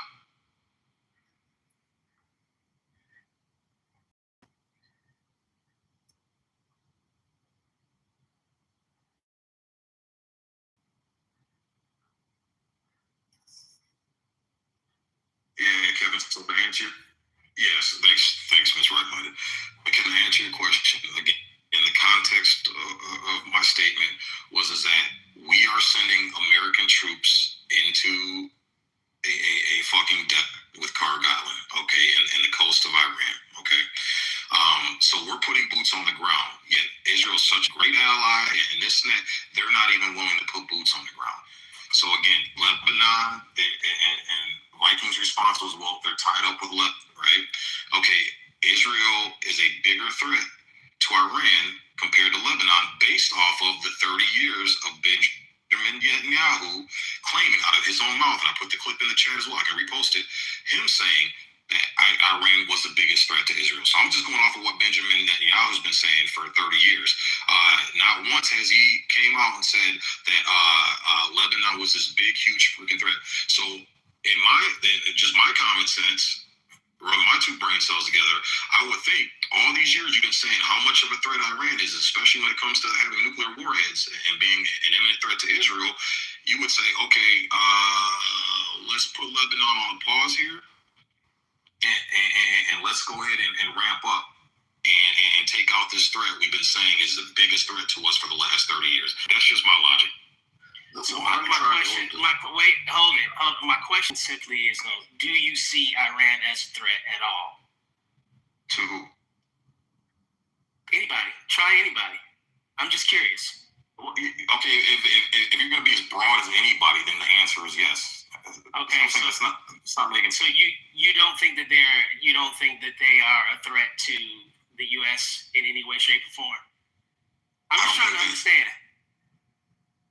Okay, I don't think they're an imminent threat regards the action that we're taking now to send troops to die. Okay, so an imminent threat, but I guess there's levels to it then. So you do think that they are a threat? That's my initial question. I mean, yeah, they're going to be a threat. That was it. It's simple. Simple But question. in order to justify our fucking response, it's not warranted. I wasn't talking to you. I was not talking to you. Goddamn minute. Did you not just say nobody else talk when these two were talking? What the hell is going on with you guys, man? Damn, shut the fuck up and let these two cook.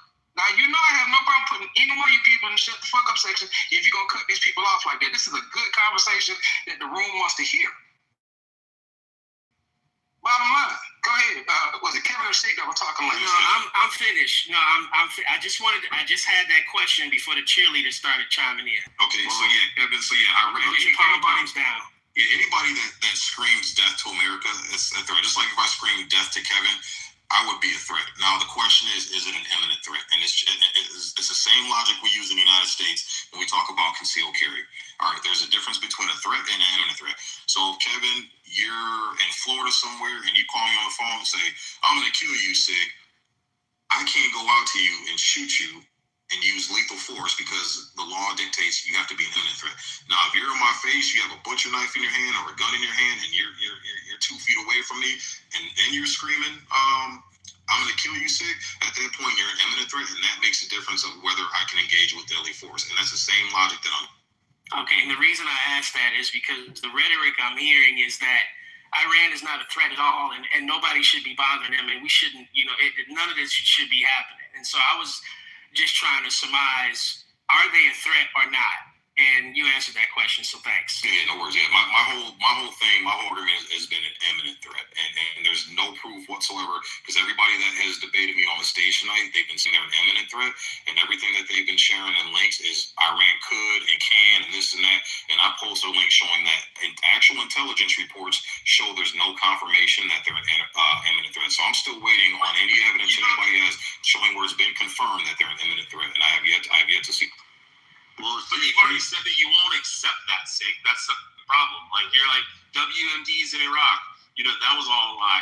So even if the intelligence agency, like the CIA and Mossad come out and say, yes, they have intercontinental ballistic missiles that can reach Los Angeles, New York, you're going to be like, oh, it's fucking WMD shit, it's Iraq. They're not the ones. No, that's not true. Sig wants to get on a plane, fly to fucking Tehran, walk down to the bunker and, physically inspect the ICBM and be like, all right, now we can engage. That's not true. Yeah. So way to be hyperbolic there, Rich. Exactly. But again, that's what you said. All I'm asking for is that some type. Now, if Tulsi, if some type of intelligence report, other intelligence.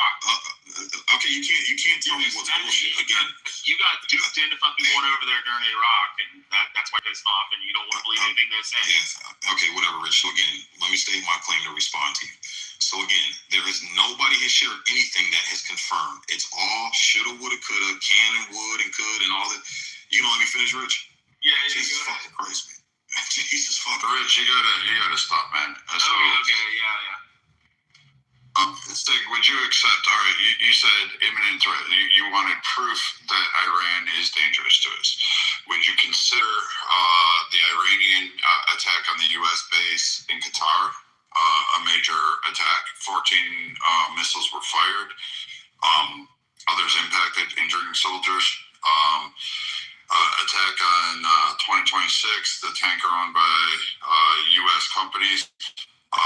They sent explosive boats. Ship was caught on fire. One crew member was set afire. That was actually Iranian Navy. And then they did backed by the Houthis. It's been confirmed, and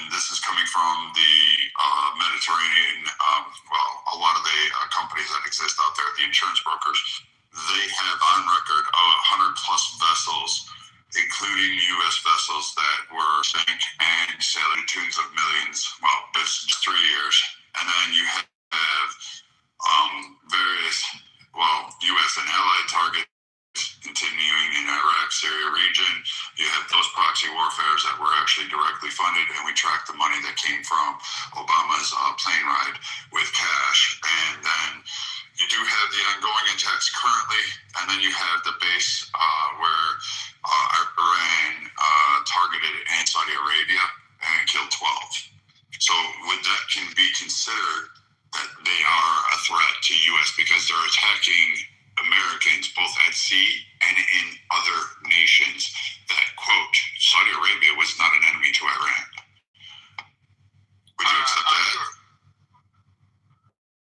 So again, when did these attacks start? After we went and poked them? No, this was before. All of those attacks were before. So again, we have struck and we have fought. So again, you understand Iran's gripe with us is that you understand Israel's been striking Iran. They've been striking Iran for a long time. Iran's gripe with us is that we are funding them. We send billions of dollars for their weapons, for their military. That's what their gripe is. So indirectly, yes, we have provoked that shit, and they are responding to us meddling over there. That's what they're not just going out of the blue and saying, "Oh, you know, they're attacking in response to us funding the attacks on." Hey, Shake, bro. Hold on, Leo, hold on, Shake. Hey, we were just talking, Kim, about imminent threat. About if you had a butcher knife or stuff like that. Well, why is like Kevin Hart size? Because by stature, if the individual isn't hard body mass, technically he's not an imminent threat. Even if he imposes harm to you, you're able to defeat yourself. So I just want to touch base. The point that I'm trying to make, Steppy, is that again, Iran is responding to us meddling in their shit. It's not. Now they just came out of the blue, and yeah, I'd be like, oh yeah, fuck them up, man, fuck them up hardcore, go ham on them motherfuckers. But again, I can't negate the fact that we went over there and started fucking with them. They weren't fucking with us until we went over there and started fucking with them unprovoked. And it was over the fact that, again, if we use the same logic on a micro scale with ourselves, again, Steppy, if you had your own property, your own sovereign property, and you were doing your thing to build your property up and become successful, this and that, and I came over there and I put a stop to it so I could benefit, sir, you would have a problem with that. You wouldn't use the same logic. Do you think that America should support Russia or Ukraine? America should stay. Dude, hold on, sorry, Sig. I know you can't yourself. Let me fucking ask you, bro. We shouldn't be somebody. What we should be supporting is American citizens. Like, America first means we focus on America. Like, what? This is crazy. I would like to hear from Sig. Go ahead, Sig. You got this. There's the anti-Semitic. They want you. Is it because if you don't want to help Israel and die for Israel, you're Hey. Yeah, shut the fuck like that's why. Yes, all you motherfuckers are talking about. I'm so sorry for that question. I blew up the room. I'm sorry. That shit, man. I'm telling you now. I'm asking you guys one more time. Everybody has a chance to speak in this room. This ain't like them other fight room like that. But when you guys start talking over each other, you loud my motherfuckers sound like that's why. Nobody understands that shit. You were saying something that I think remain calm. Whoever it was, just give them at least the respect to talk amongst each other so we can hear the conversation. Heck yeah, bro. I appreciate that. So I asked Sig a question. I would like to hear from Sig, not from a redrum, not from Pepe. I would like to hear from Sig because I asked Sig a question. Because Sig made the last statement, and I said, so since we're talking about support and where support should go, do you believe that America, and again, I saw him respond to Redrum saying, oh, we should take care of our own citizens. Great. I do believe in that. But ideologically, Sig, do you mind if I ask you, if you had to make a choice into what country you support, would you pick Ukraine? I would pick neither because I don't give a fuck. Just like we have to fuck. Look what just happened. Trump called for help from our quote-unquote allies, and nobody stepped up to the fucking plate, bro. So I'm tired of supporting allies that don't support us. We need to become sovereign. We need to become isolationists. We need to take care of our own. So the $200 billion that Pete has said, just answer, you know how far $200 billion can go to help Americans? We got vets in this country that are fucking homeless, that have mental illness, that are fucking being treated, are being assisted. You never gave us $200 billion. You gave us old weapons and old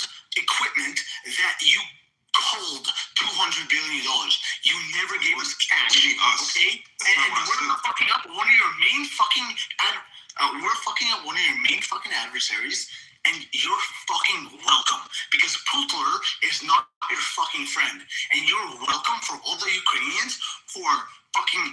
He wants to be the America of Europe. Who's Putler? Oh my god! You guys are listening. This is fucking weird. I never said anything about $200 billion over in Eastern Europe. It was never cash, dog. It was never cash. You weren't listening, bro. You were so ready to just jump off and respond. You didn't even listen to the rest. I said nothing about $200 billion. Sit back and listen for the rest of the night. Let's go. What I said is that the $200 billion that Pete had said just requested from Congress and said it's possibly going to slide up to be even more. Again, we need nobody stepping up to the plate. Is it true or not that Trump just asked for our quote-unquote allies to step in and give us a hand, and it was fucking crickets? So why are we so loyal to our allies? Didn't Ukraine say that we're going to give you anti-fucking Sashid fucking drone technology? And Trump said, oh, we don't want that. And even though they probably still took it, but it looks great to be like, yo, we don't need it, but they're still using it.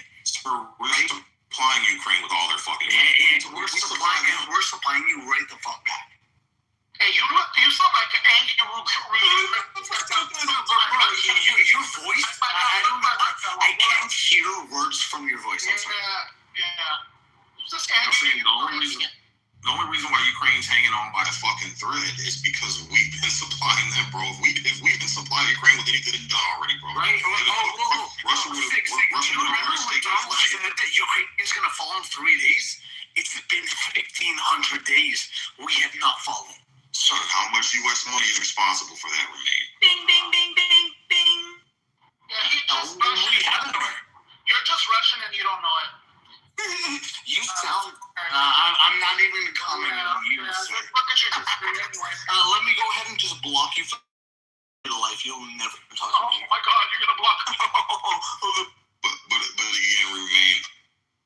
I mean, everything you're saying is hogwash, brother. Again, you understand how many billions of dollars we dumped in Ukraine. How many? You must know better than me, man. It sounds like I was really impressed. That's why I actually addressed you over everyone else. Yeah, well, let me finish though. Yeah, so again, if you follow what's going on over there, Ukraine is getting mollywopped. They're hanging on by a fucking thread. You know how many of their I mean, they got. You clearly don't know better. Oh my God. You're not even. Okay, a couple of things here. First, Trump never said that Ukraine would fall in 3 days. He said, and I quote verbatim because I can pull the actual fucking quote, which is really easy. Google's is that without U.S. support, Ukraine would have fallen within a mess 3 or 4, and then he changed it to a few weeks at best. That was his direct quote. And yeah, that's true. Like, you needed money.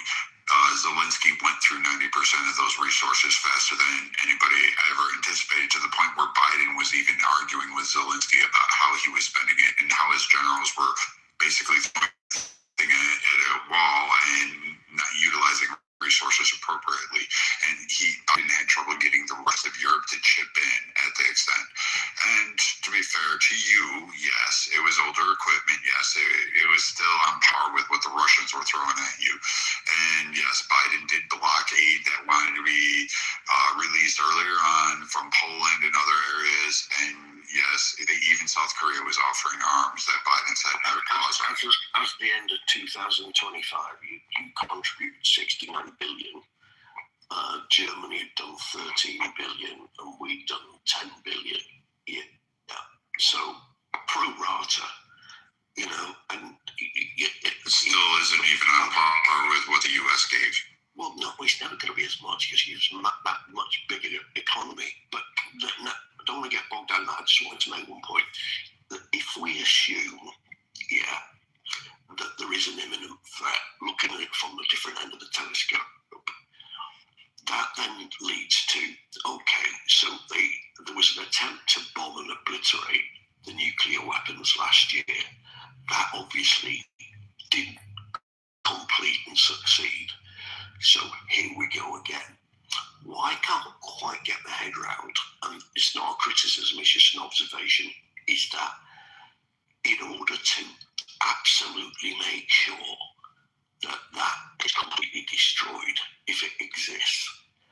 How do you do that without getting boots on the ground? And in the same way, when Trump, I think it's a bit of a stretch to say there's a regime change that's happened. Yes, the leader was killed, and other leaders have been killed. But for 1 minute, I don't think that Iran's not prepared for that. So how are you really going to do a regime change? And the people don't look as if they're uprising without boots on the ground. So the regime change, and because if you want, you were talking about, oil companies from America going in there. Well, that ain't going to happen under this regime. So you are going to genuinely not just kill the leader, but you are going to have to change the regime. And you're going to have to, how do you verify they haven't got any more nuclear material without going in on the ground? That's just like... Okay, so we can answer both of these really easy. Secondly, we actually don't have to send anybody on the ground to basically force a capitulation of Iran. You assume that the goal is a regime change. Trump's articulator on foreign policy, or it does get a lot done. He's basically forcing the IRGC to say, hey, you need to comply with this, go ahead.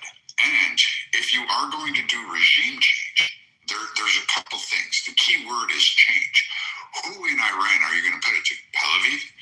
He's been 30 years in Maryland drinking Starbucks, eating cheeseburgers. He's not going to do shit. He can't unite them.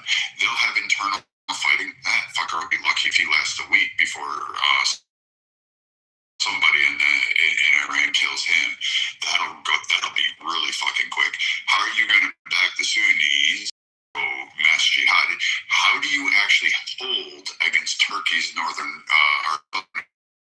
aggression, which it's just dying at that point, which we know they're a NATO alliance, but Turkey's like that bastard child that we just really have a hard time with, that we never quite know if they're going to be good or bad. And Turkey really does want that territory. Most of you have missed that mark about Turkey just sitting there watching and waiting. And that's the scarier threat, is if Turkey decided we're going to leave NATO and become our own and we're going to control this massive region, how do we deal with Turkey at that point? Should we go in and invade it? Should we attack it? Is it a broader war? So I don't know if Trump means full regime change or more of, I'm just going to change the leader until I get regime compliance or I get Iran's government to capitulate to leave the straits open and allow the shipping. Now, we can go through the laundry list, which is really extensive, on attacks on U.S. ships, both civilian, private, commercialized sites, contracting areas that exist around the countries, and various other ones that Iran has done for 50 years. We have it. There is a blood toll. Like, I'm okay with bombing the shit out of them because I think it's about time, and we've had a lot of American blood spilled by Iranian hands. And citizens with the impression, like, well, we fucked around with them because we supported Israel. To be fair, the Iran-Israel conflict has been going on fucking far longer than the U.S. involvement in there. So that one's not necessarily a new thing. Like, it started after World War II, and the U.S. was not really escapade there. So that negates that viewpoint for at least me. But if you're talking regime change, you have to have somebody to put in change. Who is the leader in Iran that can literally take the majority of that country and bring it into prosperity, or at least give it some semblance of government, while dealing with all the shifting groups, tribal dynamics that exist there, as well as provide some semblance as a platform to launch off and provide stability within that nation? I have no idea. No one does, because there's no one there that's rising up. You even hear Iranians going, give us Pahlavi. We want the son of the Shah, or the grandson, or whatever he is. We want him to come back. Really? Okay, his father wasn't fucking great, but okay, and he's not been in Iran for 30 fucking years. He grew up on Starbucks, McDonald's, watching Netflix, chilling with fucking girls. Right, but he's not claiming that he's going to be a leader. He said that he's going to be a transitional figure. He doesn't want to be of any importance. Yeah, but don't. He just wants to be a uniting figure. And another thing I want to know: what about the 30 or 40,000 people who were killed? They were protesting all over Iran. I mean, let's not forget it. The main difference in the analysis that I think people run into sort of a dead end with comparing it to Iraq to Iran or Libya. Is that it's not the same type of category of the country. It already had a pro-Western infrastructure before Ayatollahs came in and kind of took over and created this theocratic regime. So they do have institutions there that can take over once there's a power vacuum absent of Ayatollahs. So it's not the same as Iraq. It's not the same as Libya. It's not the same as any of the countries in that area. And this is why I think Israel is very, receptive to having them turn, because they will be one of the main allies for Israel, because they're going to be very similar in terms of their structure, their government structure. But another thing, Zeke, I want you to consider that Iran is not the end goal. Iran in itself, the largest strategy that has to do with China. I think he was going to say China. Andre, you went on mute. But Brad, I was going to mention, the Shah was a really lovely guy. You should look at the documentary where he spent $1 trillion in today's money on a birthday party, built an entire city in the desert. I love the Shah. He was amazing. Must have been hell of a party. Oh my God, dude! He flew in elephants and friggin' built entire cities, and it was crazy. That's one of the reasons that started getting people pissed off at him. You sound like you was there. No, watch the documentary, you fucking drunk. Oh, okay, all right. Jesus Christ, it's not even Saturday, Kendo. All right, bitch. Shut up, bitch. It's like fucking 6 sheets to the wind. Yeah, but you know what? Yeah, I'm better seats to the wind than you, bitch. Go watch Foster Books, Kendo. A lot. So what's up, Brad? How you doing, bud? I will say this, Andre, I get your point that the long-term strategy is to kind of impact China. I still am not looking at China as a overall threat. I think, honestly, people say they have fear that they'll invade Taiwan. I don't see that happening. Unless, of course, maybe they could get ballsy. It'd be interesting to see what they do. But honestly, Japan would take them on. And Australia together will sign an agreement with the Philippines to protect Taiwan. So that's a pact that's just not going to win on China's front. Just to kind of, it's not that militarily that they are a threat to the United States. It's been going on since probably 70s and 80s. It's an attempt to provide an alternative to a free market model with market system. Like the Davos is all about that. There have been papers written in I forget the guy's name right now, but he's one of the economists who went through the London School of Economics, the Fabian Society bullshit. And so it's Milton Friedman? Yeah, that's the guy. So it's an idea that there's going to be an alternative to the United States. The whole idea behind it, of the sort of hegemony that the United States has created in the world trade. They're a bigger threat in that respect, not just militarily. I mean that's kind of they're not going to try to fire missiles or anything at the United States. It's a soft takeover. Yeah, even there, maybe they could be successful. I think that's a long-term gain. I don't know if China could actually pull it off economically. I mean, internally, their economy is wonky on the best of days. I'll give it at par.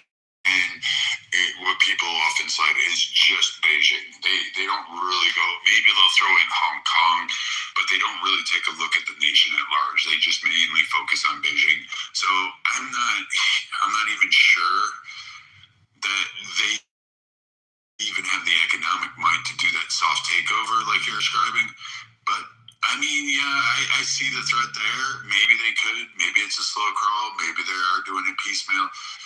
Maybe they'll be successful. I don't know. I mean, they have a close competitor that's also trying to do economic gains, and they're doing it in resource-rich areas, which is a neighbor that really hates them, and they're called India.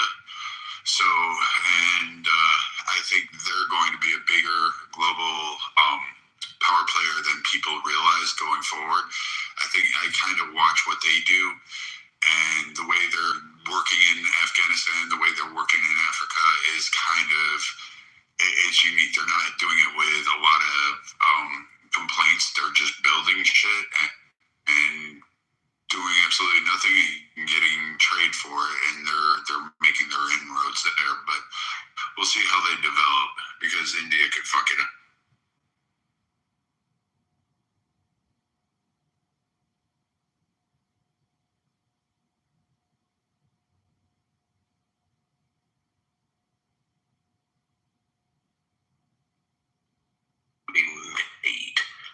They really are service orientated, so they react to my needs extremely quickly.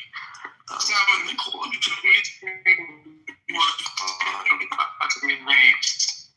China is real. Which country do you think is more?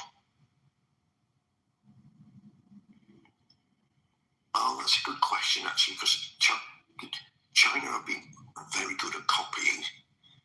Yeah. So it's more a question of I don't have to take the technology to China and go make that for me. And I don't really know that much about Israel, but they're not. They are forward thinking, I think, from a technology point of view. So it's a difficult question. China, the advantage of China is I can go, that is what I want you to make, and they make it cheaply, and their factories are amazing, so they're all geared up. They've been very clever, but I don't say that they necessarily, in every department anyway, have the same level of innovation as the US does, for sure.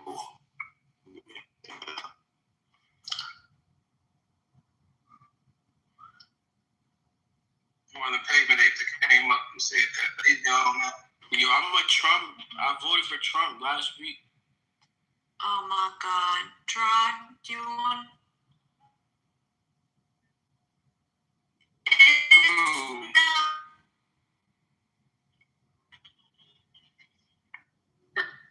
Nah, you want? No, sir. No, sir. Are they trolling? Are they trolling or something like that? Yeah, it's a troll, man. It's a troll. Just get rid of it. No, let me put you in the shut the fuck up section. There you go. That's number 3. I love that. No smoke detector beat though, so we're making progress. And he used damn near proper English that time for about 3 seconds. So I was like, okay. I didn't realize he was, kind of a pavement ape at that point. But then when you guys told me about it, I backed his cage. So fuck it. All right, guys, I gotta take off and get to bed, man. But I appreciate the room and the conversation and the respectful dialogue, man. Much respect. Look, man, at the end of the day, we can disagree.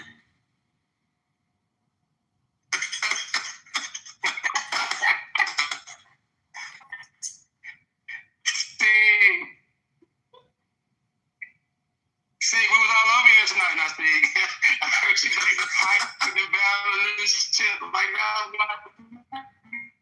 Did you hear his voice? It was like, yeah. I'm like, come on, Sid. He was cracking and shit. I was like, Sid, what's going on, man? It's like, Sid, I'm going up.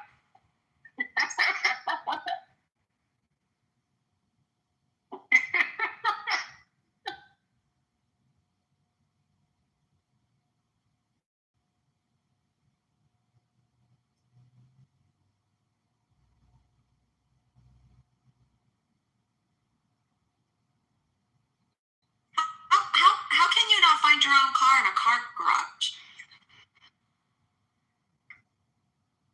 Okay,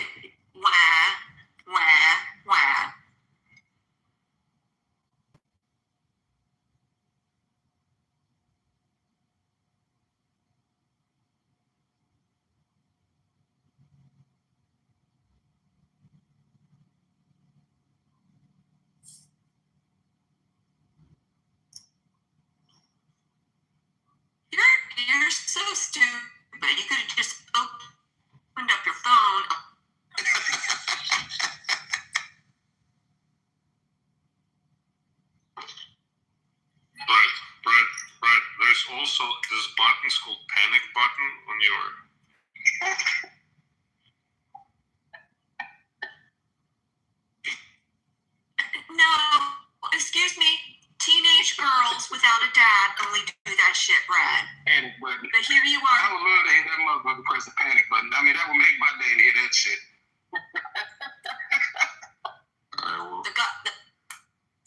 You hit a big button.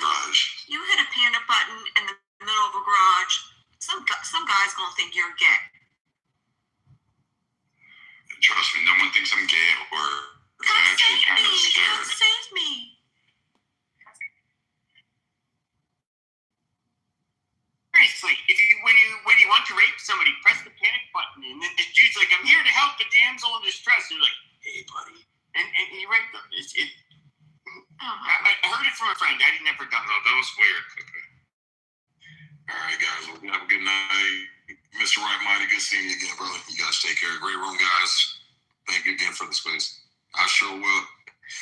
Carrot sticks. Oh, wait, that's right. He gained 40 pounds in daddy fat already. Fuck. Y'all Sig a happy man now again. So Sig is already happy again. So, you know, absolutely. And she ain't big enough.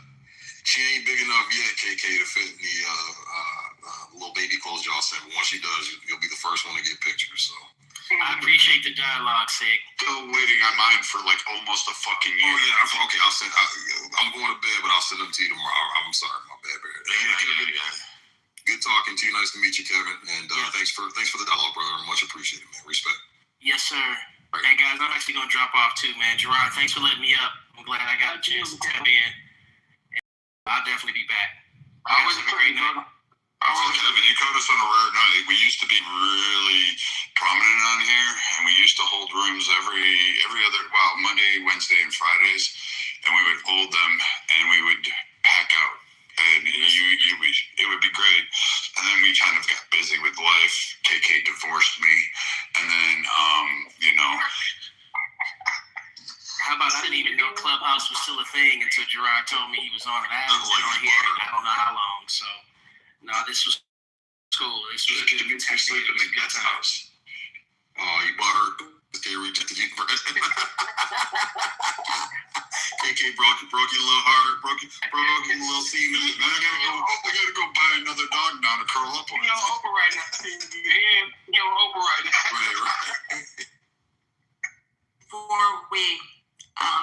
Right. Right before we started you were there. Were you there? No. Right before we started the live stream, Brad and I got in like a huge fight. Like we were like yelling at each other. I moved him down to the audience, and I said stuff like, "You're gonna have to cook your own damn dinner tonight." And people were like, "Wait, what?" I'm like, "Yeah, you sleeping in?" And I made it a ruse and said like, "Oh," I was like, "Okay, Brad and I have been lying. We've been in a relationship this entire time." And then we're like, "Okay, April Fool." Oh yeah, I was here, but I was lying because I'm like, it's April Fool. I'm like, y'all fucking, it's April Fool. You knew. I knew it. All right, cool. Love you guys. Have a great night. Y'all be safe, man. We'll talk to you. A woman like KK would never make a sandwich and submit to a man like Brad. I'm just saying. Are you kidding me? She would have this sandwich waiting for me at home, tell me it's on the table, make sure I took my boots off and washed my hands, got rid of the blood off of my clothes and the woods, and then said, "Hey, shit, I wouldn't even be allowed in the house wearing the clothes that I have." That's true.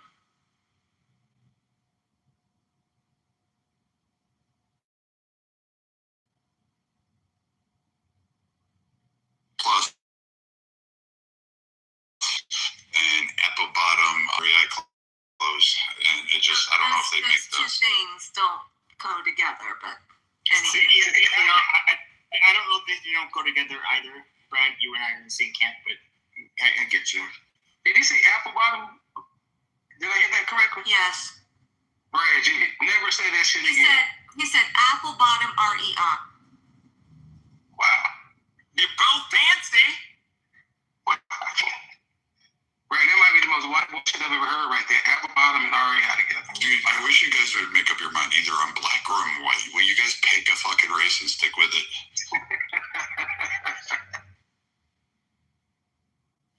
But it is good to have you back, my friend. I've missed you.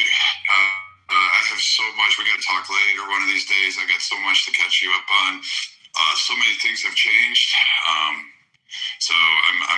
excited that you came back on for tonight. I'm really glad that everybody showed up.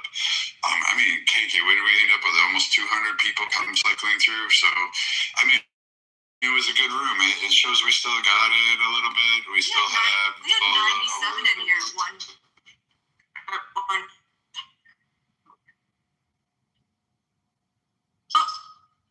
Oh my fucking god.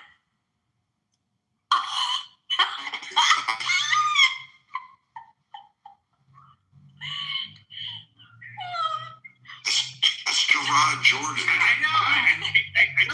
Gerard, he just called you Omari. Yeah, but I'm not Omari like that. That's not me. That's not me. Did you say Omari?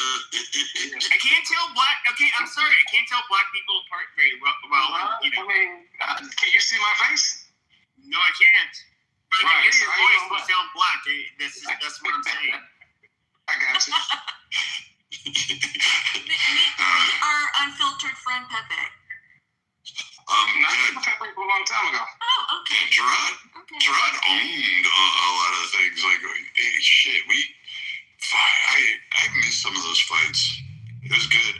Gerard was the one that he was like, here, come cry on my shoulder after my ass got tore up on Million Men, whatever that fucking room was like 500 against 1.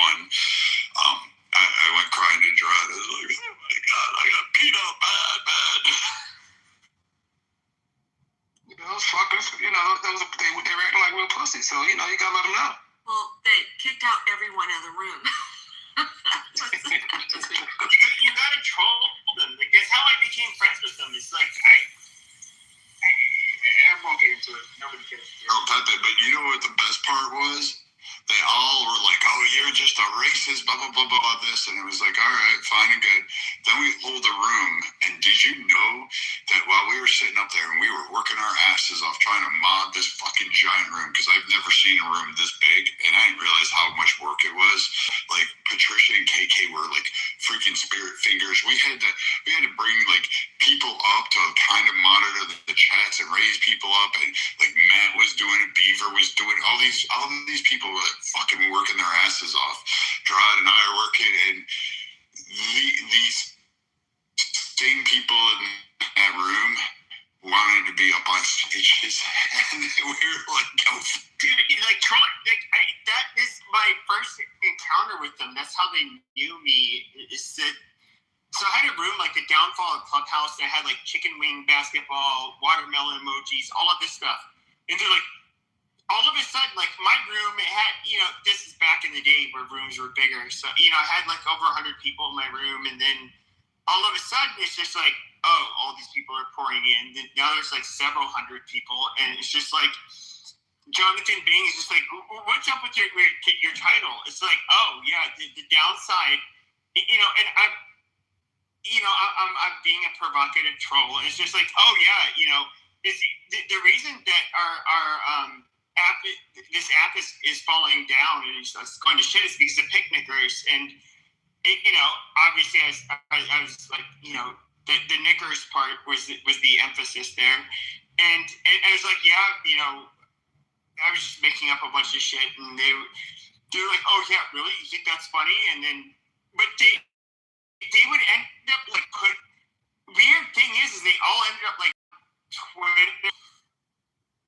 Yeah, and so like it's like are like the little provocative trolls and like talk of shit in our rooms, and like I would do it on Twitter. I thought it was kind of funny.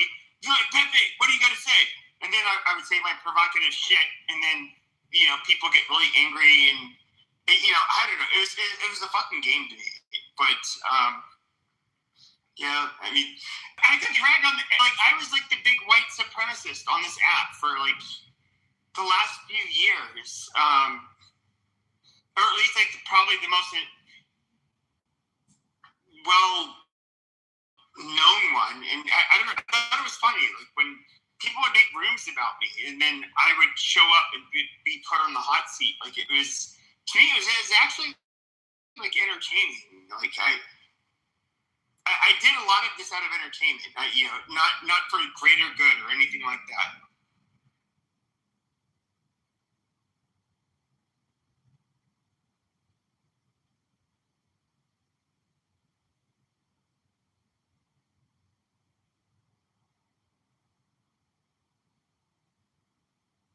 didn't. I think we started out small and then we became big and then it became complex, but it was fun.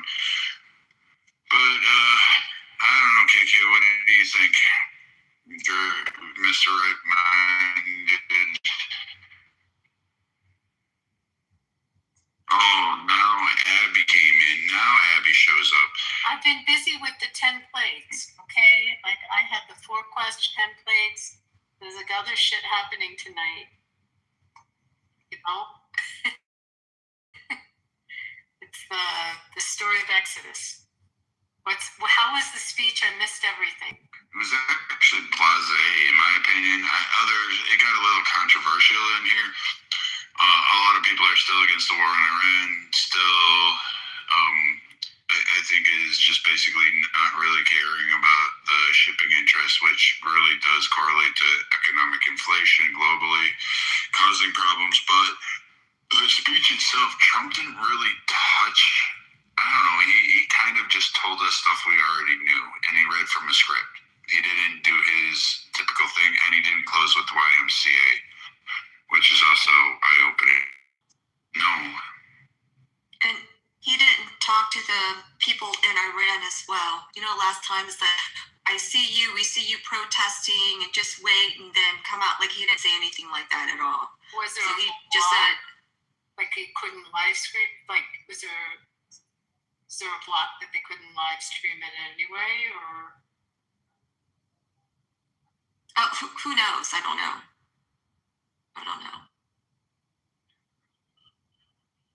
Yes.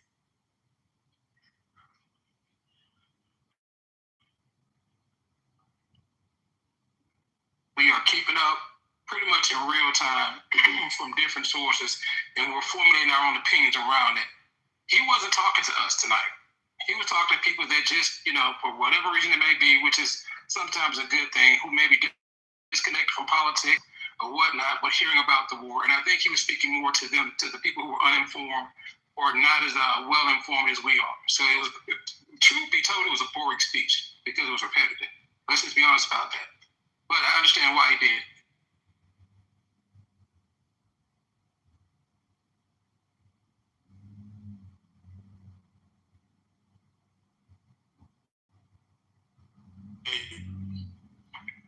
He didn't explain why or how, but he did say that.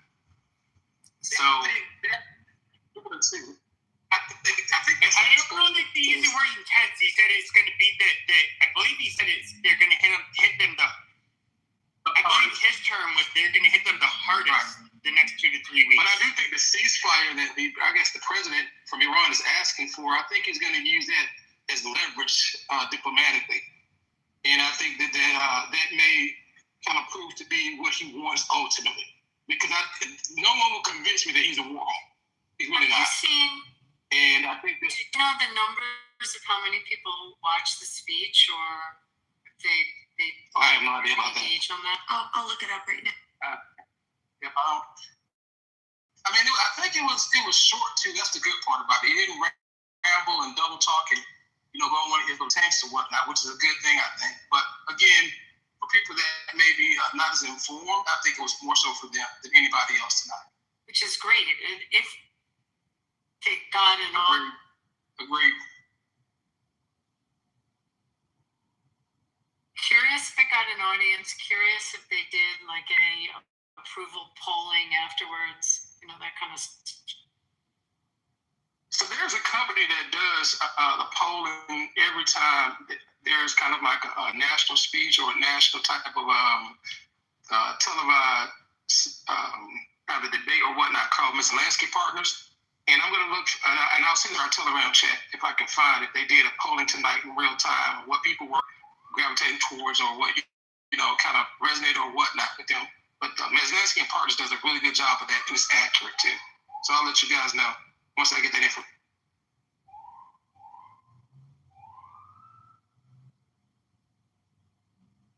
Where did he televise from? I think the White House. It was? Is it in the Oval Office? No. It was in, I don't know which where it was, but he was behind a podium. He walked through double doors into a podium.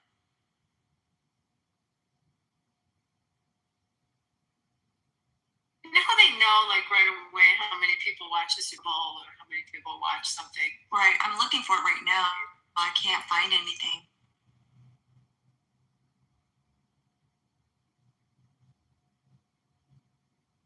Well, the irony is, no Jews watched it tonight.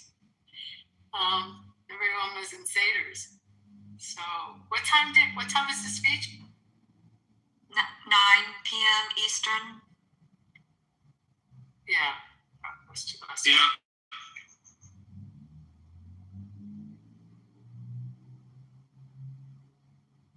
Did he only talk about the war, or did he talk about other stuff? He spent like the first maybe 30 seconds talking about Artemis too, but yeah, it was all about the war. His main focus was just stating that the U.S. was on track to complete all of America's military objectives shortly. He said in a few weeks. He didn't really, expand above that.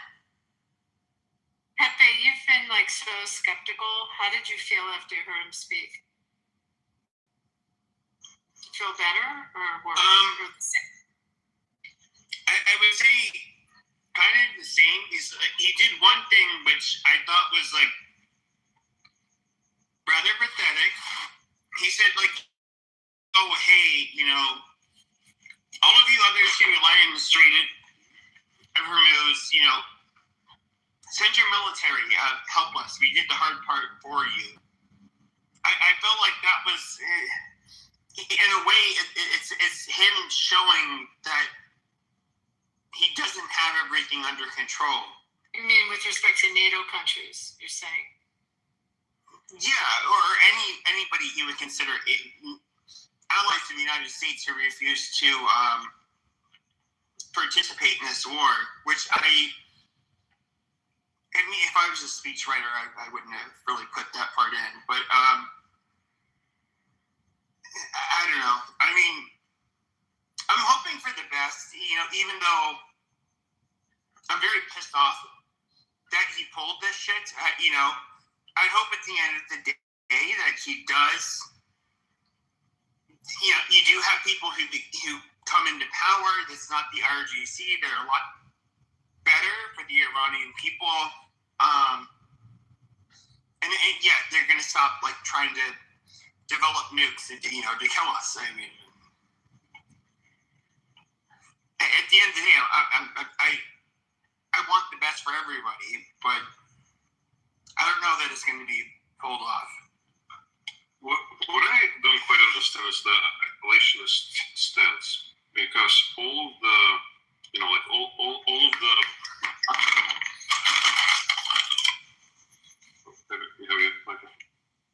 Oh my God! I'm sorry. The United States has like all of the, the consumer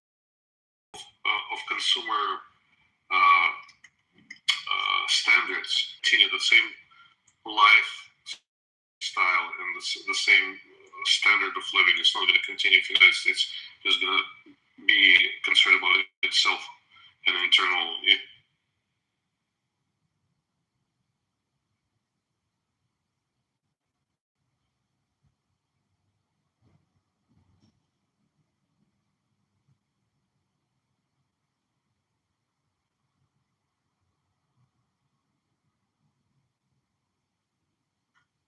I'm confused about the ceasefire component on this. Who was he? He's saying that's coming from the president? Do they haven't, not a new Ayatollah, a new president in their structure? I mean, is he I believe he's the president. He wrote a letter. So he wrote a letter today, which would echo a lot of. I don't even want to. It was several pages long, but the weird thing is that every time he says that we're negotiating with them and they seem more reasonable, they come out and say like basically basically no, like fuck no, negotiating with you. No, you Power dynamics. Fuck you, and it's just like the really weird thing with Trump is like, and I have to say, he's like one president where I have to like question myself, like which one of these fuckers are basically exaggerating or flat out lying about what the other person thinks, and I don't know. 60% of the brass of the IRGC is killed. So you have one dude who's probably a higher ranking officer in the IRGC that they're having like back channel communications with, and that guy is saying, "Yeah, I'll be the new leader. I'll do your bidding, and I'll do whatever y'all want. We'll be like best friends as long as you guys set me up and shit." And then you have all the other guys who are like similarly ranked coming out publicly saying, no, we're not fucking talking to Trump. And they may not even know that they're having back channel communications with that guy. So he might be the fucking rat that they don't know about. But they have a president. It's different. Well, it might be Yeah, a but military. you're not talking about the president. No, it might be a military general or leader that they're negotiating with to be able to. Maybe that's where the disconnect is, possibly. So, I mean, that's exactly what happened with the Shah. So, I mean, no, I agree. I would say, like, if we look at how what ended up happening in Venezuela, if something tells me they would have to have so much intelligence and people working on the inside. That it could be the exact same thing with Iran.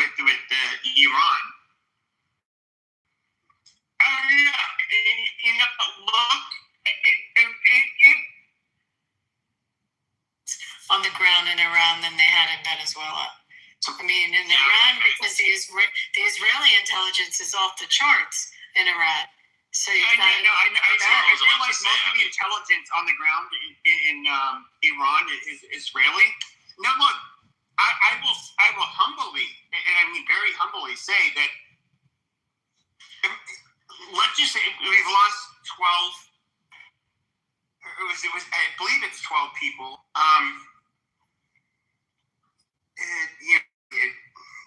It's sad, but moving past that point, what if he ends up, let's just say, completely changing Iran? The IRGC is no longer in power. They become a much better place. The Middle East is a much more. People start getting along a lot more. At the end of the day, it's a success. I'm not going to, I'll say like, okay, I was extremely pessimistic, overly paranoid about his op-ed. I'll admit it. But if he can come out of this, basically changing what happens going forward with Iran, I mean, so they're no longer a threat. Which I think, in order for them to no longer be a threat, it means he says his goal was not regime change, but if he got rid of the regime, I mean, that realistically, I think the plural majority of Iran, the only way they would be free. So, like, in a way, like we're freeing the people, but then they're not going to be really hostile towards us. Is that you have to get rid of fucking leadership.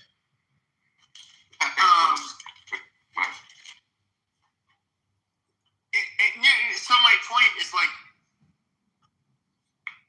if we don't get rid of the horrible people in power, it's kind of, what did we do? I mean, at the end of the day, I think it's kind of like futile. Like, okay, we killed senior leadership. Amazing. They have a bunch of layers of power, and nothing ends up fucking changing with these people. So Pepe, one thing that is this goes back. I actually freaking wrote a piece on this before it even happened. When the president of Mexico came out and said there's no way in hell they were going to allow the U.S. to get involved, come in after the cartels, all that stuff. And they were like, hell yeah, all the lefters, yeah, stand up, tell Trump off. And I was like, you guys are idiots. She's got to say that, because if she said, yes, we're going to allow the U.S. to come in, we're going after the cartels, she would have been dead in 10 minutes. She has to be the most against that talk ever. And that's the same thing that's happening here. You're going to have people inside there that fracture, that no, we've got one option, either die or work with these people, right? So we fracture. Cool. Now, just by saying we're having negotiations starts to throw a wrench in their system. We literally found out that they borrowed Iranian money. They were running a business making telephones in Iran. Stuff like this. This is how deep Israel gets. Israel is so embedded in Iran that their intelligence has been off the charts. Does that mean they get everything right? No. But they get pretty damn right. You know, the whole pager thing, text message to tell all their leadership to go meet here so we can bomb them. I mean, and then people want to say, well, we don't trust their intelligence. Well, globally, most people will tell you they have probably they're one of the best at intelligence. And that says a lot for a country like that. It's funny that you said that about Mexico, and I totally support your point about Iran. You are maybe a third or fourth person who said that, and the other three people were native to Mexico, like so people who understood the internal politics and stuff. And immediately they said it right after she came out. So it's very plausible that the same thing is happening with Iran, especially now that there's apparent fractions within that homogenous system, and the president doesn't necessarily listening to the new Ayatollah. So that's another possibility.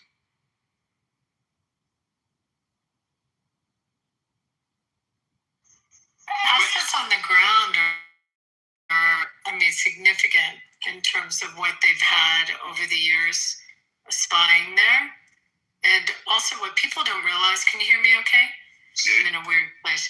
What people don't realize is that in Israel, culturally, there's so many Persians. There's just a huge population there. And it wasn't a difficult country to penetrate strategically and to spy on. So this is not just like a few spies. These are like thousands of people embedded within that society, enough to build a drone factory. I keep telling people, go watch the TV series Tehran, because it's spot on and it predicted a lot of this. Oh my God! Like obsessed with it. It's amazing. Yes, I started watching that. Hold on, just a second, Ice. Let me just be weird for a second. Yes, and the last season, the guy that was responsible and changed the scheduling of when they were going to take the bomb, and they moved it earlier, but it was already set to detonate. Sorry, spoiler alert. The guy was Lajarani. The guy that was just killed. Yeah. I was like, oh fuck, that's him. They used his name. Crazy. Yeah, and it's weird. Same thing happened with Homeland the last season, with predicting the Taliban would come back in. It's sometimes crazy that a TV series can do that, but they really give you a flavor, just a sense of the Israeli espionage within Iran, and people don't understand that. I'm trying to think, like, if the U.S. sent a bunch of CIA, where would be a natural place that they could blend in and spy easily? Like, think about maybe Canada. I don't know, a country we could easily do that. And that was it's culturally became something that they could operate. The weird thing about, and I think maybe that's part of what helps them aside, is that you get people that come from every region of the world, whether it's South America, Europe, Asia, Africa, and you have people that speak the native languages that are like they can fit in. Now we do in the U.S. We obviously have immigrants from all these areas of the world, but when it comes to working for one of our intelligence agencies, you have to generally, at the very least, I believe, you have to be a naturalized citizen. But it's citizenship is a barrier. So it's it's weird. I can picture why. I mean, where I would say like maybe Japan, Samoa. There's places where Jews are not going to be able to fit in as a native. But other than that, I mean, I do think they have a but they don't operate where they can fit in most places. They mostly operate in Europe. There's an understanding they don't operate in the United States. I have no idea if they operate in Canada, but they definitely have an agreement with the United States not to. But there's just a lot of Persians that live there and a lot of people that speak Farsi. So the intelligence gathering is not difficult. So it makes sense that they were able to infiltrate the way they've infiltrated. Well, I mean, to ask you a question, I'm sure you've been to a shopping mall and shopping mall? Okay, I know where this is going. So, like, okay, so you know what? A lot of the kiosks. I mean, I'm trying to think of the shit. Many Israelis. Yes, they work at the kiosks. Do you want to? Okay, so now I'll tell you that before they were working at kiosks, in the old days, in the Walkman days, they used to have a lot of the electronic stores in different cities. So often after military service, they'd come to the U.S. for a year and have some relative in some city and work, find a job and work for a family member. So in the old days, it was electronic stores. If you were from New York or from, the East Coast, there were some pretty famous ones. And you'd go into any of the stores in the downtown and you'd find Israelis. Now you find more Indian people working in them. Now kiosks oh, sorry. I was just going to say it's the Dead Sea sea salt. Oh yeah, well I was about to go there. You got that, Rich. So then it became the businesses that were in the malls, and that one company, I'm sure it's more than one company that does all the hand cream, the face creams, and they kind of hawk you a little bit when you're in the mall to come and they give you a free sample. I don't know if you had that experience. I always thought the Mormons were really good at basically I don't know what you call it. Is it a cold sale where you're just going to like hawk a product to somebody that is walking by and you decline it? You don't take face cream? No, absolutely not. And then but I do remember a few times where they would try to switch languages on you, right? Where they would speak Spanish, and it's just like these people are trying super hard to make a sale. And the reason they speak Spanish in Arizona is just, first of all, you have a lot of wealthy Mexicans that end up coming here to shop. There's no real nice places to shop in the state of Sonora, and before any of you, because I know you guys are going to say it, like, oh, you look like a Mexican. No, it's because, literally the rich people in Sonora are white looking. But anyways, no, I would see this all the time. I worked in a mall when I was younger. And I would say at malls that's where I've met probably 99% of the Israelis, and that I've encountered in my life. It's just like, I've talked to them and stuff. They definitely work. I mean, if they have money, they do a year traveling Thailand and around the world. If they don't, they find some family member that sets them up in a city. And so now it's the kiosks and all. But I'm telling you, it used to be the electronic stores. But they're workers. It's not a culture that sits around. And it's usually when they just get out of the army. They'll take a year and do that. This is off-putting. I'm just going to say, I'm not a good salesman. When somebody tries to when I see somebody who's trying to influence me for their own gain, that's just, I'm hardwired in a way. I just. Okay, would anyone buy anything from Pepe? Probably not. Would you buy something from Pepe? Horrible salesman. No, but that's also part of the culture. You're supposed to, haggle. And if you don't do that, they look like you're dumb or, Pepe, have you traveled? Wait, Pepe, hold on.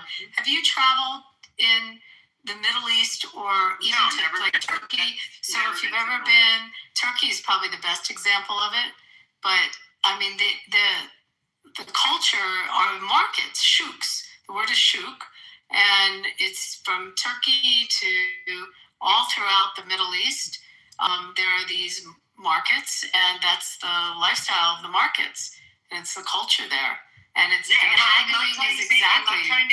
This is not a Jewish thing. This is no. That's what I'm saying, though, is that American Jews didn't interact. I would say, I don't recall American Jews ever. I've never noticed a pattern with them, being similar to the Israelis. But I always looked at them at the times. It's these people are foreign. These people are not from our country. I have a different way of interacting as foreign. They have ways that are different than ours, and so I just chalked it up to them being foreign. I didn't hold it against them, but I'm somebody who obviously I don't. If I feel like somebody's trying to influence me for their own gain, I'm just not going to really, humor them. Yeah, it's understandable, but that's what I'm saying. It's like a different approach. Like you and most of the, Western world, that's how we see somebody, because we see it as some sort of attempt to cheat you, right, out of the money or whatever. In the Asia Minor and Middle East, it's actual a good skill to have. The way they approach it is that person is obviously a go-getter. He can provide for his family because nothing will stop him. He'll get the deal that he needs. He's relentless about it. So in other words, you'll be compelled to buy from him because of how dedicated he is. Yes. Absolutely. Okay, so you need a trip, Pepe. You need a road trip. You need a trip to see that culture, in any of those countries. I probably do, because this is foreign to me. It almost sounds like I'm merciful. You're mercifully buying from the person. The ultimate, the king of all of it is Istanbul. I mean, that's the biggest. There's nothing that can compare. Yeah, to but they're super foreign to us too, Abby. I mean. Well, yeah, but I'm just saying but what Andre's saying, it's cultural. It's just how that region is. I 100% agree. It's cultural. I don't see these were Israelis that were in these kiosks, not all of them. Not all of them. There's also, I've gone to the kiosks. There's a lot of Middle Eastern. There's also a lot of Indian that work in them. It's a mix, but that's just how business is over there. And Israel's one little sliver of the rest of the Middle East, but it's a cultural style of doing business there. But I would say this was the weird thing. It's I could watch him switch languages, which I always thought was, I think Israel's one of the countries. at least in the Middle East, how many Middle Easterners speak more than one language? Probably very few. Many.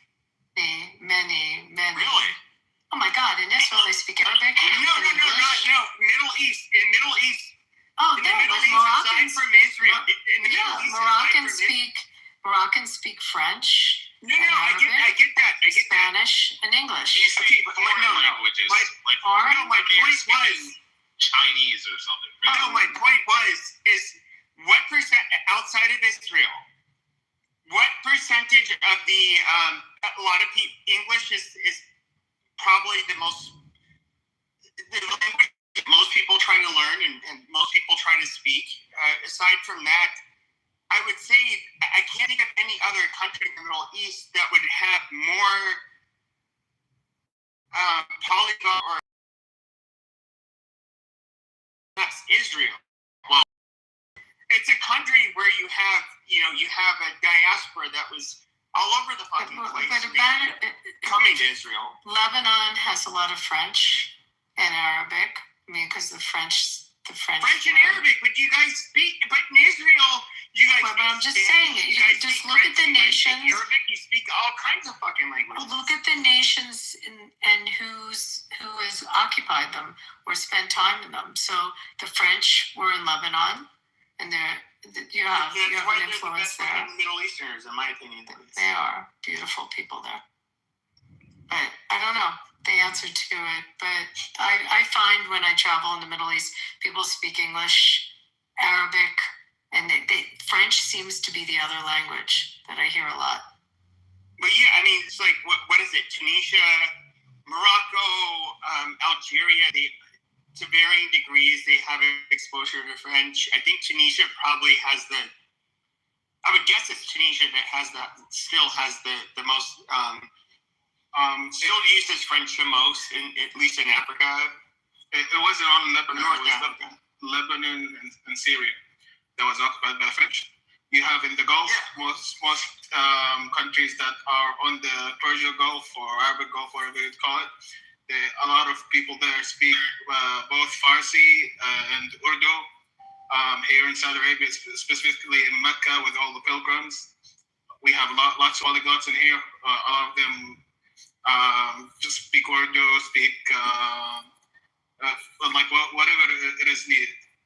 I found when I was in Saudi, they spoke English very well, and obviously, their native tongue is Arabic, but they not Spanish.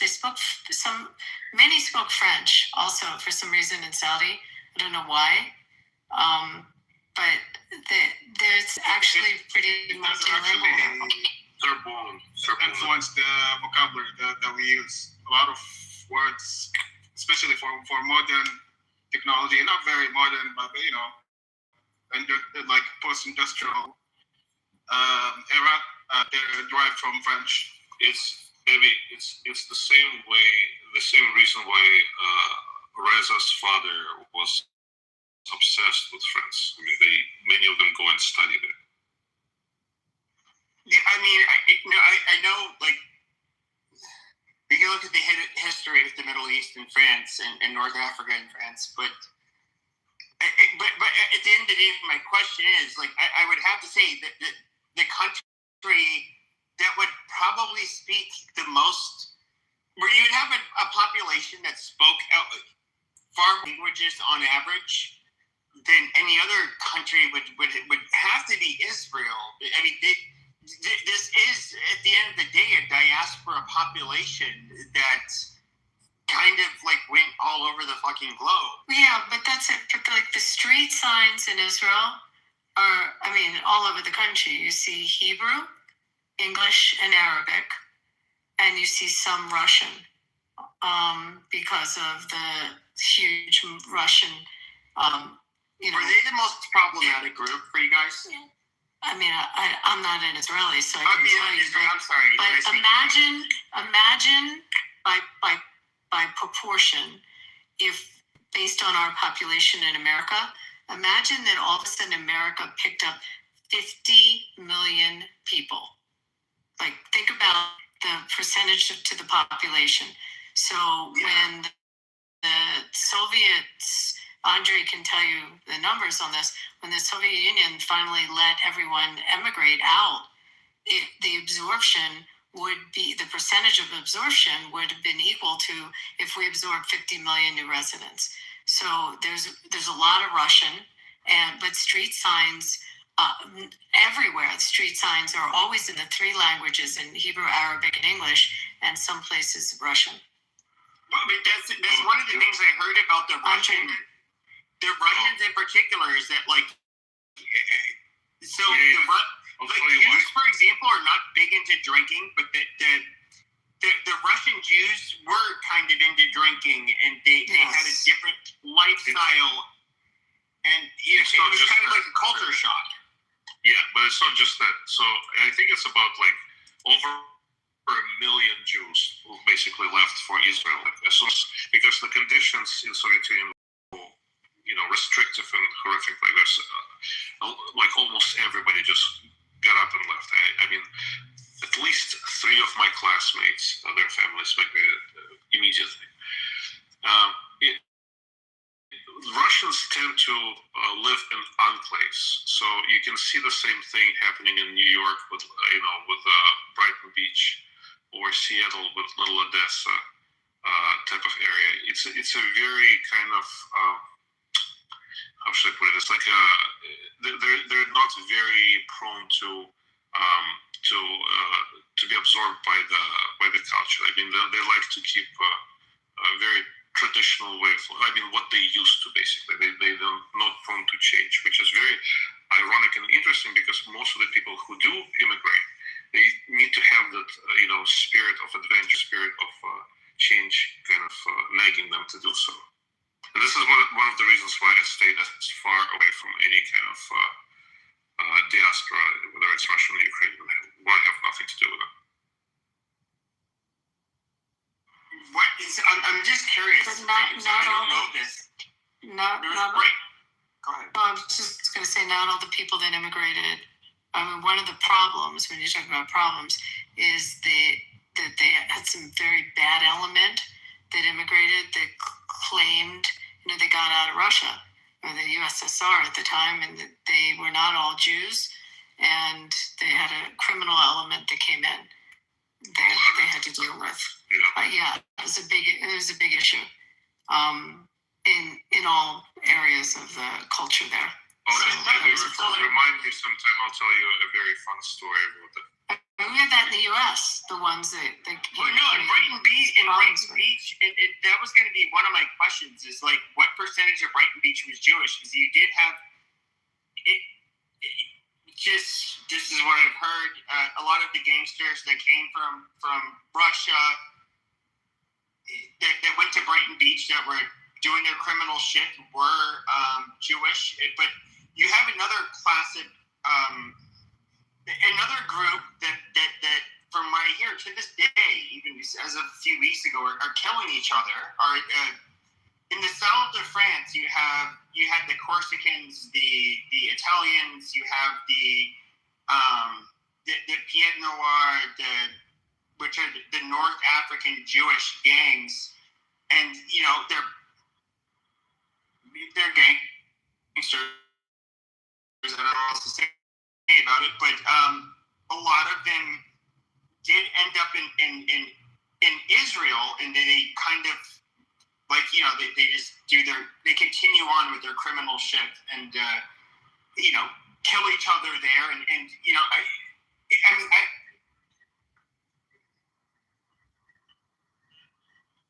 and there was people that kind of realized this mass immigration, they could join in on it. It's a funny story because they also, I just know this on a side note, that a lot of hookers came in, that were saw that there was business, and that would be a place that they could escape. These were just these were Gentile hookers. Yes, okay. Entirely. Anyway, I just wanted to jump back on the speech of KK. I didn't mean to change this, but just if she was able to find out what was the viewing audience. No, I haven't been able to find like a good number. The speech was only 50 minutes or 20 minutes. That's it for him? It's really short. It was a short speech. This is the harshest 2 to 3 weeks, or not harshest, but what was it? I don't want to misquote him, but basically, like, that I believe it was heaviest fighting is going to be occurring within the next 2 to 3 weeks. That's basically what he was saying, and that they've largely met their military objectives, and that I think he's going to finish the job. Well, I think also knowing militarily wise what they were able to accomplish in the past couple of days is kind of a big deal. Like, when they went in before with the B-2 bombers, it was like under night, certain moon. It was very specific, right? This time, they're bombing like just south of Tehran, just not having any issues at all. And they wouldn't send that big plane in. You didn't feel like, oh my God, that mushroom cloud after it was crazy. So if they did that, and he says we're coming to a conclusion, and we already know they're already on the beach perimeter, or the beach side, the coastal, they're going further and further inland. I keep reading the reports of bombing here and here, and I'm following it along, and I immediately go to the map to get an idea of where they're bombing, and it's like, okay, you can kind of just see their strategy going in, but the fact that they were able to go into right just south of Tehran, not very far at all, it's kind of shows you that, like, okay, if we were able to do that then this exterior last minute stuff is basically just to ensure, they're not missing anything, it's like they're just sweeping the land just to make sure nothing else has popped up.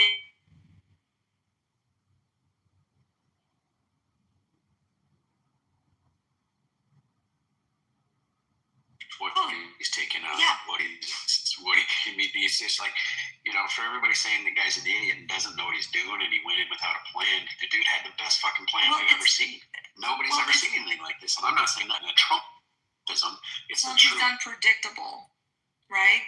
And I think that's what scares a lot of people, because we as Americans, our culture has been, like I said earlier in the room, it's like we all have a little PTSD from Iraq and Afghanistan, understandably so. If anyone, I do, right? So it's like, but people don't, I get frustrated sometimes because I feel like people don't understand, like, it just needs to be done and complete the right way. Because if not, it's just going to, this is just going to appear again. And I think tonight, though, for those that are criticizing Trump, saying you're following Israel, this is Israel's war, if anything tonight, Trump basically said, we'll stop when we want to stop. To me, it was kind of projected to Israel. It's like, our objectives are going to be met soon, and then it will be conclusion for them. Because at the end of the day, Israel's going to want, of course, the U.S. to be committed and, fully engaged with them. But that's...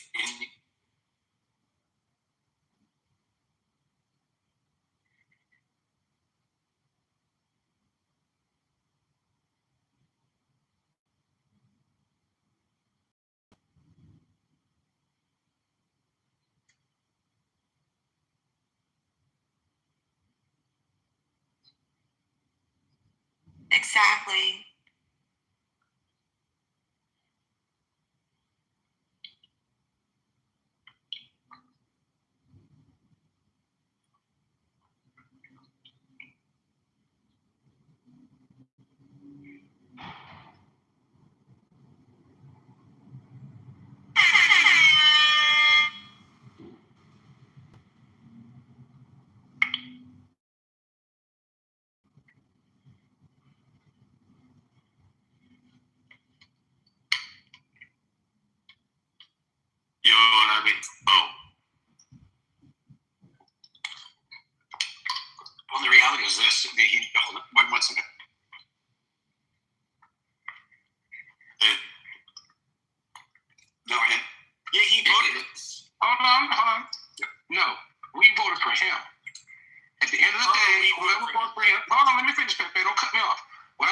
right here. We can think all we want to about how Trump is supposed to do what we want him to do.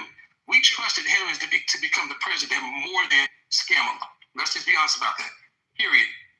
Now, the man came in. I've never seen the first year, maybe year and a half, of accomplishments that he did. J6, he took care of it. The border, he took care of it. He's working on the economy right now for long term. This incursion, and I'm just going to call it that because, again, it does not feel like a full-fledged war, like everybody else is trying to make it out to be. I just don't see it. So with that being said, my question is this right here. When do we start basically having to answer to people? When did the president have to start answering to people unlike any other president had before? Exactly. That's the point. He will purposely mislead people because he made it clear. I mean, first of all, in January 12th, I believe, you want to go check the AP, put it out there. He told the Iranian people, be patient. We're coming to help. That's what he told the Iranian people. I think it was January 12th, AP report. Not Fox News, not anybody else. It was literally an AP report. But you got to go back to what Trump did. Like, okay, and I was being a little bit sarcastic because everybody always says he's an idiot. He doesn't have a plan. If you don't think that our military is ready every damn day in that part of the region to go into Iran, the biggest threat that we figured is there, they're a fool. So what Trump does is what he did against ISIS. He literally came out and said to the commanders, you guys are the ones that know what the hell to do. Do what you think you need to do. The next day, they dropped a Moab. ISIS shut down nothing. They were done with us. They realized, okay, wait, this guy ain't messing around. They'll kill us. They drop a Moab on us the day after he gets it. So this is what he's doing. He's telling the commanders, you have a strategy? Yes. Execute it. But damn it, make sure it's damn good. Bomb the shit out. A lot of civilians don't understand that our military has been war planning this for decades. They have thought this through for decades. Do you remember, I don't know if anyone saw it, they were talking to, President Trump was talking to the pilots and the crew that were going to drop the big bombs earlier this year, right? And they said, sir, we've been planning this for 30 years. Like we practiced this for 30 years. Can you imagine doing one thing and making sure that's on it, and then a new group of people coming in to do it, and the exact same mission, like practicing that for 30 years? That's the crazy part. The other one before I go, and I know Leo wanted to speak, is I was getting frustrated, but I felt like I needed Sig to get it all out. But what I get frustrated about is this almost a sense of entitlement. Like, how dare he not tell us exactly what he's going to do when we want him to do it? You know, that's the frustrating part. It's like, you know, I'm a former military wife, so our thing was no news is good news, right? Like, just let the boys get their shit done. But so I had someone come in the room.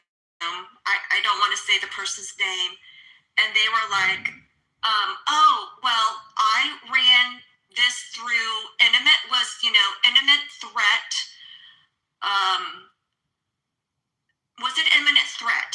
Through Grok and AI and da-da-da-da-da-da-da. And she's like, oh, well, I passed it and I could not find a single thing, like none of the AI engines where it was the imminent threat. And then she says all these things, and I was like, and I got off mic. I said, well, Bima, your whole premise is wrong because there's intelligence that you're not going to find on AI. You literally are not. They purposely don't make sure that stuff does not get out. What are you talking? She's like, oh, she didn't even think about it, but she still took such ownership of it. And I'm like, how do you not even think that? Because that's how my brain thinks.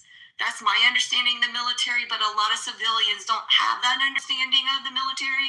And like, I have that patience with it, but she really thought that she was going to be able to validate and prove her point that Trump was wrong and this was not imminent threat because she ran it through 5 different AI models.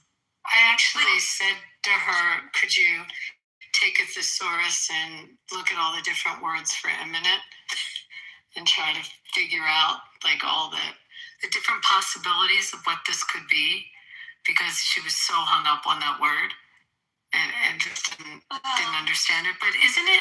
It's almost like an entitlement, because we live in a society where we think we have a right to know everything. Well, it's access to information constantly. I'm obsessed with it. Sorry, Lee. There might be a single strategist that they think they know everything about, what Trump is doing, and they know him so well. And it's like, you have no idea how much the United States military understands foreign affairs, foreign warfare. And these people are saying that, and these are Democrats saying this more so than anything. These lefticals, these different types of idiots that have been elected by other idiots, that's the best way to put it like this. And they want us to trust them. They don't even know what a woman is. And they want us to trust them with the military prowess of the United States Armed Forces. And that, again, they should be in charge. This is just, and the bad part about it too, is that most people don't realize they want Trump, and this is the issue I have with a lot of MAGA Inc. Okay? They want Trump to solve every fucking problem. And they get mad when he doesn't solve their problem, basically with their urgency.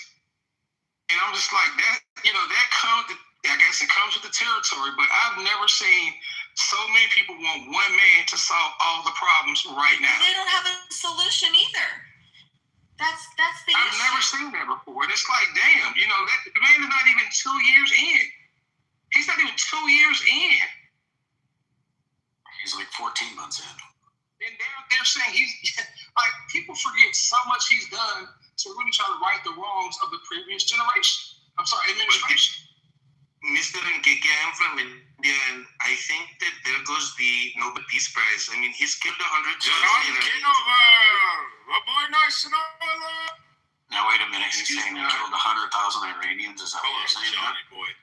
Yes, I am from India, part of the Malaysia International Peace Movement. I don't know who you're talking about, I don't know who John Kitover is. Modern John Kitover. What are you saying? Oh, it's John Kitover. Stop interrupting me.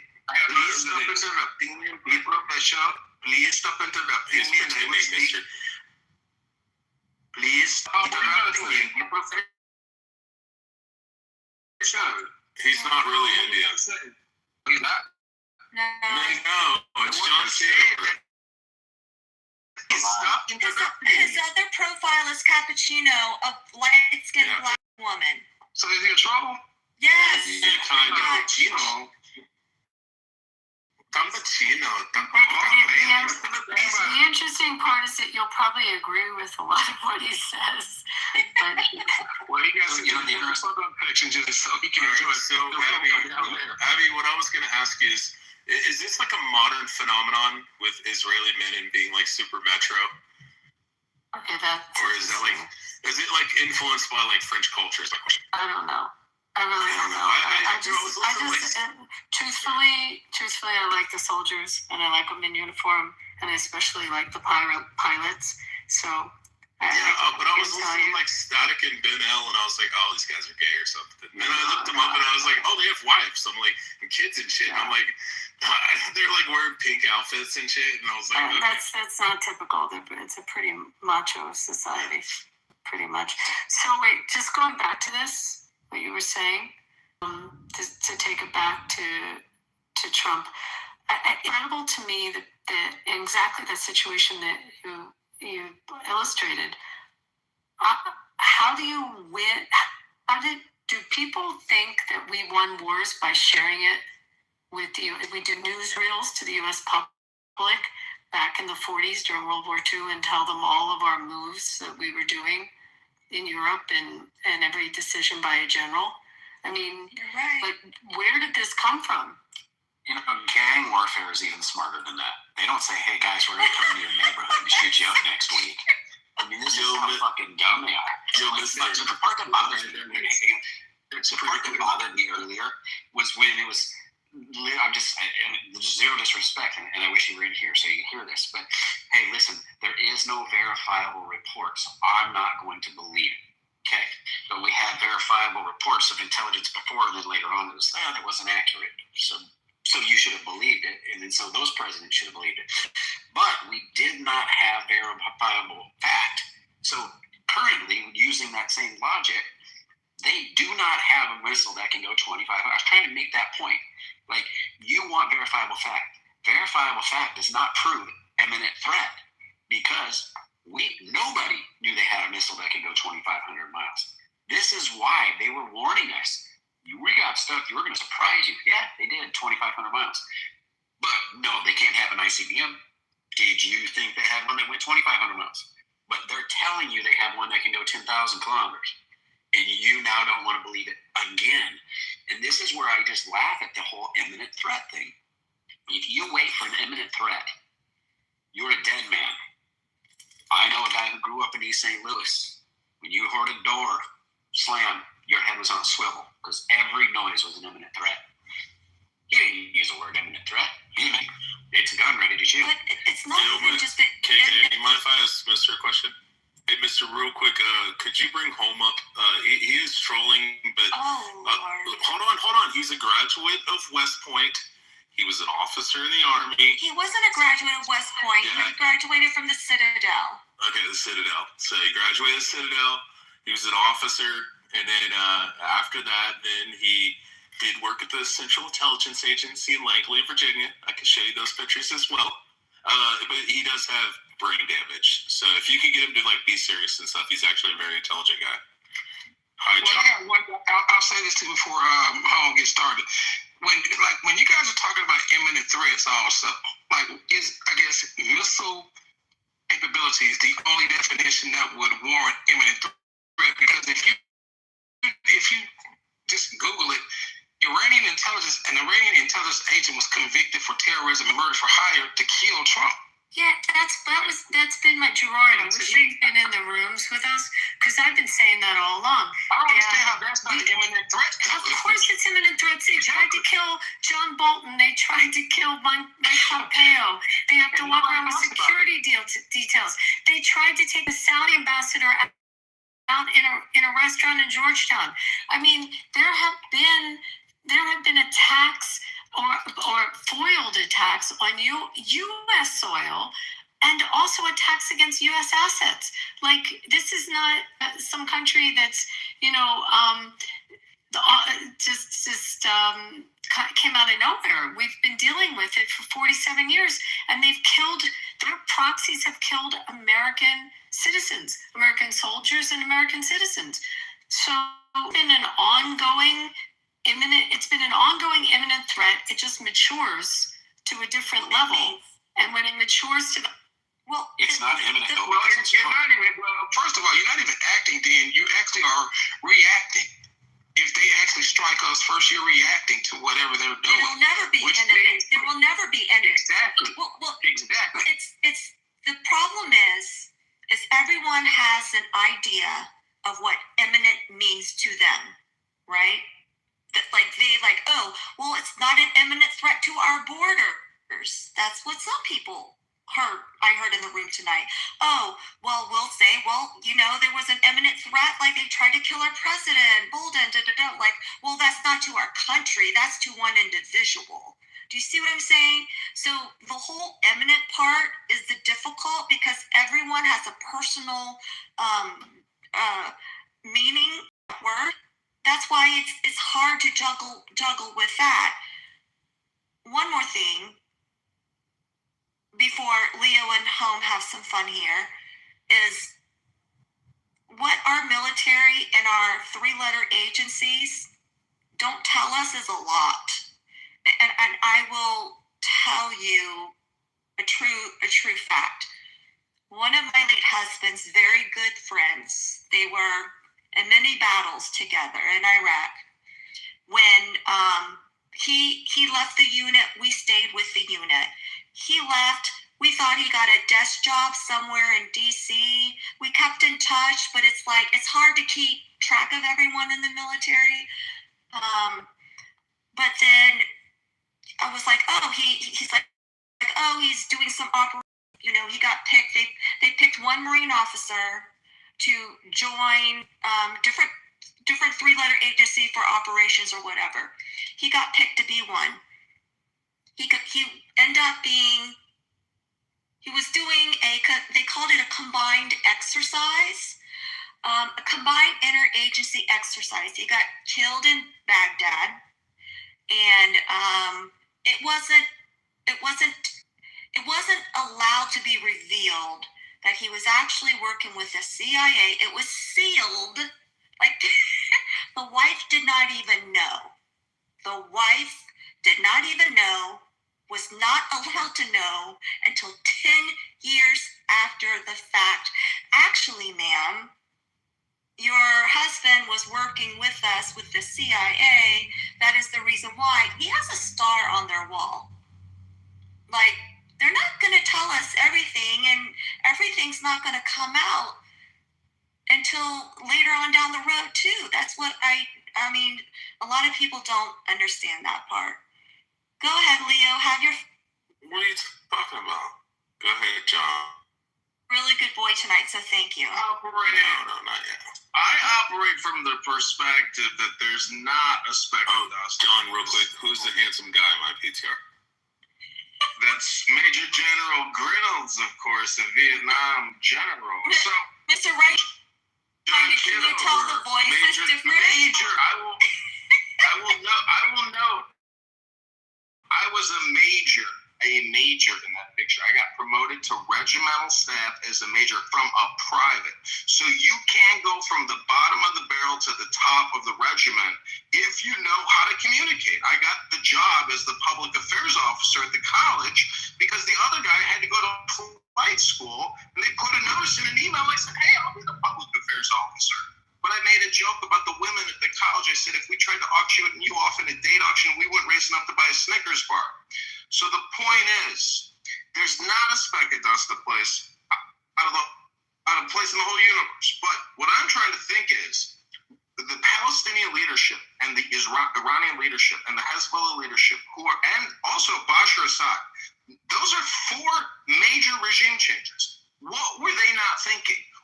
What were they not seeing? What the fuck were they predicting? Because obviously they didn't predict their demise. So how the fuck did they not reverse engineer their defeats? That's what is, to me, is like the interesting aspect of warfare is why didn't, in my opinion, it's because Trump is the master of mercurial hypnosis. We are so conditioned to Donald Trump with his red tie, his golden hair, his mannerisms, what he says. We are all mesmerized by this great magnetizer. So all I'm trying to say is, communication moves mountains. And if you've never seen a mountain move, well, apparently you're just not listening to our great president. And it's destiny. This man, as somebody said earlier, for 30, 40 years he's been talking about Iran. This is nothing new for him. He's been thinking about all these world affair issues, and he's been living through them, and he's rectifying a lot of wrongs and rights. But now that he's taken out Iran and cleaned up after Barack Hussein Obama, the trans lover, maybe it's time we arrest Barack Hussein Obama. Maybe it's time we arrest his wife or husband, Michelle Obama, CIA agents who on their own Wikipedia page, their first job out of college was working for business intelligence information, a CIA economic think tank. These people were born and bred in the same way that Trump was born and bred for destiny. I go back to my original point, and I'll finish. There is not a speck of dust out of place in the entire universe.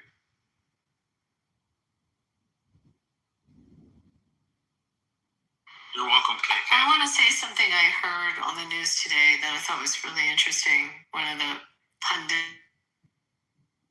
it's very frustrating to the left and to mainstream media because this administration, not the prior one, doesn't have leaks. They're not leaking this stuff. And they're so used to picking up leaks out of the military or out of the administration, and he's kept a pretty tight lip on everything. And it's a frustration for mainstream media. they're not getting the info they're trying to sleaze out that they usually do. I don't know how you guys feel about that. Do you agree with that? John, when you worked at the CIA, was there ever any leaks? Good question, Abby. No, I mean the question. My question is what they were saying today on the news. Do you agree with this operation? And recently, there's just not leaks. They're not and it's frustrating for mainstream media because they're not able to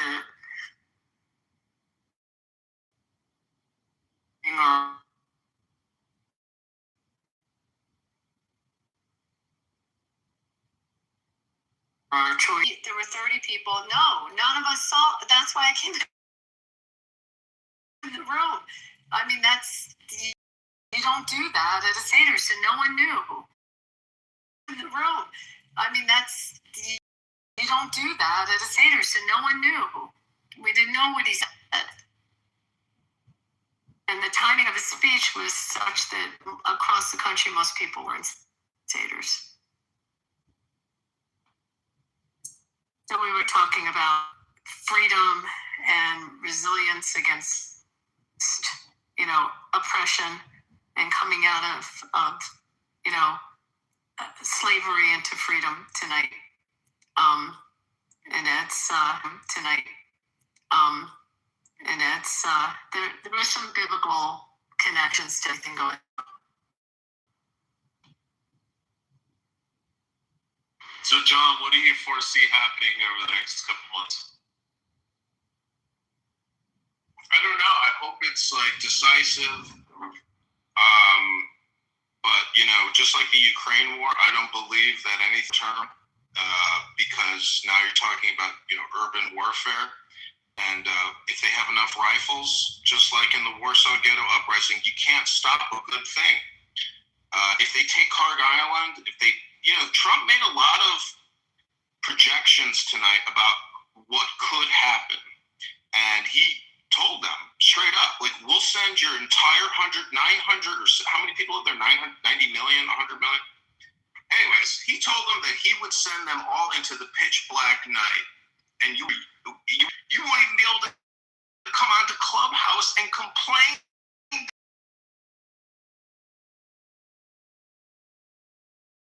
That's when worlds collide. And when you don't have access to the internet and you can't actually use your electrolysis machines to remove all the hair from your back, or you can't go to the plastic surgeon to have your rhinoplasty, you're going to see a lot of Persians finally rise up in the way that he urged them to at 2:30 in the morning. He said, take control of your government. It's yours. No one will interfere, just like Bane and Batman. So that's what I foresee in the coming.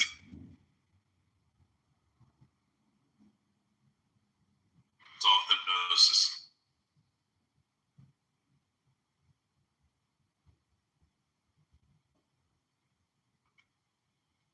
I genuinely believe that Trump throws a lot of things out there just to send the left on a milk goose chase.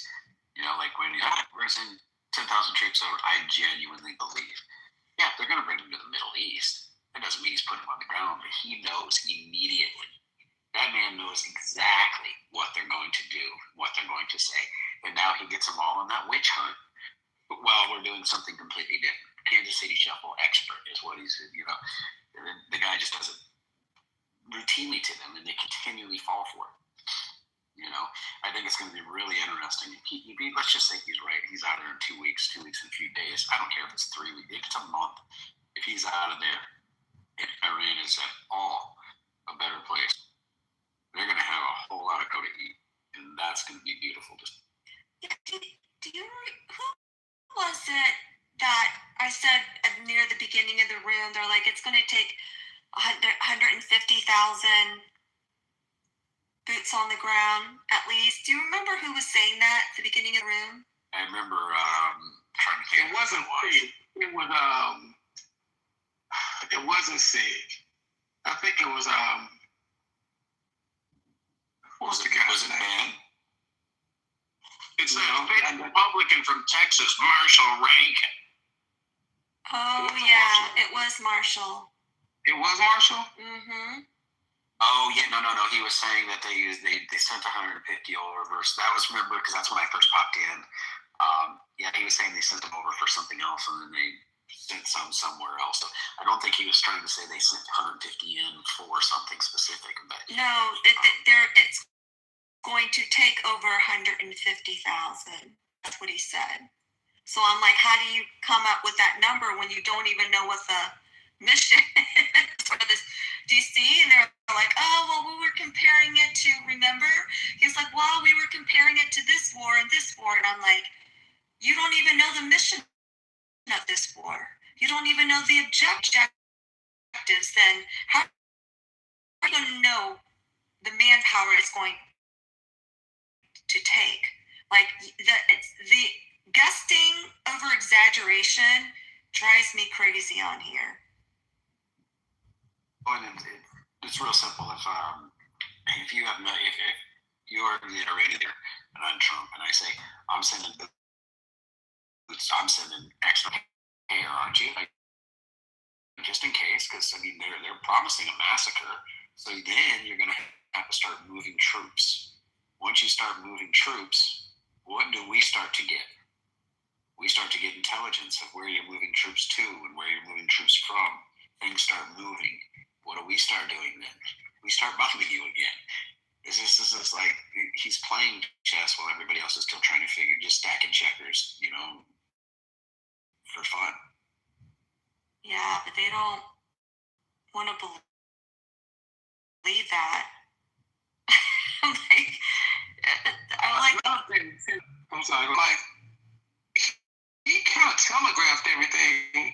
It took almost a month for the ships to get to the Middle East to get everything in order.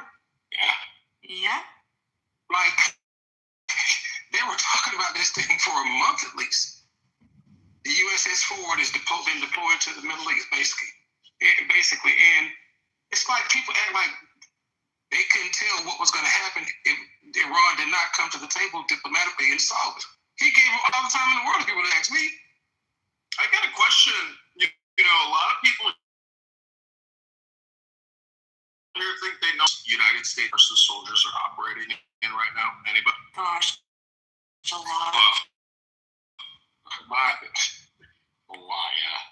I think I heard the term hemispheric warfare about a couple of weeks ago. Like, it's a new thing, our newest capability that we have. We can fight wars in every hemisphere away from our homeland and win. I mean, they got comms, every AFRICOM, Eurocom, there's a comm everywhere, but I think it's sustainable. Other people don't believe it's sustainable. But when you challenge how much we spend annually at 1.2, 1.3 and growing on defense, that's a lot of money annually. And if you break it down per day, per hour, per minute, it's just flabbergasting how much we neglect ourselves, but we are willing to give to defense contractors and publicly traded corporations for our security. Now, as we demonstrated in Venezuela, a small, efficient Special Forces Commando unit using the top technology that we have is extremely efficient. That was not a prolonged war. It was a couple of hours. So what I'm saying is, with that type of attitude, that's what our military indeed should be, which is here, the size of the jobs program that we have that we call what it is now. And, Trump has a big opportunity here to completely terraform the United States, and not just terraform Iran, but terraform the United States. And I think we have to start discussing, what does that look like? What does a terraformed United States look like? Because if we're willing to invest hundreds of billions of dollars, trillions probably by the time this war is over, what did we do here in the United States in terms of the nation? Is it like, what's Trump's legacy going to be domestic? So, you guys, I have a bit of a conspiratorial perspective about Venezuela and Maduro. Long story short, I actually think that he defected.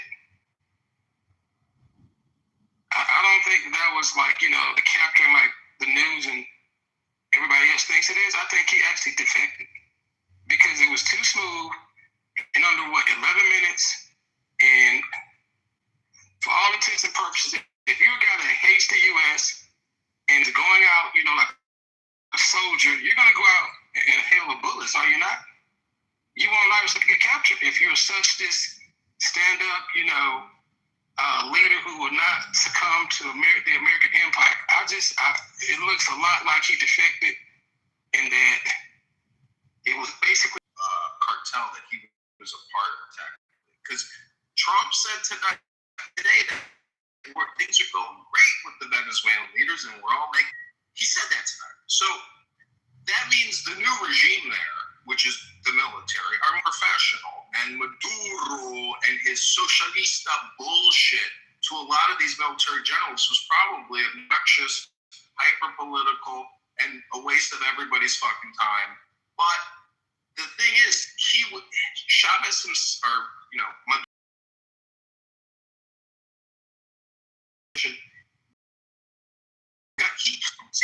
he might have gotten a special message saying, hey, we're going to give you a sweetheart deal, but you got to be patient. And him and his wife are living in New York, and they're going to basically live like Bashar Assad lives. I'm just saying. He knows everything about all the different. He will be a great resource for information to understand the true networks, with these different foreign nations. I think it was a perfect defection, which is good that they have people thinking that, we snatched him up. But if I'm in Maduro's seat and I know I will never go down, I'm going out in a hill of bullets. You're going to have to kill me. You won't capture me. You're going to have to kill me.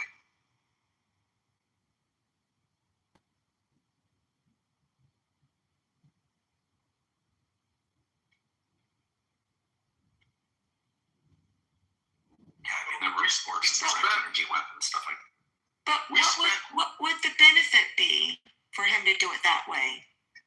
He lives. I think, to the whole point, they were tired of him. I think they were tired of his bullshit, communist socialist ways, and he saw a way out. And again, he understands a lot of what China, Russia, and Iran wants to do because he was part of that network in the inner sanctum of it. And if we flip him, you know what kind of intel we would have for the next 20 or 30 years? Up against one wall, he was up against 2 walls, 3 walls, 4 walls, 5 walls. Maduro he's lucky he's alive. I knew the U.S. was going to come in. So now he could say, listen, guys, don't come kill me. I'll come. We'll make it look like you come get me. I can just tell you, and I did preface it by saying it's a bit conspiratorial, but just imagine it again, in under 11 minutes, you go into, I guess, the most fortified compound in Venezuela, and you grab it without him, kind of aggression. But if he does have some type of sweetheart deal, and it was CIA or something like that, I don't know if you saw this, but the CIA vaults, it came out that the whole Russiagate thing, was actually concealed in a CIA vault or a CIA cave. In the same as caves and the federal government has caves full of documents, the CIA has their own warehousing system. And Brennan and Obama and even Tulsi Gabbard's damning report on Obama seemed to do nothing in terms of Obama's aura, his credibility, his position. And so, anyways, it is what it is. I mean, if Iran capitulates and these non-extremists or less extremists, because he says they're going to hit him for the next couple of weeks, that's bluster. That means the Iranians are thinking, oh my God, this is the apocalypse. But if he says we're going to hit him hard for 3 weeks, that's like saying, all right, let's hit him for 4 hours and then we'll see what they say at the negotiation table in fucking Brussels. So it's all speculation. This is all, again, hypnosis, in my opinion. And it's political and it's projection. And we hope that Trump, the miracle worker, is able to create an equilibrium, and there's not an escalation, because there's a lot of other players here that have no problem hyper-escalating the situation to our detriment.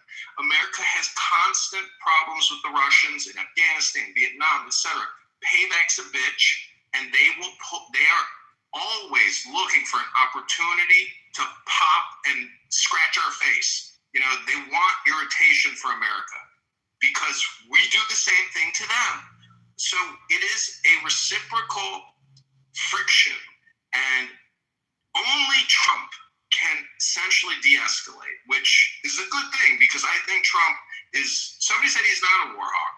And in the chat I put, how's he not a war hawk? He just killed 100,000 people. Like, I mean, to think about that for a second, nobody here will mention it or discuss it, but our brilliant soldiers killed 100,000 people over the past 30 days or so, you know, sinking ships with torpedoes for the first since World War II. This is a major escalation historically. So, and generally, if there is an escalation, you know, in my opinion, I've always speculated that the baby boomers will boom us, meaning that they want to go out with a big dopamine party. And that big dopamine party could mean one of those fucking engineers who's been working on nuclear weapons for fucking 40 years says, time to use one. And next thing we know, there's a bigger fireworks party than we anticipated. Hi. Good to see you, my friend from Chicago, home, a few hours away. And Mr. Right-Minded, woohoo! It's Joe B. How are you? What's going on? Not much. I'm here to enjoy the after party. Yeah, I'm about to shut down in a minute. It's 1:30 my time, and I gotta go to bed in just a minute here. So. I figured. Hi, KK. Hi, I was going to. Brad messaged me. I don't think he's going to come back. So, but I'm so happy you came on for one night only. You know, that was good. You got to put 3 people down in the shut the fuck up section, which was lovely. I was waiting on the sound effect. Oh no, I was waiting on that part right there. So I have to come back and do it again sometime. I would love that. We would love that anytime. You know that. You know, some people were talking about Tulsi Gabbard earlier and how she basically hasn't detracted from the president. Like, it seems like she understands that it's political. She's going to run for president, and that's the reason why she wouldn't dare badmouth our president. I agree. I absolutely agree. Something about her you guys don't know about. She is part of a cult, and she is in a cult. And as soon as Biden became the president, the first thing she said was, we all have to get around Biden and support this election results. That was her first response. She was 100% in on Biden. I'll never forget. But the point about the cult is, it's the cult of Maharishi or the cult of Osho. It's one of those types of cults. Her and her husband, God bless them, they're beautiful people. But you have to be aware of what you could call the Transcendental Meditation cult, the TM cult. These are people who are radical, essentially sovereign citizens who are subversives. But I will say, maybe in a good way, not necessarily in a bad way. But because Tulsi did out all the trans cultists at the NSA, she outed like over 100 of them. They had this like mind control thing where they were going on these power walk. You can Google this, look it up. Anyways, I'm just saying she's a beautiful woman. I like her. To me, she's transparent as transparent can be. She's been on that Joe Rogan podcast. She's, you know, a colonel now, or probably a lieutenant colonel in the Army. So she has a destiny, and there's a reason why she's not talking shit about the president, because then she would be a hypocrite if she loves her. So my late husband's, one of his young Marines,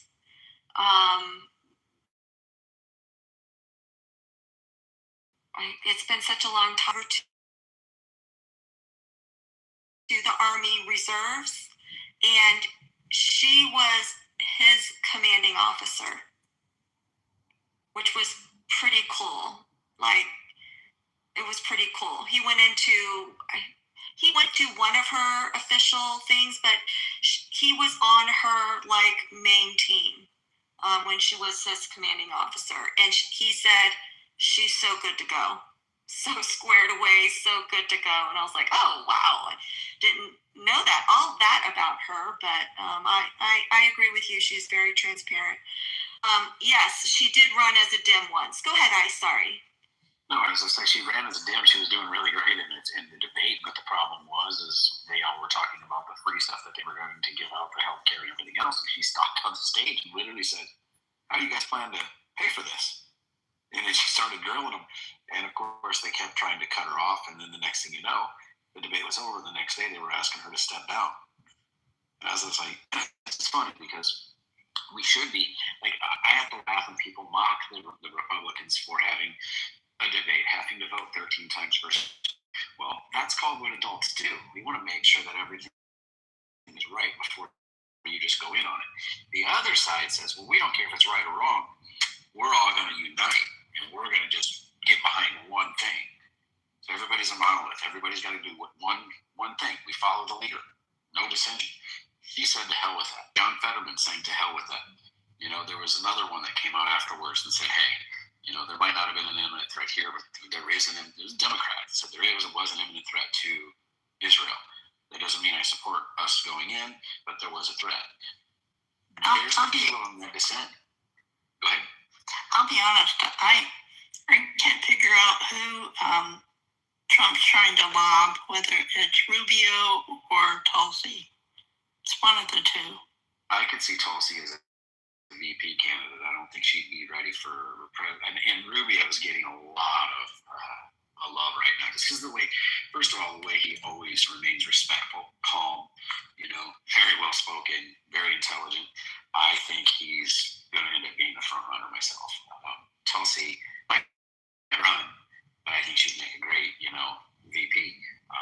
There's some good names that are, you know, I still like David Ramaswamy too. You know, where he turned is when he got into the combative stuff. But everybody on the stage was attacking him because they feared the young guy, the young billionaire who's, you know, built his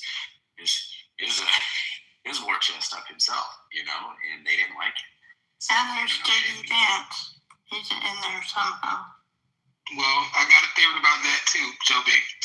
So to Ice's point about Marco, you know, Marco, I think definitely is more of a statesman in the administration right now. The way he's handled himself, and you know, he has the pedigree now, being a senator for a number of different terms, and also being pretty much the best Secretary of State we've seen in a long, long time. And I mean long in terms of maybe 3 or 4 decades. But I do think, and don't be surprised by this, I think JD should take over Turning Point and really kind of rebuild the conservative landscape nationally for the next maybe 4 to 8 years. If Rubio can win with a high quality VP and, you know, get Turning Point back to where Charlie was taking it, because I can see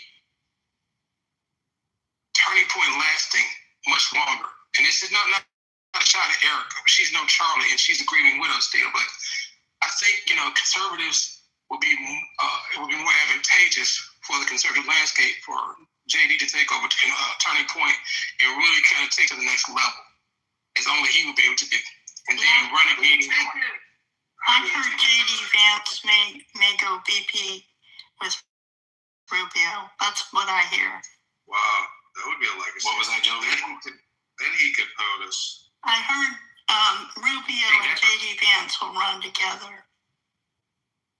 That would be that's a dream ticket, but I don't think JD would take a back seat to Rubio to be another VP for another 8 years. You gotta look at he's looking at it as a career. There's no term limit. His deal is in the White House when JD Vance is in the White House. You know, this whole thing is everybody's got their billionaire backers, and that's really who you're talking about. That's the truth. I'm not saying that it's, you know, malicious or subversive, but when you read about JD Vance, honestly, a lot of this shit is performative. The only thing I remember, you know, after all these years of JD Vance is him yelling at Voldemort in the White House. And I still applaud that, right? But that's the only thing I remember about the guy. So who do you think, honestly, if you, I think Rubio's a great candidate. I think Tulsi could be. I think, J.D. Vance might be pretty damn good. When I look, there's some decent people. They're not, in my opinion, I don't think they're far-right crazy people, right? Tulsi ran as a Democrat, so she's clearly not a far-right person. But who on the left do you think is actually a reasonable candidate that could really be somebody that who's their best candidate, I guess? Because right now, I don't think Gavin Newsom is I don't know that California would even vote for him. That's all they A little closer. That's all they got. What's that? I think Raheem, Obama's old Westmoreland. chief of staff, he was the mayor of Chicago for Yeah, Chicago hates him. He can't even tell him about Chicago. Yeah, if Westmoreland was in Chicago, he's background, and he would be kind of brought in as the Obama 2.0, the clean black guy, all that bullshit like that. But he has a military background. I think Westmoreland could be because he's kind of murky. As far as in the news media, they love him in Maryland. I do think he will pull some of the Rhino vote. So to me, that's who. If it's not Newsom, I think Westmoreland would be the person, because then they'll try to go in and reshore up their quote-unquote black vote, and also he may have an Hispanic VP running mate to try to shore up more Hispanic votes. Is what they've been missing because of Trump. Because Trump got a larger portion of the Hispanic vote, and in terms of the black vote, I think if he gets even 13%, it's going to be a blowout for Republicans. If they get 13%, he got 24%. So I think that's where you may see kind of a dark horse candidate come to the front really quick, because Gavin's going to run out of gas soon. Got too much baggage in California, just too much. That's his hair, If he was going thin up top, I would say he doesn't have a chance. But his hair is strong. If the hair is strong on top, the man's got power. And AOC, if she's the candidate, I would love. Honestly, I would be more hypnotized by AOC than Gavin Newsom's hair. But to me, I like a big booty Latina. Remember when that one guy was talking to her about being a big booty Latina? She got all he was walking up the Capitol steps or whatever. I was dying. But Trump would have to get it. He'd be starting his own stuff with Gavin, because I don't know if you've seen it where they make it look like it was a Beavis and Butthead, whichever one is the darker one, and it does look like it. I was dying, but do you know see what they be doing? Do you know what? They're actually fucking brilliant for this. This is Vance, the frauds are, right? So, duh. And then what's going to happen is Vance is going to use this whole time to kind of collect all the nuggets showing Newsom in such a bad light that he's going to be crushed when it comes to debates. There's going to be so much bad press on him, and all Vance has to turn around and say and do is well, I did this. If you want to eliminate this, then I'm your president. Not Newsom. He allowed all this. I think it was a genius idea to make him that knowing, and Kamala's from California too, so I think it was a good idea. Well, look at all the politicians that are, just raking it in. You get it on everybody, on both sides, really. But he would investigate all of this. I think you have to look at the pre-existing gravity of, the roster of people who have attempted or people who are tangentially, on that path. And it's obvious, well, first of all, Rahm Emanuel, former Chicago governor, has been creating content nonstop. He's crying on camera doing these roundtables. That's funded by Citadel, Ken Griffin in Miami now, who moved out of Chicago. So they're already cultivating and preparing candidates for these next, upcoming campaigns, and it's all content. And so, anyways, people say that there's no political solution to the debt crisis, but I would challenge that that's the only solution, because it will take political leaders to essentially discharge the debt via law. And so until you elect candidates who are actually willing to use the law to discharge the onerous debt on many mega cities they have to use the laws to discharge the debt to the detriment of the banks. But to me, that's the only way to actually save America from, hyperinflation or odorous taxation and odorous hyperinflation. So we have to have smart politicians who are lawyers who work in debt bankruptcy law to essentially help mold America, because we won't have a constitutional convention. No state is going to have a constitutional convention because of politics and the lawyers and the judges who prevent it. So we, the people, as voters, have to be smart and know that we need real patriots who are going to help alleviate the debt crisis. Okay, on that note, I think we need to draw. Are you ready to shut the room down? I am. Okay. All right. Well, friends. Thanks all for joining in and participating. Great feedback, and I'm going to close the room then. Thank you, guys. You're welcome. The dogs are terrible. Go Buckeyes. Thank you. More about your background. How are you? He's a liar. That's me. I swam like a fish. I was in sweat. I did this. and all that. Yeah, I've been to Malaysia, Indonesia, and Thailand, and Singapore. Yeah, what do your military discharge papers say? Honorable discharge. I'm called a D-213. Thank you. I know y'all never heard Swick. I know you never heard Swick, and so when you hear it, you get ready to excited. Come on, Marcus, give it a second. We need to.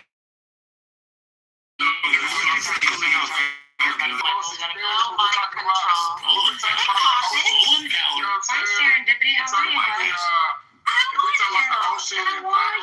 Stolen valor. I'm trying to hear this guy's KD and everyone's talking. Really? Because I kind of just thought everybody The was stolen valor guy's talking. Hold on, everybody, let the stolen valor guy talk. talking.